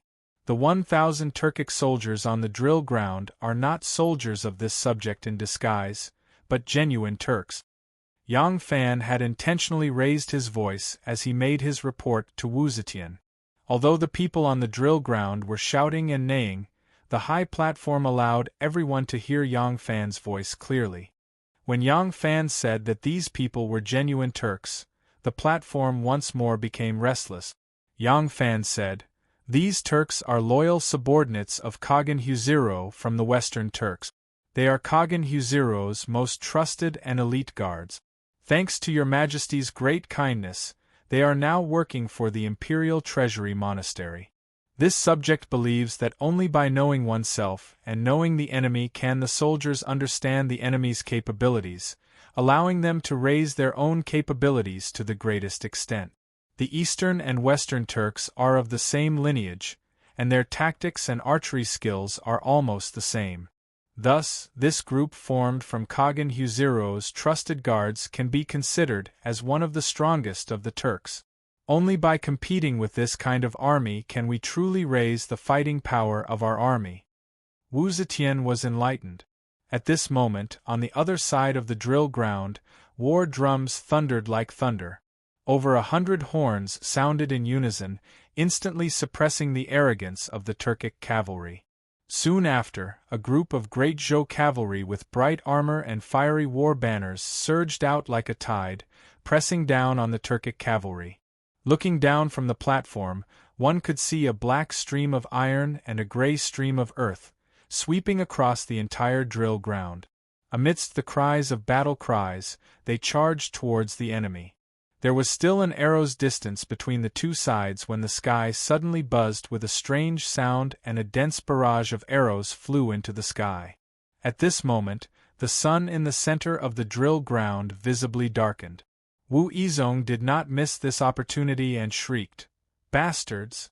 For the Son of Heaven to use arrows for a grand inspection, what if someone misses and injures His Majesty?" Yang Fan loudly declared, "If that is the case, this subject is willing to be the Son of Heaven's shield."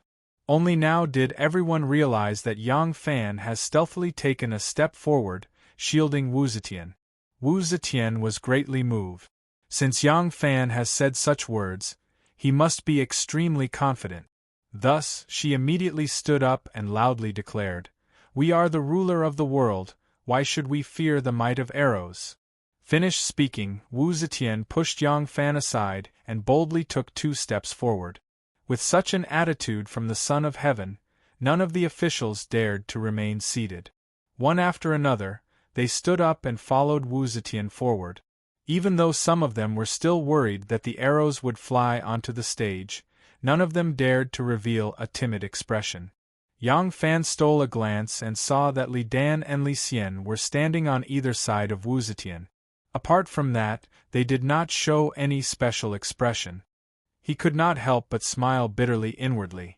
This is such a good opportunity, but I wonder if these 2 princes are used to being scolded by their usually unyielding mother and do not dare to make a decision on their own or what, but they are actually not saying anything. Yang Fan hastily gave the Prince of Luling a meaningful glance, but the latter was too slow to understand. On the other hand, Li Guo'er, who was standing next to the Prince of Luling, saw Yang Fan's meaningful glance and immediately understood his intention. She hastily hid her hand in her sleeve and forcefully stabbed the Prince of Luling's waist. The Prince of Luling staggered and bumped into Wu Zetian. Li Guo'er immediately shouted, "Father sacrifices his life to protect mother, daughter also sacrifices her life to protect father." Finished speaking, she puffed out the petite bud on her chest and heroically stood in front of the Prince of Luling. Chapter 867. The Prince of Luling staggered and couldn't help but feel annoyed. He was wondering who it was that had made such a faux pas and almost caused him to fall and make a fool of himself. He didn't expect his daughter to shout out such words. For a moment, he couldn't say that he was pushed out by someone else and could only imitate his daughter and puff out his chest. Wu Zetian was slightly surprised to see this, but she felt warmth in her heart. She patted her son's shoulder and said slowly, "Xian is doing very well. Guo'er, you are also doing very well. Don't worry, Yang Fan has always been cautious. How would he put us in danger?" At this moment, the sky was filled with arrows. The soldiers were either raising their horse shields or hiding in the stirrup. The speed of their charge was like a rolling tide, but it was not fake at all. As the arrows fell down and many people were hit, Yao Chang's heart immediately rose to his throat. It would be a tragedy if countless people were killed or injured in order to make His Majesty happy during the military drill. Just now, when he saw the 2 sides using real swords and spears, and even using arrows, he had already realized this. However, it happened in a hurry, and he didn't even have time to reprimand Yang Fan. At this time, those who had been hit by arrows on both sides, as long as they were hit in a vital spot, suddenly sat up straight, changed from sprinting to walking slowly, and raised the weapons in their hands high up, indicating that they were going to withdraw from the battle. However, not a single person actually bled to death. Yao Chong was surprised, and it wasn't just him. Many people on the parade platform were surprised to see this scene. Only then did Yang Fan explain, "Your subject specially used a batch of headless arrows. The tips of the arrows were already removed and wrapped in lead of the same weight. Soft cloth was also wrapped around the arrows so that the soldiers wouldn't lose their lives. The soft cloth was also soaked in paint. Those who were shot at a vital point would have to withdraw from the battle if they had a colored spot on their body. If there were any cheaters, the entire army would declare them to have lost, so no one dared to disobey." The crowd finally understood. Wu Yizong thought to himself, in order to gain my aunt's favor, he really put in a lot of effort to think of such a method. Yao Chong, on the other hand, was overjoyed and thought to himself, lead is soft and wrapped in a soft cloth. It won't harm people's lives, but it can greatly increase the effect of actual combat, especially for the new army. With this kind of close to actual combat experience, the new soldiers won't panic too much when they go into battle, resulting in more people losing their lives. This method is really not bad and can be widely used in the army. However, I don't know how much it costs to make these headless arrows and whether they can be reused. If it costs too much, then it can only be used during the Emperor's military inspection and not during normal times. It was only now that Yang Fan had revealed the answer to the riddle. Thus, the Prince of Luling and Liguor's display of filial piety for their father and mother was naturally a meritorious deed. Yang Fan continued, "The weapons are naturally tampered with, so they won't take the lives of the soldiers, but even if they are unarmed, it is inevitable that some people will be injured in the fight. This is unavoidable." Yang Fan continued, "The weapons are naturally tampered with so that they won't take the lives of the soldiers, but even if they're unarmed, it's hard to avoid injuries." In an instant, the two armies had officially clashed. The Turks were accustomed to piercing and chiseling tactics, and the attacking Zhou army used a similar tactic. If they didn't make use of the advantage of the cavalry's speed and instead tried to form a defensive formation, they would be at a disadvantage. Naturally, they wouldn't be used by either side. In an instant, the charging formation of both sides was cut into pieces by the opposing soldiers. The soldiers couldn't see their generals, and the generals couldn't see their soldiers. The flags, drums, and bugles had all lost their purpose. At this time, the individual strength of the soldiers and their usual training played an important role. But even at this time, the cooperation and tacit understanding between neighboring soldiers was very important. From the high platform, the two sides seemed to be fighting in a chaotic melee. If one only stared at a single position and a few people, one would quickly discover that in this chaotic situation, the 1,000 cavalry were still fighting in coordination with their closest comrades. They clashed and cooperated with each other, advancing and retreating as one. In these circumstances, those who relied solely on their individual strength had no future. Other than falling off their horses and becoming fertilizer for the plains next spring, they were completely useless. Discipline and cooperation had always been the greatest battle theme of an army, and this was precisely the difference between an army and a pile of loose sand. At this moment, the two sides had already fallen into a chaotic melee. Without any arrows flying through the air, Wu Zetian walked to the front and surveyed the battlefield. Although this was just a drill, the soldiers on both sides were charging forward, raising their spears and brandishing their swords, bellowing, roaring, and shouting. Like fierce tigers, they clashed back and forth, making it impossible to tell that this was just a simulated battle. Standing at Wu Zetian's side, Yang Fan explained, "The desert is bitter and cold, and there are many brave and arrogant people who are difficult to tame. The soldiers of the Central Plains are trained in agriculture, but to the Turks, riding and archery are the greatest skills they can use to support their families. Practicing from a young age, they are naturally valiant. If we want to fight against such a powerful enemy, we must strictly organize and train, strengthen our discipline, and strengthen our ability to cooperate. We must play to our strengths and avoid our weaknesses. Through such hard training, how can our soldiers be inferior to the Turks who grew up riding and archery?" Wu Zetian nodded repeatedly as she listened. Looking around, her eyes gradually fell on two young generals. Unlike the majority of the soldiers, these two were dressed in bright light armor, and one had painstakingly painted his armor gold and the other silver. These two young generals, one gold and one silver, were both using spears. Killing their way through the thousands of soldiers, the spear in their hands was like a flood dragon, killing its way through. Unexpectedly, no one was a match for them in more than 3 rounds, and all the enemies that they faced were all knocked down from their horses. They were truly invincible and extraordinary.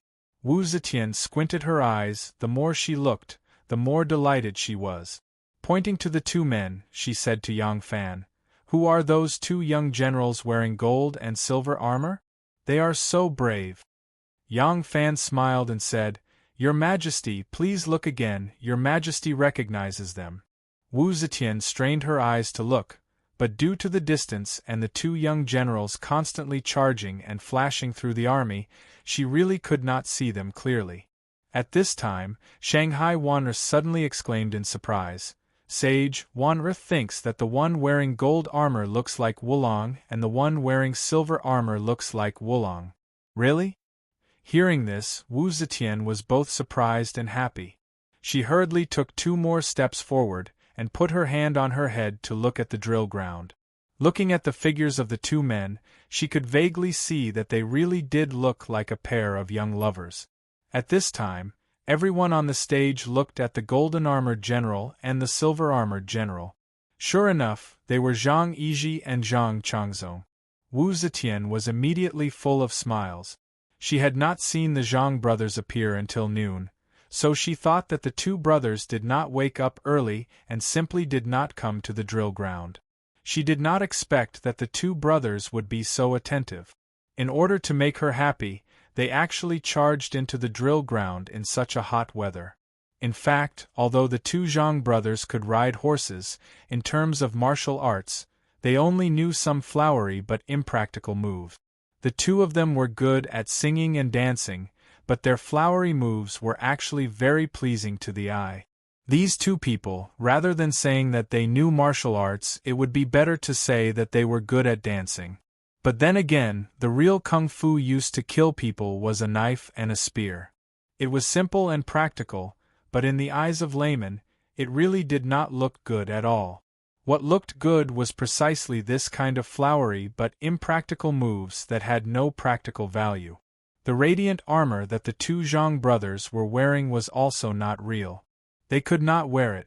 Even if it was a full set of leather armor, although they could wear it, they would be exhausted after waving a few knives and spears on the battlefield. During the rehearsal, Yang Fan tested them several times and finally chose the light paper armor. Do not think that the paper armor was made of paper, it would be broken with one poke. In fact, paper armor was also one of the official equipment of the Tang army. The paper armor was light and flexible, so arrows could not easily penetrate it. Although it was not as strong as leather armor and iron armor, and its protection in close combat was even lower, these two people were the real performers. Who would dare to really use a knife and spear to fight against them? Such a set of paper armor, with gold and silver lacquer on the surface and all kinds of patterns, was really dazzling and beautiful when worn. Yao Chong stroked his beard and smiled. He was an expert and naturally could see that the battle power of this 1,000 cavalry was indeed a notch higher than the Turkic cavalry. In this aspect, Yang Fan did not fake it. As for the Zhang brothers Zhang Yizhi and Zhang Changzong's flowery moves, it was obvious that they were trying to please the Empress. However, with Yang Fan's actions, he took into account both the expert and the layman. There was no hindrance to either side, so Yao Chong only laughed it off. This mock battle was destined to end with the victory of the Zhou army. But the 1,000 elite cavalry was indeed stronger than the Turkic cavalry, there was no need to fake it. This kind of role-playing mock battle had already aroused Wu Zetian's interest, and with Zhang Yizhi and Zhang Changzong's participation, Wu Zetian was even more delighted. After the mock battle ended, the two brothers Zhang Yizhi and Zhang Changzong rode their horses to the parade platform. They dismounted and quickly walked up the stone step. In front of Wu Zetian, they cupped their fists and said, "Zhang Yizhi and Zhang Changzong greet your majesty." Although the two brothers were acting, but the weather was hot and they were acting seriously, so they were already sweating profusely. Normally, Wu Zetian would only see the two of them dressed like scholars and would often put on makeup.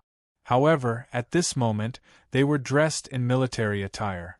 Moreover, they were specially painted with gold and silver. As they stood there, they gave off a rarely seen heroic aura. The more Wu Zetian looked at them, the more she liked them. She nodded repeatedly and said, "It is rare to see Wulong and Lulang put in so much effort and added so much color to my reading. I am very pleased.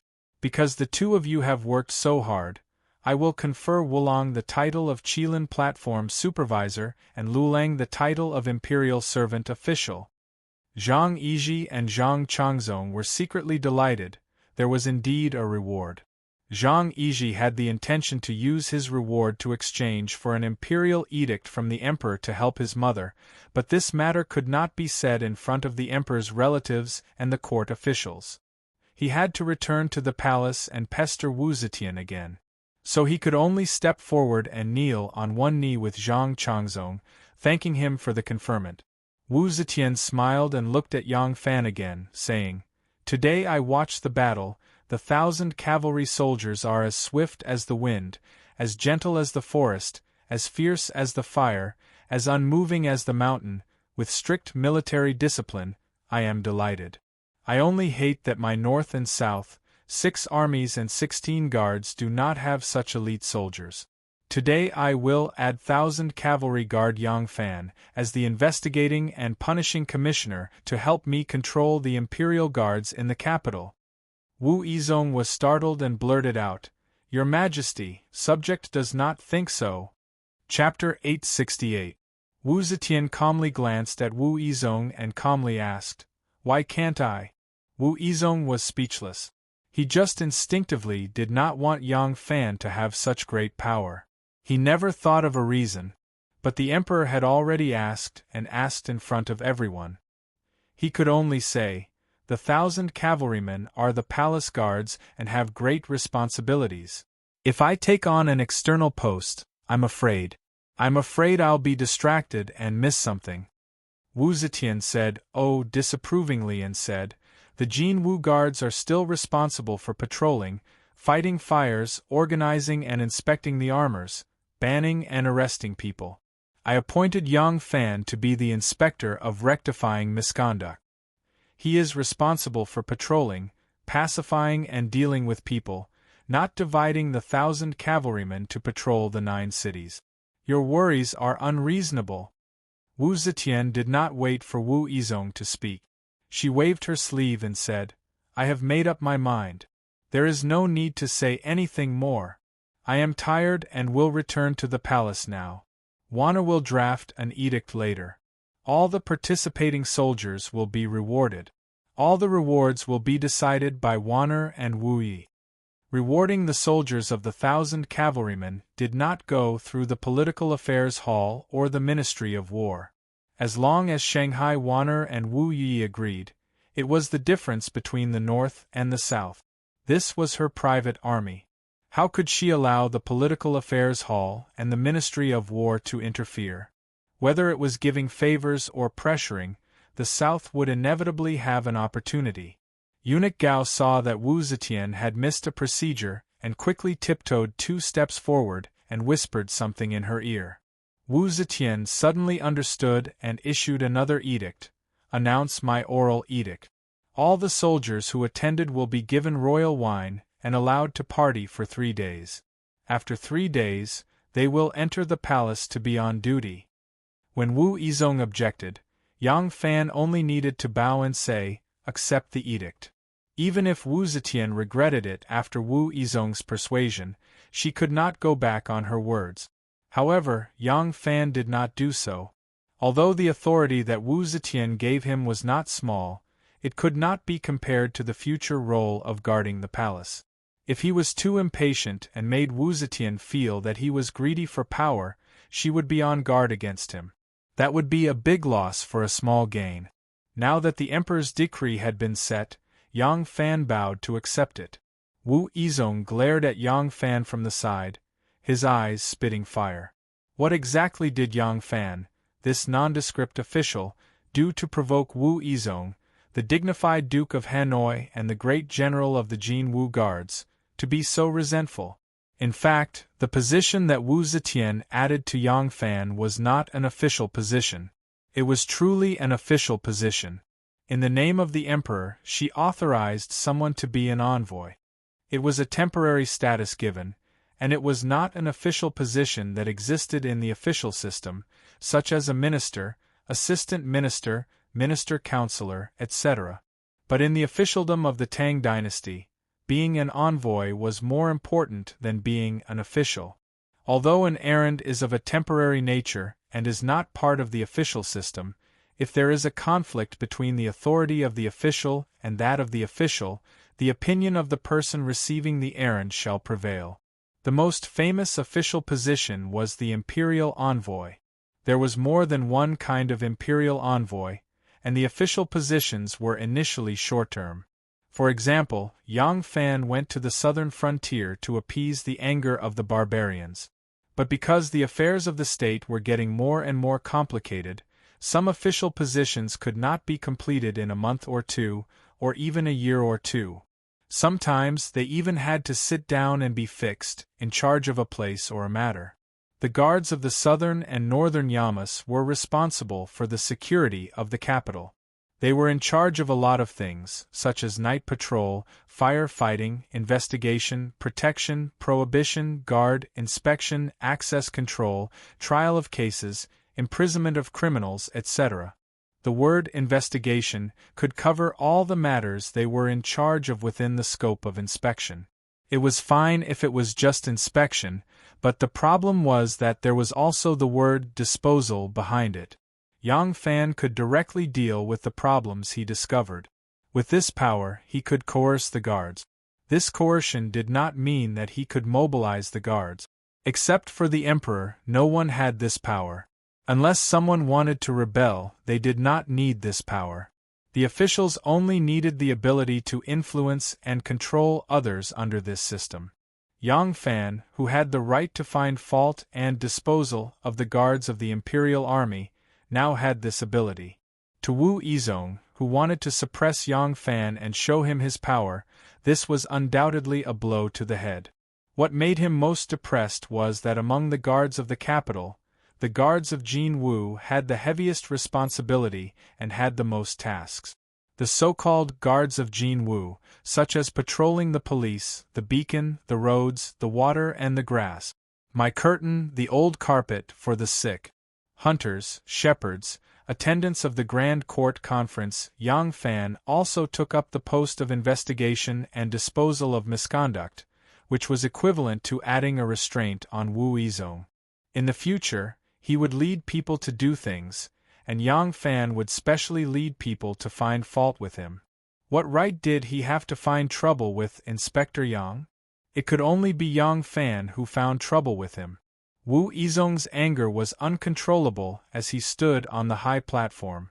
Beside him, the relatives of the imperial family, nobles and officials walked past him. When Wu Sanxi came to his side, Wu Yizong gently pulled his sleeve and said in a low voice, "Let's go." Wu Yizong swung his sleeve and said angrily, "It's just a big inspection. Why did I give him such a promotion? Who told him to take advantage of me and ride on my head?" Wu Sanxi snorted and said, "Is there a need to ask? Aunt must already know that you've been causing trouble for Yang Fan over and over again. This is a warning to you, and also a consolation to Yang Fan. Otherwise, you made him an outsider and a mere secondary-class fourth-rank lieutenant general. How can he compete with you, the left general of Jin Wu and the current king of Hanoi?" Wu Yizong was even angrier. Aunt is so protective of an outsider. In terms of loyalty to Aunt, is there anyone more loyal than our Wu clan's own people? You still don't understand after this point. Wu Sanxi hated his stupidity. He originally wanted to say something, but he could not be bothered. He swung his sleeve and left the stage. Is there a need to ask? Bai Isho of the Imperial Servant Temple was Zhang Yiji's man. Bai Isho provided Yang Fan with first-class horses. Yang Fan had attended Zhang's banquet. Today, he let Zhang wear armor and put on a robe. He put on such a show of defeating the Turks to please the emperor. With all these, how could he not see the close relationship between Yang Fan and Zhang? Aunt may not be so biased towards Yang Fan, but she would be biased towards Zhang. In this matter, it was obvious that Zhang had put in a good word for Yang Fan in front of the emperor. Today, the big inspection had made Aunt very happy, so she took the opportunity to give Yang Fan a title. It was hateful that he had eyes but could not see. Wu Sanxi flicked his sleeve and left. He could not be bothered to remind Wu Yizong of Zhang's role in this matter. The pig-riding General Wu Yizong did not even think of this point. Thus, he was still unconvinced. He gritted his teeth and decided that he must find a way to compete with Yang Jiaocha again. The emperor gave a banquet and bestowed rewards. About 1,000 cavalry battalions celebrated for 3 days. On the first day, Yang Fan celebrated with the soldiers in the army. On the second day, He handed over the barracks to Duguhui, who had rushed over from Chang'an a month and a half ago.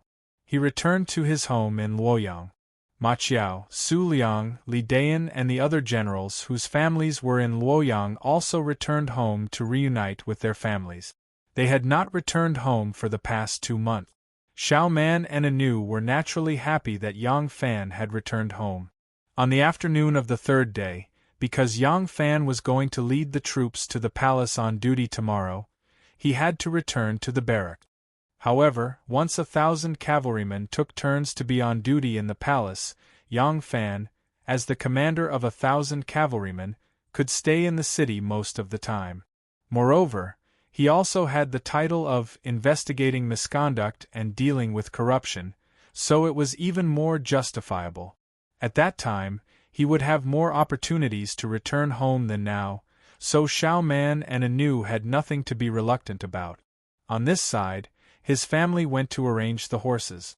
Just as Yang Fan was about to send someone to summon Ren Wei and the others, a long-legged beauty suddenly rushed into the reception hall. It was Gu Zhuting. Gu Zhuting was dressed in a thin and soft Yanju casual dress. Her chest, waist, and thighs were full and graceful. There was an indescribable charm to her. Her chest rose and fell rapidly. Her 2 firm breasts rose and fell, creating a beautiful wave of breasts. It was as if she had just come back from a run along Ding Ding Street. Her waist-length hair was black and glossy like a piece of satin. There were some sparkling water droplets at the ends. It could be seen that she was combing her hair. For some reason, she ran over. Her cheeks were flushed and she looked extremely excited. Xiaoman and Anu were stunned when they saw this, and Anu hurriedly asked, "Master Gu, what happened?" Seeing Gu Zhuting behaving so rudely, Yang Fan felt very strange in his heart. But after thinking for a bit, he immediately understood and asked, "Your family has arrived?" "Alang, yes." Gu Zhuting excitedly ran in. She was just about to call Alang when Yang Fan already asked her. Gu Zhuting shut her mouth and nodded her head vigorously. Yang Fan said cheerfully, "I'll go see them." Xiao Man and Anu already knew that Gu Zhuting's family had been handed over to Yang Fan by old Master Cui of Qinghe. Hearing these words, they immediately understood. Seeing that Gu Zhuting was about to leave with Yang Fan, Xiao Man quickly said, "Miss Gu, please invite the women to the back residence to meet us.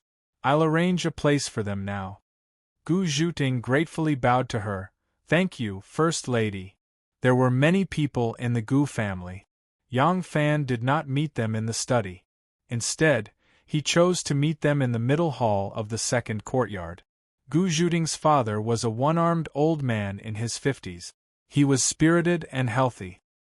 He already knew that Yang Fan was going to change his family's citizenship. This kindness was extended to the Gu family.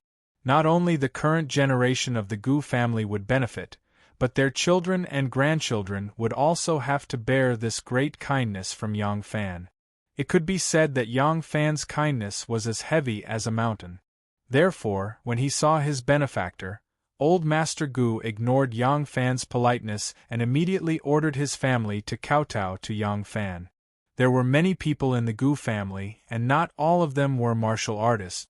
For example, the wives of the Wu family, as well as the children who were not suitable for martial arts, there were at least 14 or 15 people. It was a big family. After they came in and kowtowed, Gu Zhuting led the women and children to meet Xiao Man and Anu. Only old Master Gu and his brother, as well as old Master Gu's 3 sons and his brother's 4 sons were left in the hall. Yang Fan heard Gu Zhuting talk about her family history. In order to ensure the continuation of the bloodline, her grandfather did not want all his sons to practice martial arts and live a dangerous life. He once crippled his youngest son's leg and lied to his master that he was born with a disability. Out of the 4 brothers, only her one-armed father and this one-legged uncle were left. Looking at old Master Gu's brother, he was indeed crippled. As Yang Fan was about to return to the military camp, it was inconvenient for him to stay at home for long. However, he could not treat the Gu family poorly. Therefore, he wanted to have a chat with old Master Gu and settle them down before returning to the 1,000 cavalry camp. Unexpectedly, when second Uncle Gu saw Yang Fan, he only said one sentence, and Yang Fan dispelled the idea of returning to the military camp. Chapter 869. Second Uncle Gu said to Yang Fan, "Young Master Shun once praised Ah Lang in front of old great-grandfather Chui as a talented and promising young man. Seeing you today, you truly live up to your reputation." When Yang Fan heard the words, "Young Master Shun," he immediately dispelled the thought of leaving. In this day and age, people with a bit of money did not have the right to be called young master. There were probably no more than 100 young people with the surname Shun who had the right to be called young master. And among these 100 young master Shun, there was only one person in the world who had the chance to see old great-grandfather Chui and use an equal status to evaluate others: Shen Mu. It had been a long time since Yang Fan had seen Shen Mu. When he and Master Chui had been fighting for the position of the sect leader of the Xian sect, Shen Mu had been active in the area of Xian Luo and Goryeo. Supposedly, this was a punishment. Yang Fan had been busy fighting for power with young Master Chui and did not pay attention to him.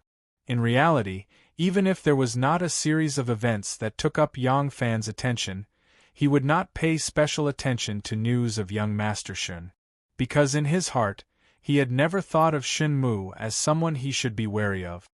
Hearing second Uncle Gu's words, Yang Fan's heart moved and he blurted out, "Second Uncle, are you talking about young Master Shen Mu?" Second Uncle Gu said fearfully, "But I really do not deserve Ah Lang's title." "Ah Lang is right, this lowly one is talking about young Master Shen Mu." Yang Fan was overjoyed when he heard this. He did not have time to argue with him about the title and hurriedly asked, "Shen Mu has returned from Silla? Where did second uncle see him?" Seeing that he insisted on calling him second Uncle Gu did not continue to be humble and said, "This lowly one saw young Master Shun at the Chui residence. Speaking of which, it has been a while, probably."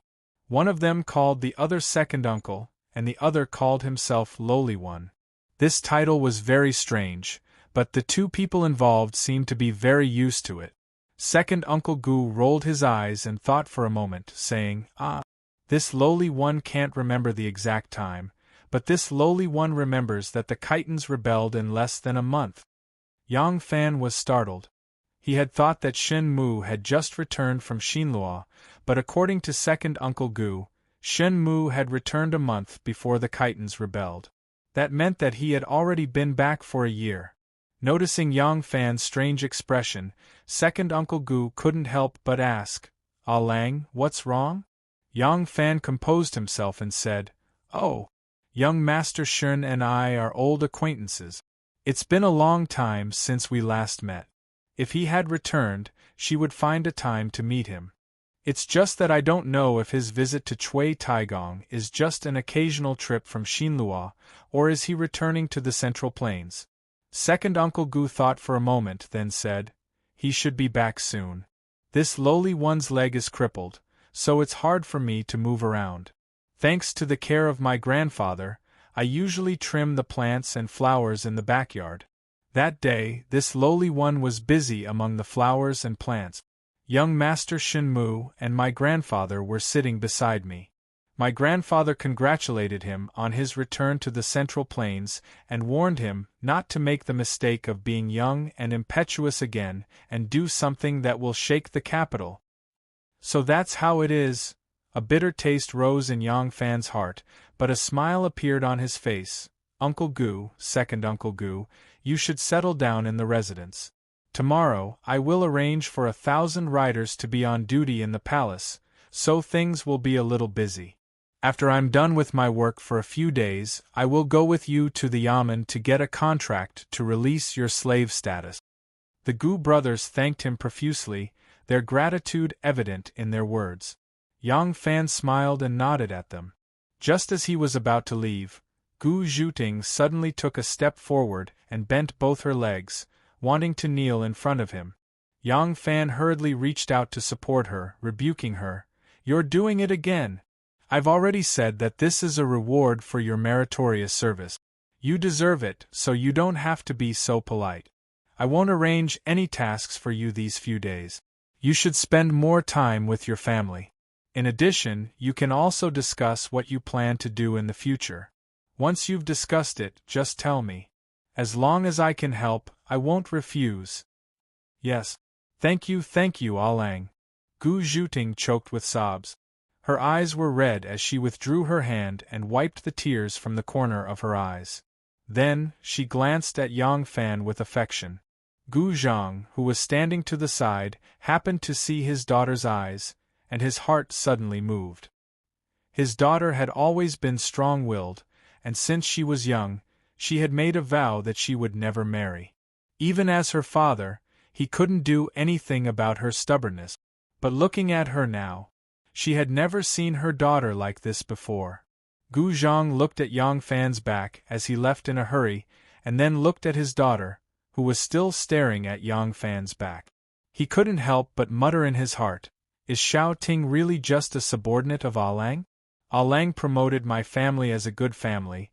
Is it really just because Xiao Ting made meritorious service for him?" But when he looked at his daughter again, her eyebrows were knitted, her waist was straight, her neck was slender, and her back was straight. Her shoulders and chest were tucked in, and her legs were tightly closed. There were also 2 faint traces of virginity near her chin. If she had lost her virginity, she definitely wouldn't have such a phenomenon. He couldn't help but be puzzled. When Yang Fan went out of the mansion, he suddenly whipped the horse. The horse immediately galloped out of the long alley and galloped into the main street. It was almost dusk, and the pedestrians had returned to the square. There were few people on the street. The setting sun shone on the tall dubhe in the distance. Yang Fan galloped his horse and galloped out of the Anshi Gate in the north of Luoyang City. Only then did he let out a long sigh of relief, and his hot face also returned to normal. Shen Mu was back. He had actually been back for almost a year. But Shen Mu, who had frequent contact with Yang Fan in the past and shared the same ambition of overthrowing Wu Zhou's rule and rebuilding Li Tang's empire, had never met Yang Fan. Shen Mu didn't even send him a message. What was even more strange was that Yang Fan actually didn't know about this matter. He was now the sovereign of the obvious sect, and there were many areas where he would have to interact with Shen Mu, the sovereign of the hidden sect. His personal relationship with Shen Mu had always been good. Whether it was official or personal, there was no reason for Shen Mu not to meet him or not to communicate with him. Yang Fan had always regarded Shen Mu as a friend and even a brother. This made him feel a sense of humiliation and anger from being betrayed. At the same time, he also had a kind of fear that made his hair stand on end. What role did the succession hall play in this matter? No matter how powerful Shen Mu was, since he had returned, it was impossible for the clan heads and elders of the 7 sects and 5 families not to know about this matter. But everyone seemed to have intentionally or unintentionally ignored him. No one told him this news. What kind of situation was this? Ah Lang. Renwei rode his horse and caught up. When he saw Yang Fan's gloomy expression, he didn't know why Yang Fan was suddenly unhappy and couldn't help but feel a little anxious. Yang Fan raised his head and looked at the sky that was as red as blood. He said to Renwei, "Ride slowly. I want some peace and quiet." "Yes." Renwei responded and raised his hand. A few guards immediately pulled on the reins and slowed down their speed, pulling a distance away from Yang Fan. Anyway, it was a flat plain in front of them, and the weeds didn't even reach their knees. If there was any ambush, they would be able to see it from afar. There was no need to follow closely. They were originally sent to protect Yang Fan. Now that they had a military position, and Yang Fan's private teaching and public display of power, these people were now completely loyal to him. Of course, if Yang Fan and the 7 sects and 5 families were in conflict, it was hard to say which side these guards from the 7 big families would stand on. After all, not only were they from the 7 big families, but their parents, brothers, and children were also in the 7 big families. It was equivalent to having people holding them hostage, but unless Yang Fan became the emperor himself, there was no way he could oppose the 7 big families. Yang Fan had already left the city, so there was no need to worry about the problem of the city gates being locked. As for the time when he returned to the military camp, it didn't matter if it was later or earlier. After all, he was the commander-in-chief of the army. General Ma Xuliang, who was in charge of military discipline, could treat his old comrade Huang Xuchang equally, but he had to turn a blind eye to him.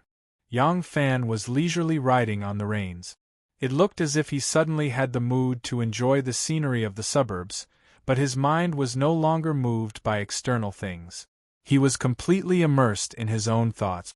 Gradually, the resentment in Yang Fan's heart dissipated. Yes, perhaps it was because he had lost his footing at a young age, or perhaps it was because he didn't have any brothers or sisters, so it was easy for him to automatically replace Shen Mu's help and appreciation with a kind of friendship and brotherly affection. But what was the original purpose of Shen Mu's appreciation and cooperation with him? Shen Mu was close to him and valued him because of the connections and ability that he had shown, which made Shen Mu feel that he had value. No matter what means Shen Mu used, even if he was close to him wholeheartedly, it was still inseparable from this purpose. Perhaps Shen Mu had planned to cultivate him into a capable subordinate at that time. But what happened in the end? When Shen Mu was banished to Xinluo, Yang Fan and young Master Jiang had a direct conflict. Moreover, because he was in charge of the allocation of officials that the 7 great families urgently needed, and young Master Jiang began to be hated and abandoned by the 7 great families after a series of mistakes, this was the result of a freak combination of factors. From that moment on, he began to become Shen Mu's opponent. Yang Fan now knew how humble Shen Mu's original identity was, and how he rose step by step until he was a subordinate of young Master Jiang, and gradually possessed the ability to compete with him as an equal. Yang Fan remembered Zhao Yu and little Fei Jiang Zhang Yi. Under Shen Mu there was also a group of relatives and subordinate. They wept together and went through thick and thin. Their relationship was deeper than his and Shen Mu's. Now that he had replaced young Master Jiang, and stood on the opposite side of Shen Mu, if he was Shen Mu, what would he do? Hand over his power? Those brothers who risked their lives and went through fire and water for him, who didn't want to stand out, who didn't want to earn a family business. Their interests, Shen Mu's own interests, were sacrificed because of Yang Fan?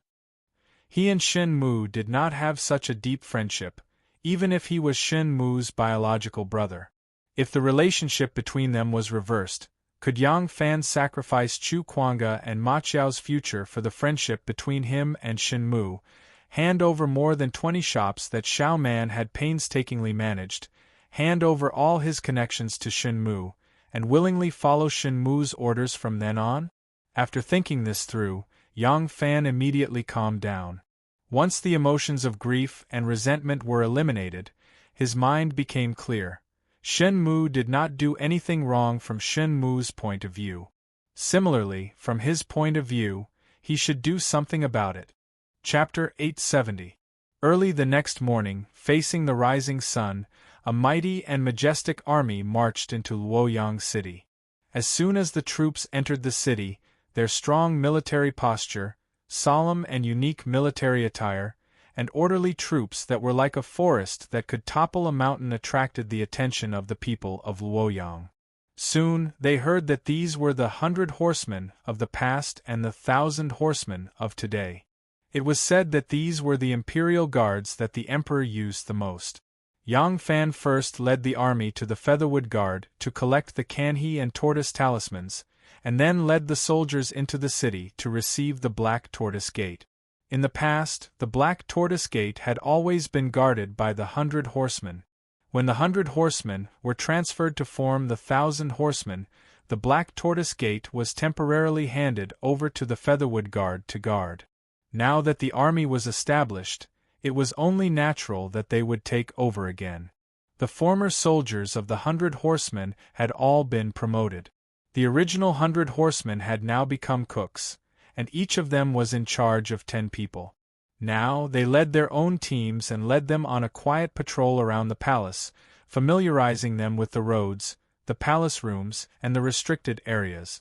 They explained to them the route and the rules of the night patrol, as well as the locking of the palace doors.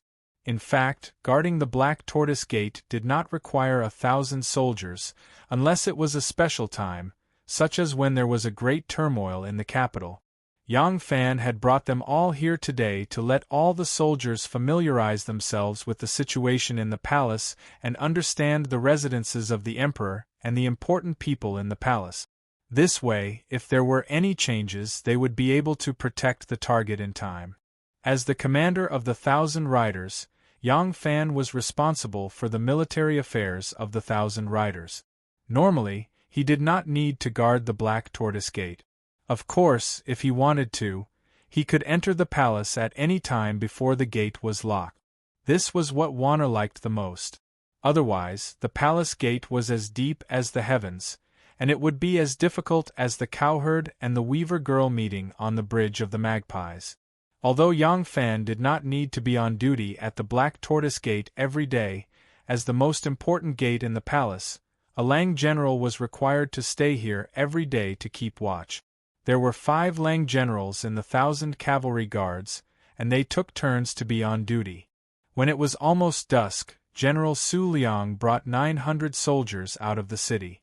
Outside of the northern part of the city was the Imperial Guard's encampment, and the distance from the Imperial City varied. Among them, the closest was the Featherwood Guard, and within the Featherwood Guard, the 1,000 Horsemen camp was the closest. Inside the 1,000 Horsemen camp, there was a seal that was usually sealed. At least one of the middle minister generals and the chief of censorates must be present, in addition to at least 3 minister generals must be present at the same time to open it. Only when all the above people sign their names can it take effect. Even Grand General Wu Yi of the Featherwood Guard did not have this sort of troop deployment checklist. This was for when an emergency occurred in the palace and the emperor was unable to issue the Tiger Seal to mobilize troops. The 1,000 Horsemen camp would automatically decide whether or not to dispatch troops. As long as a majority of the high-ranking officers agreed, this checklist could mobilize the troops and horses of the headquarters and make an exception to enter the city at night. In the emperor's view, it was impossible for 1,000 people to rebel. Once there was a change in the palace, 1,000 people, relying on the strength of the palace, would be enough to protect her safety until she understood the situation and sent an army to rescue the emperor. That was why the 1,000 cavalry camp had such an advantage. Su Liang brought his men back to the barracks, but Yang Fan remained in the city. In reality, he was now a soldier. Although his family was in the city, it was not legal for him to casually return to the manor or stay overnight at home. However, Wu Zetian had also given him the title of Disciplinary Commissioner for rectifying misconduct. How could he rectify misconduct if he stayed in the barracks all day? It should be known that the night patrols of the Jin Wu Guards were also within the scope of his supervision. With this reason, he could openly stay in the city without fear of being impeached by the imperial censors. However, his main task was still with the 1,000 Horsemen. Even if no one impeached him, it was still inconvenient for him to stay overnight in the city, unless he was willing to lose the power of the 1,000 Horsemen. When Yang Fan returned to the Yang Manor, he went straight to the study. The study was assigned a little page boy who was usually only responsible for serving tea and sweeping the room. He was Steward Nyo's little grandson. When he saw Ah Lang immediately rush to the study after returning to the manor, the little boy knew that his master was either going to have a guest or had important business to attend to. So he immediately lit an incense burner and gently placed it on the low table before making a cup of tea for him. A faint fragrance spread out and had a calming effect. Yang Fan picked up the teacup and took a sip. As the slightly astringent and fragrant tea entered his mouth, he suddenly remembered that this way of drinking tea was taught to him by Shen Mu. The tea that the high nobles and Dhyana masters drank nowadays was a bit too strong. He was not used to it. Yang Fan thoughtfully took another sip of tea. The cigarette smoke floated in front of him and gently transformed into different shapes in the air. Sometimes it was like a cloud, sometimes it was like a word, and sometimes it was like a face. Yang Fan looked at that face and vaguely saw the young Master Jiang, that he had not seen in a long time, smiling at him. I lost. Defeat after defeat, defeat after defeat, until I was utterly defeated, and even my foundation was lost. Otherwise, those old ghosts of the 5 families and 7 sects would not have abandoned me. How would you have had the chance to fight for my position? The face was twisted like the face of a devil laughing savagely. Now it is up to you. You have replaced me, so you have to shoulder the responsibility that I should have. But he has been back for a year and you have not heard anything. It seems that those old bastards are more inclined to train him between you and him. I really want to see your end. Ha ha ha ha. Yang Fan gently exhaled. The devil's face in front of him was blown away. Yang Fan started to think quietly. Why did Shen Mu deliberately hide his tracks when he returned to the Central Plains? Yang Fan put himself in Shen Mu's shoes and analyzed in reverse. This way, it was easier for him to grasp the other's mentality. Only by understanding the other's mentality could he decide what countermeasures to take next. I replaced the position of young Master Jiang, and had to protect the interests of the people of the Xian sect. Shen Mu was not willing to be under the Xian sect, and rose up step by step until he was on equal footing with young Master Jiang. In the end, there was a fierce battle in Chang'an. Young Master Jiang was forced to give up most of his foundation in Chang'an and ran to Luoyang in hopes of making a comeback. Shen Mu was also punished and was exiled to Exilluo. But at this time, I replaced young Master Jiang and became the master of the Xian sect. While Shen Mu and I have similar intentions in court, in terms of the specific interests of the two groups, we became the greatest competitors. He had to be on guard against me. He was able to defeat young Master Jiang mostly because of his intelligence and using young Master Jiang's arrogance. In summary, the hidden sect was born from the Xian sect, but its foundation is not as deep as the Xian sect. So he is on guard against me because he does not know what position I will have against him after I take control of the Xian sect. As long as he is not stupid, he will not jump out to see me first and ask me for an explanation. He should first observe me in the dark and understand my temperament, ambitions, and goals. At the same time, he will consolidate the hidden sect's foundation in Chang and to prepare for any eventualities. When he is fully prepared and knows my temperament like the back of his hand, he will then be as confident as when he dealt with young Master Jiang. When Yang Fan thought of this, his brows slightly knitted together. However, this is only the best plan. Everything must be prepared for the worst. What if Shen Mu's goal isn't just this? What if after young Master Jiang failed, his ambitions grew, and he wants to catch up from behind and use the hidden sect to swallow up the Xian sect? Yang Fan stood up and slowly paced in the study room. If he has such a plan, then it is reasonable for him to conceal his whereabouts and consolidate his foundation, increase his strength, and even attempt to attack me when I am not vigilant. I have to prepare for the worst. After Yang Fan analyzed Shen Mu's goal, he immediately analyzed the mentality of the 7 sects and 5 families. It was impossible for them not to know that Shen Mu had returned. However, everyone had coincidentally concealed this information from him. What was their attitude? It should be known that no matter if it was Shen Mu or him, no matter how they jumped around, it was impossible for them to escape from the 7 sects and 5 families. Therefore, their attitude was extremely important. If they wanted to protect Shen Mu and abandon him, Yang Fan, then he wouldn't have to put in any effort to fight for it. He could just withdraw from the Xian sect and obediently be a wealthy man in Luoyang, who also had a bright future as a general of the imperial army. However, if the 7 sects and 5 families had such a plan, with his current shallow foundation in the succession hall, it would only take a word from those clan heads. Why would Shen Mu act as if he was facing a great enemy? After thinking for a long time, Yang Fan gradually grasped the pulse of the clan heads of the 7 sects and 5 families. They cannot bear to see me, who is gradually growing in power in the court, but they also do not wish for one clan to be dominant. Shen Mu and young Master Jiang had used food as a weapon to start a business war in Chang'an. Young Master Jiang had lost, but it was impossible for Shen Mu to come out unscathed.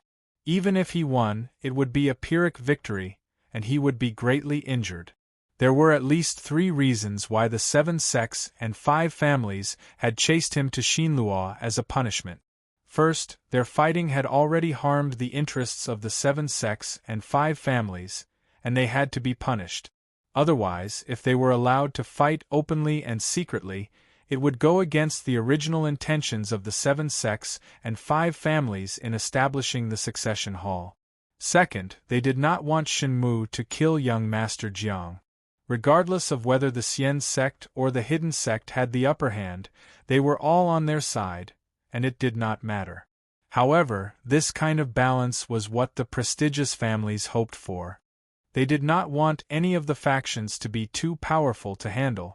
Third, to open up the Xinluo market, it was probably to allow Shen Mu to compensate for the losses suffered by the various prestigious families in this fight. Yang Fan pondered for a long time and felt that this was the most likely intention of those clan heads. Then, there could only be one motive for them to allow Shen Mu to quietly return to the Central Plains to carry out his activities and to conceal this information from him. They wanted to give Shen Mu a chance to recover. He now had an official identity, and it looked like his future was getting brighter and brighter. He also had a close relationship with a few influential factions in the imperial court. In the eyes of the clan heads, the hardest person to restrain in the future was not Shen Mu but him. Therefore, they needed the powerful hidden sect to restrain them. Back then, when the hidden sect grew stronger step by step under their noses, they probably added fuel to the fire in the dark and provided assistance, right? However, back then, their motive was to restrain the arrogant, stubborn, and powerful young Master Jiang. Now, it was Yang Fan's turn. When he thought of this, Yang Fan couldn't help but smile bitterly. In their eyes, a boy with the surname Yang, who has no roots and no background, is already as influential as young Master Jiang, who has the Fanyang Lu clan's backing? That was what the clan heads thought, but did Shen Mu think the same? If he wanted to control the obvious sect, once he succeeded, he would be able to smoothly control the entire succession hall with his foundation of complete control over the hidden sect. By then, even if the 7 sects and 5 families opposed this situation, they wouldn't be able to easily fall out with him. Furthermore, among the 7 sects and 5 families, at least the Longxili clan was Shen Mu's backer. The 7 sects and 5 families were playing with fire. Yang Fan let out a long sigh and thought to himself, all right then. If you want to fight, then let's have a fight first. Whether it's a fight or a draw, we have to have a fight first. In terms of age, I can only be your younger brother, but in terms of anything else, I will not allow you to ride on my head. Chapter 871. On Yo. Yang Fan made up his mind and called out to the outside of the screen. The servant, On Yo, was sitting on a stool outside the screen, looking after the fire.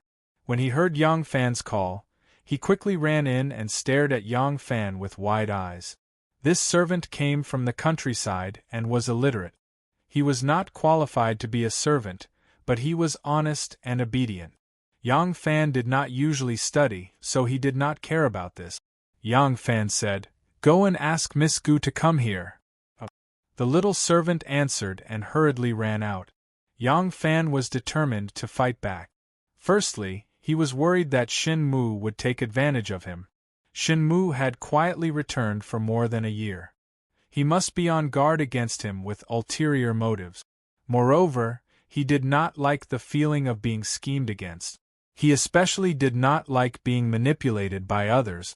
Personality was something that determined a person's actions to a large extent.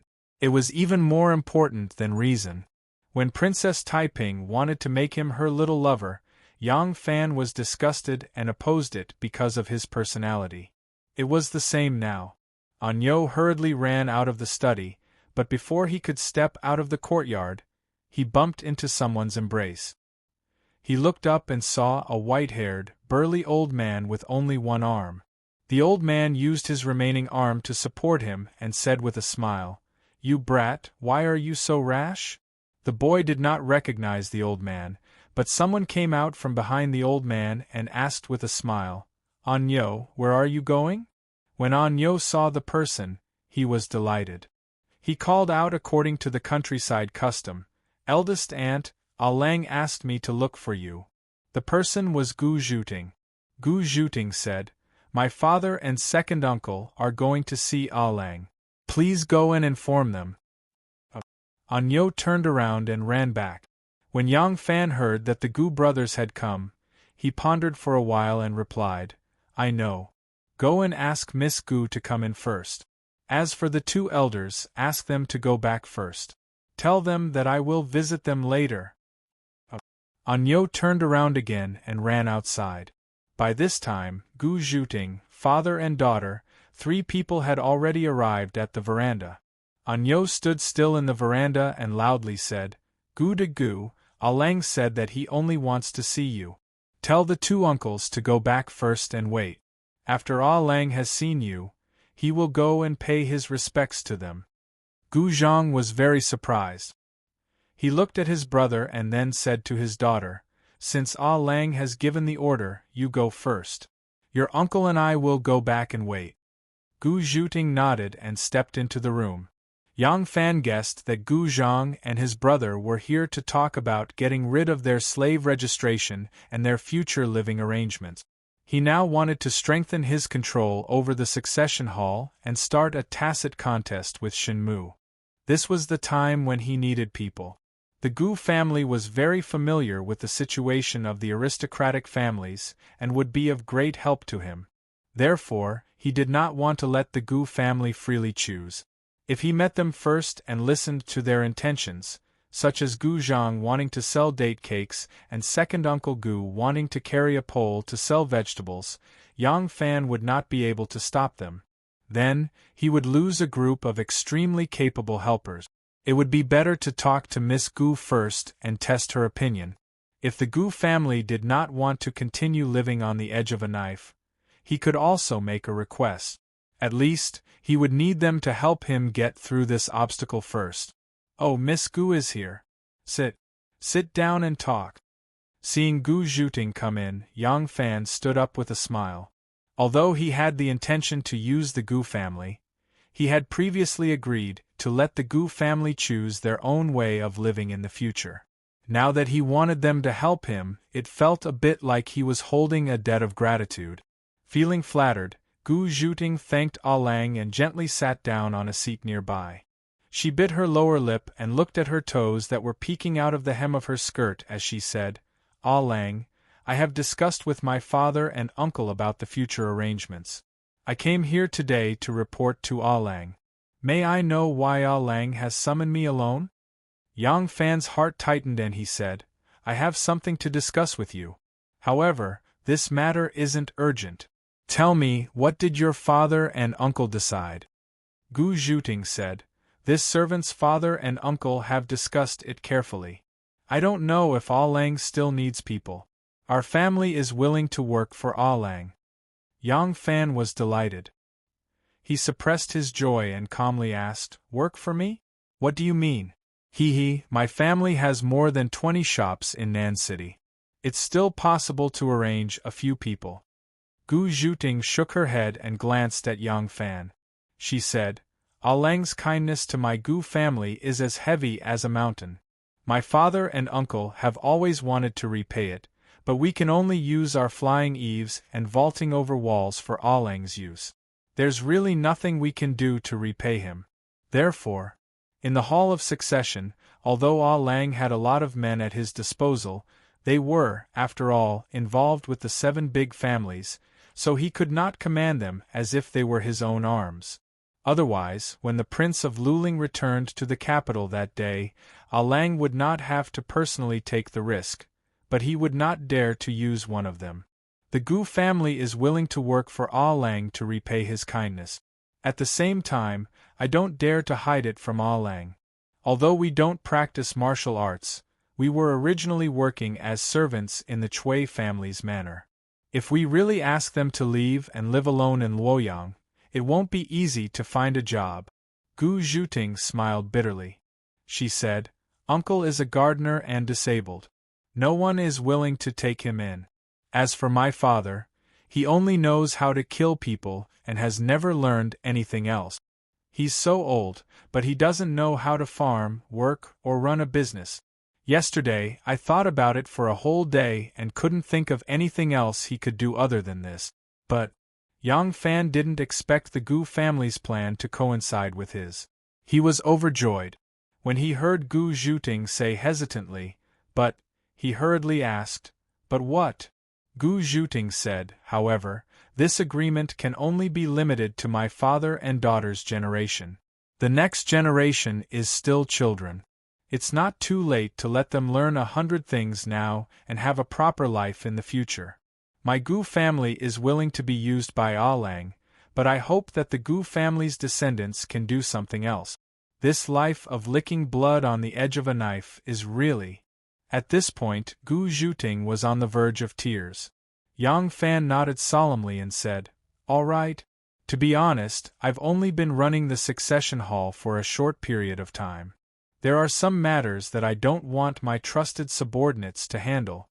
Right now, I have an important matter that I need your family's help. Today I asked you to meet me alone because of this. I didn't expect you to have the same plan. Since it's like this, let's go see your father." Gu Zhuting hurriedly stood up and said, "How could I dare to trouble Ah Lang? Your servant will go and call my father." Yang Fan shook his head and said, "You can't. Remember, you're no longer anyone's slaves. Since I want to marry your father, I should go and pay my respects." Gu Zhuting was indescribably grateful. Her eyes were brimming with tears. Her knees went soft and she wanted to kowtow again. Yang Fan hurriedly held her up and said, "I've already said it, why do you want to kowtow again?" Gu Zhuting said, "Your great kindness, I really don't know how to repay it." Yang Fan was helpless and could only shake his head and sigh. Once slavery was deeply rooted in one's bones, it was not something that could be changed just by changing one's identity. Elder Gu and his brother walked back. The two of them walked in silence for a while. Suddenly, Gu Er said without any rhyme or reason, "Big brother, I think what you said makes sense." Elder Gu was thinking about something and asked casually, "What did I say is right?" Gu Er said, "It's that shouting might have something going on with Ah Lang." "Oh!" Elder Gu touched his nose and did not say anything. Gu Er said, "From the looks of it, our shouting isn't just a burning stick. Ah Lang is also a little interested in her." Elder Gu guessed, that can't be right? With shouting's background, how could she have such good fortune? Gu Er said, "That's why Ah Lang wants to help our family get rid of slavery. Think about it, it's not difficult for a master to help a slave get rid of slavery. However, it's a great favor to get a few slaves from someone else to help them get rid of slavery. That person is from the Qinghe Chui family. This favor is even greater. If it wasn't for something, would Ah Lang owe the Chui family a favor? Is it so easy to owe the Chui family a favor?" Elder Gu was doubtful. He felt excited but was also afraid that it was all for naught. He said nervously, "In the end, isn't it just your wishful thinking? Maybe it's because shouting has done him a great service and Ah Lang is a person who rewards meritorious deeds. That's why he gave us such a great favor." Gu Er rolled his eyes at him and said, "Brother, don't look down on yourself too much. Our family doesn't have a great background, but if we get rid of slavery, we'll be good people in the future. Our family doesn't have much status, but with Xiaoting's looks, she can be Ah Lang's concubine, make his bed and serve his food. It's not considered climbing up the social ladder, right? Old Man Gu said, Little Ting is quite handsome, but it's a pity that she's a little old. With Ah Lang's current status and wealth, isn't it a piece of cake for him to get a few 13 or 14-year-old girls as his concubines? Especially since Ah Lang is so young and handsome, Gu Er said impatiently. Then tell me, why did Ah Lang ask us to go back first and visit you later? Right now we are still Ah Lang's slaves, is there a need to do this? With such thorough etiquette there must be something to it. I think although the concubine's father can't be considered a proper father-in-law, Ah Lang is a well-mannered man, so he didn't want to neglect us. Elder Gu began to agree with his idea. He stroked his beard and was secretly delighted. Gu Er fully unleashed his imagination and continued to analyze. You said that as soon as Ah Lang returned, he didn't even go to the back courtyard but went to the study to see Xiaoting. What does he mean by visiting you right after? I guess Ah Lang wants to tell you that he wants to take Xiaoting as his concubine. Hearing this, Elder Gu panicked and said, Then, if he tells me, what should I do? Gu Er said, You can be a good father-in-law. Elder Gu hastily said, You can be a good father-in-law, of course you can be a good man. This is a good thing that is hard to find. If our family can really climb up the social ladder. I mean, if son-in-law comes to visit me, what should I do? Gu Er said, You go back first and change into new clothes. When son-in-law comes, we'll act according to the circumstances. Don't agree so easily, you must be a bit reserved so that you won't disgrace our Xiaoting. You must speak tactfully, don't annoy Ah Lang and ruin our Mrs. Affair. Elder Gu panicked and said, Speak? I don't know how to speak, Xiongdi. All my life I only know how to kill people, I don't know how to speak. How about you speak on my behalf? What are you talking about? You are Xiaoting's father. You are not dead, yet you are still standing here, who do I think I am? Let's go back first and think carefully about how to answer Ah Lang. The two brothers, one with only one arm and the other with a lame leg, could be said to be crippled by heaven and the earth. They excitedly returned to the guest room arranged for them, waiting for the new son-in-law to visit them.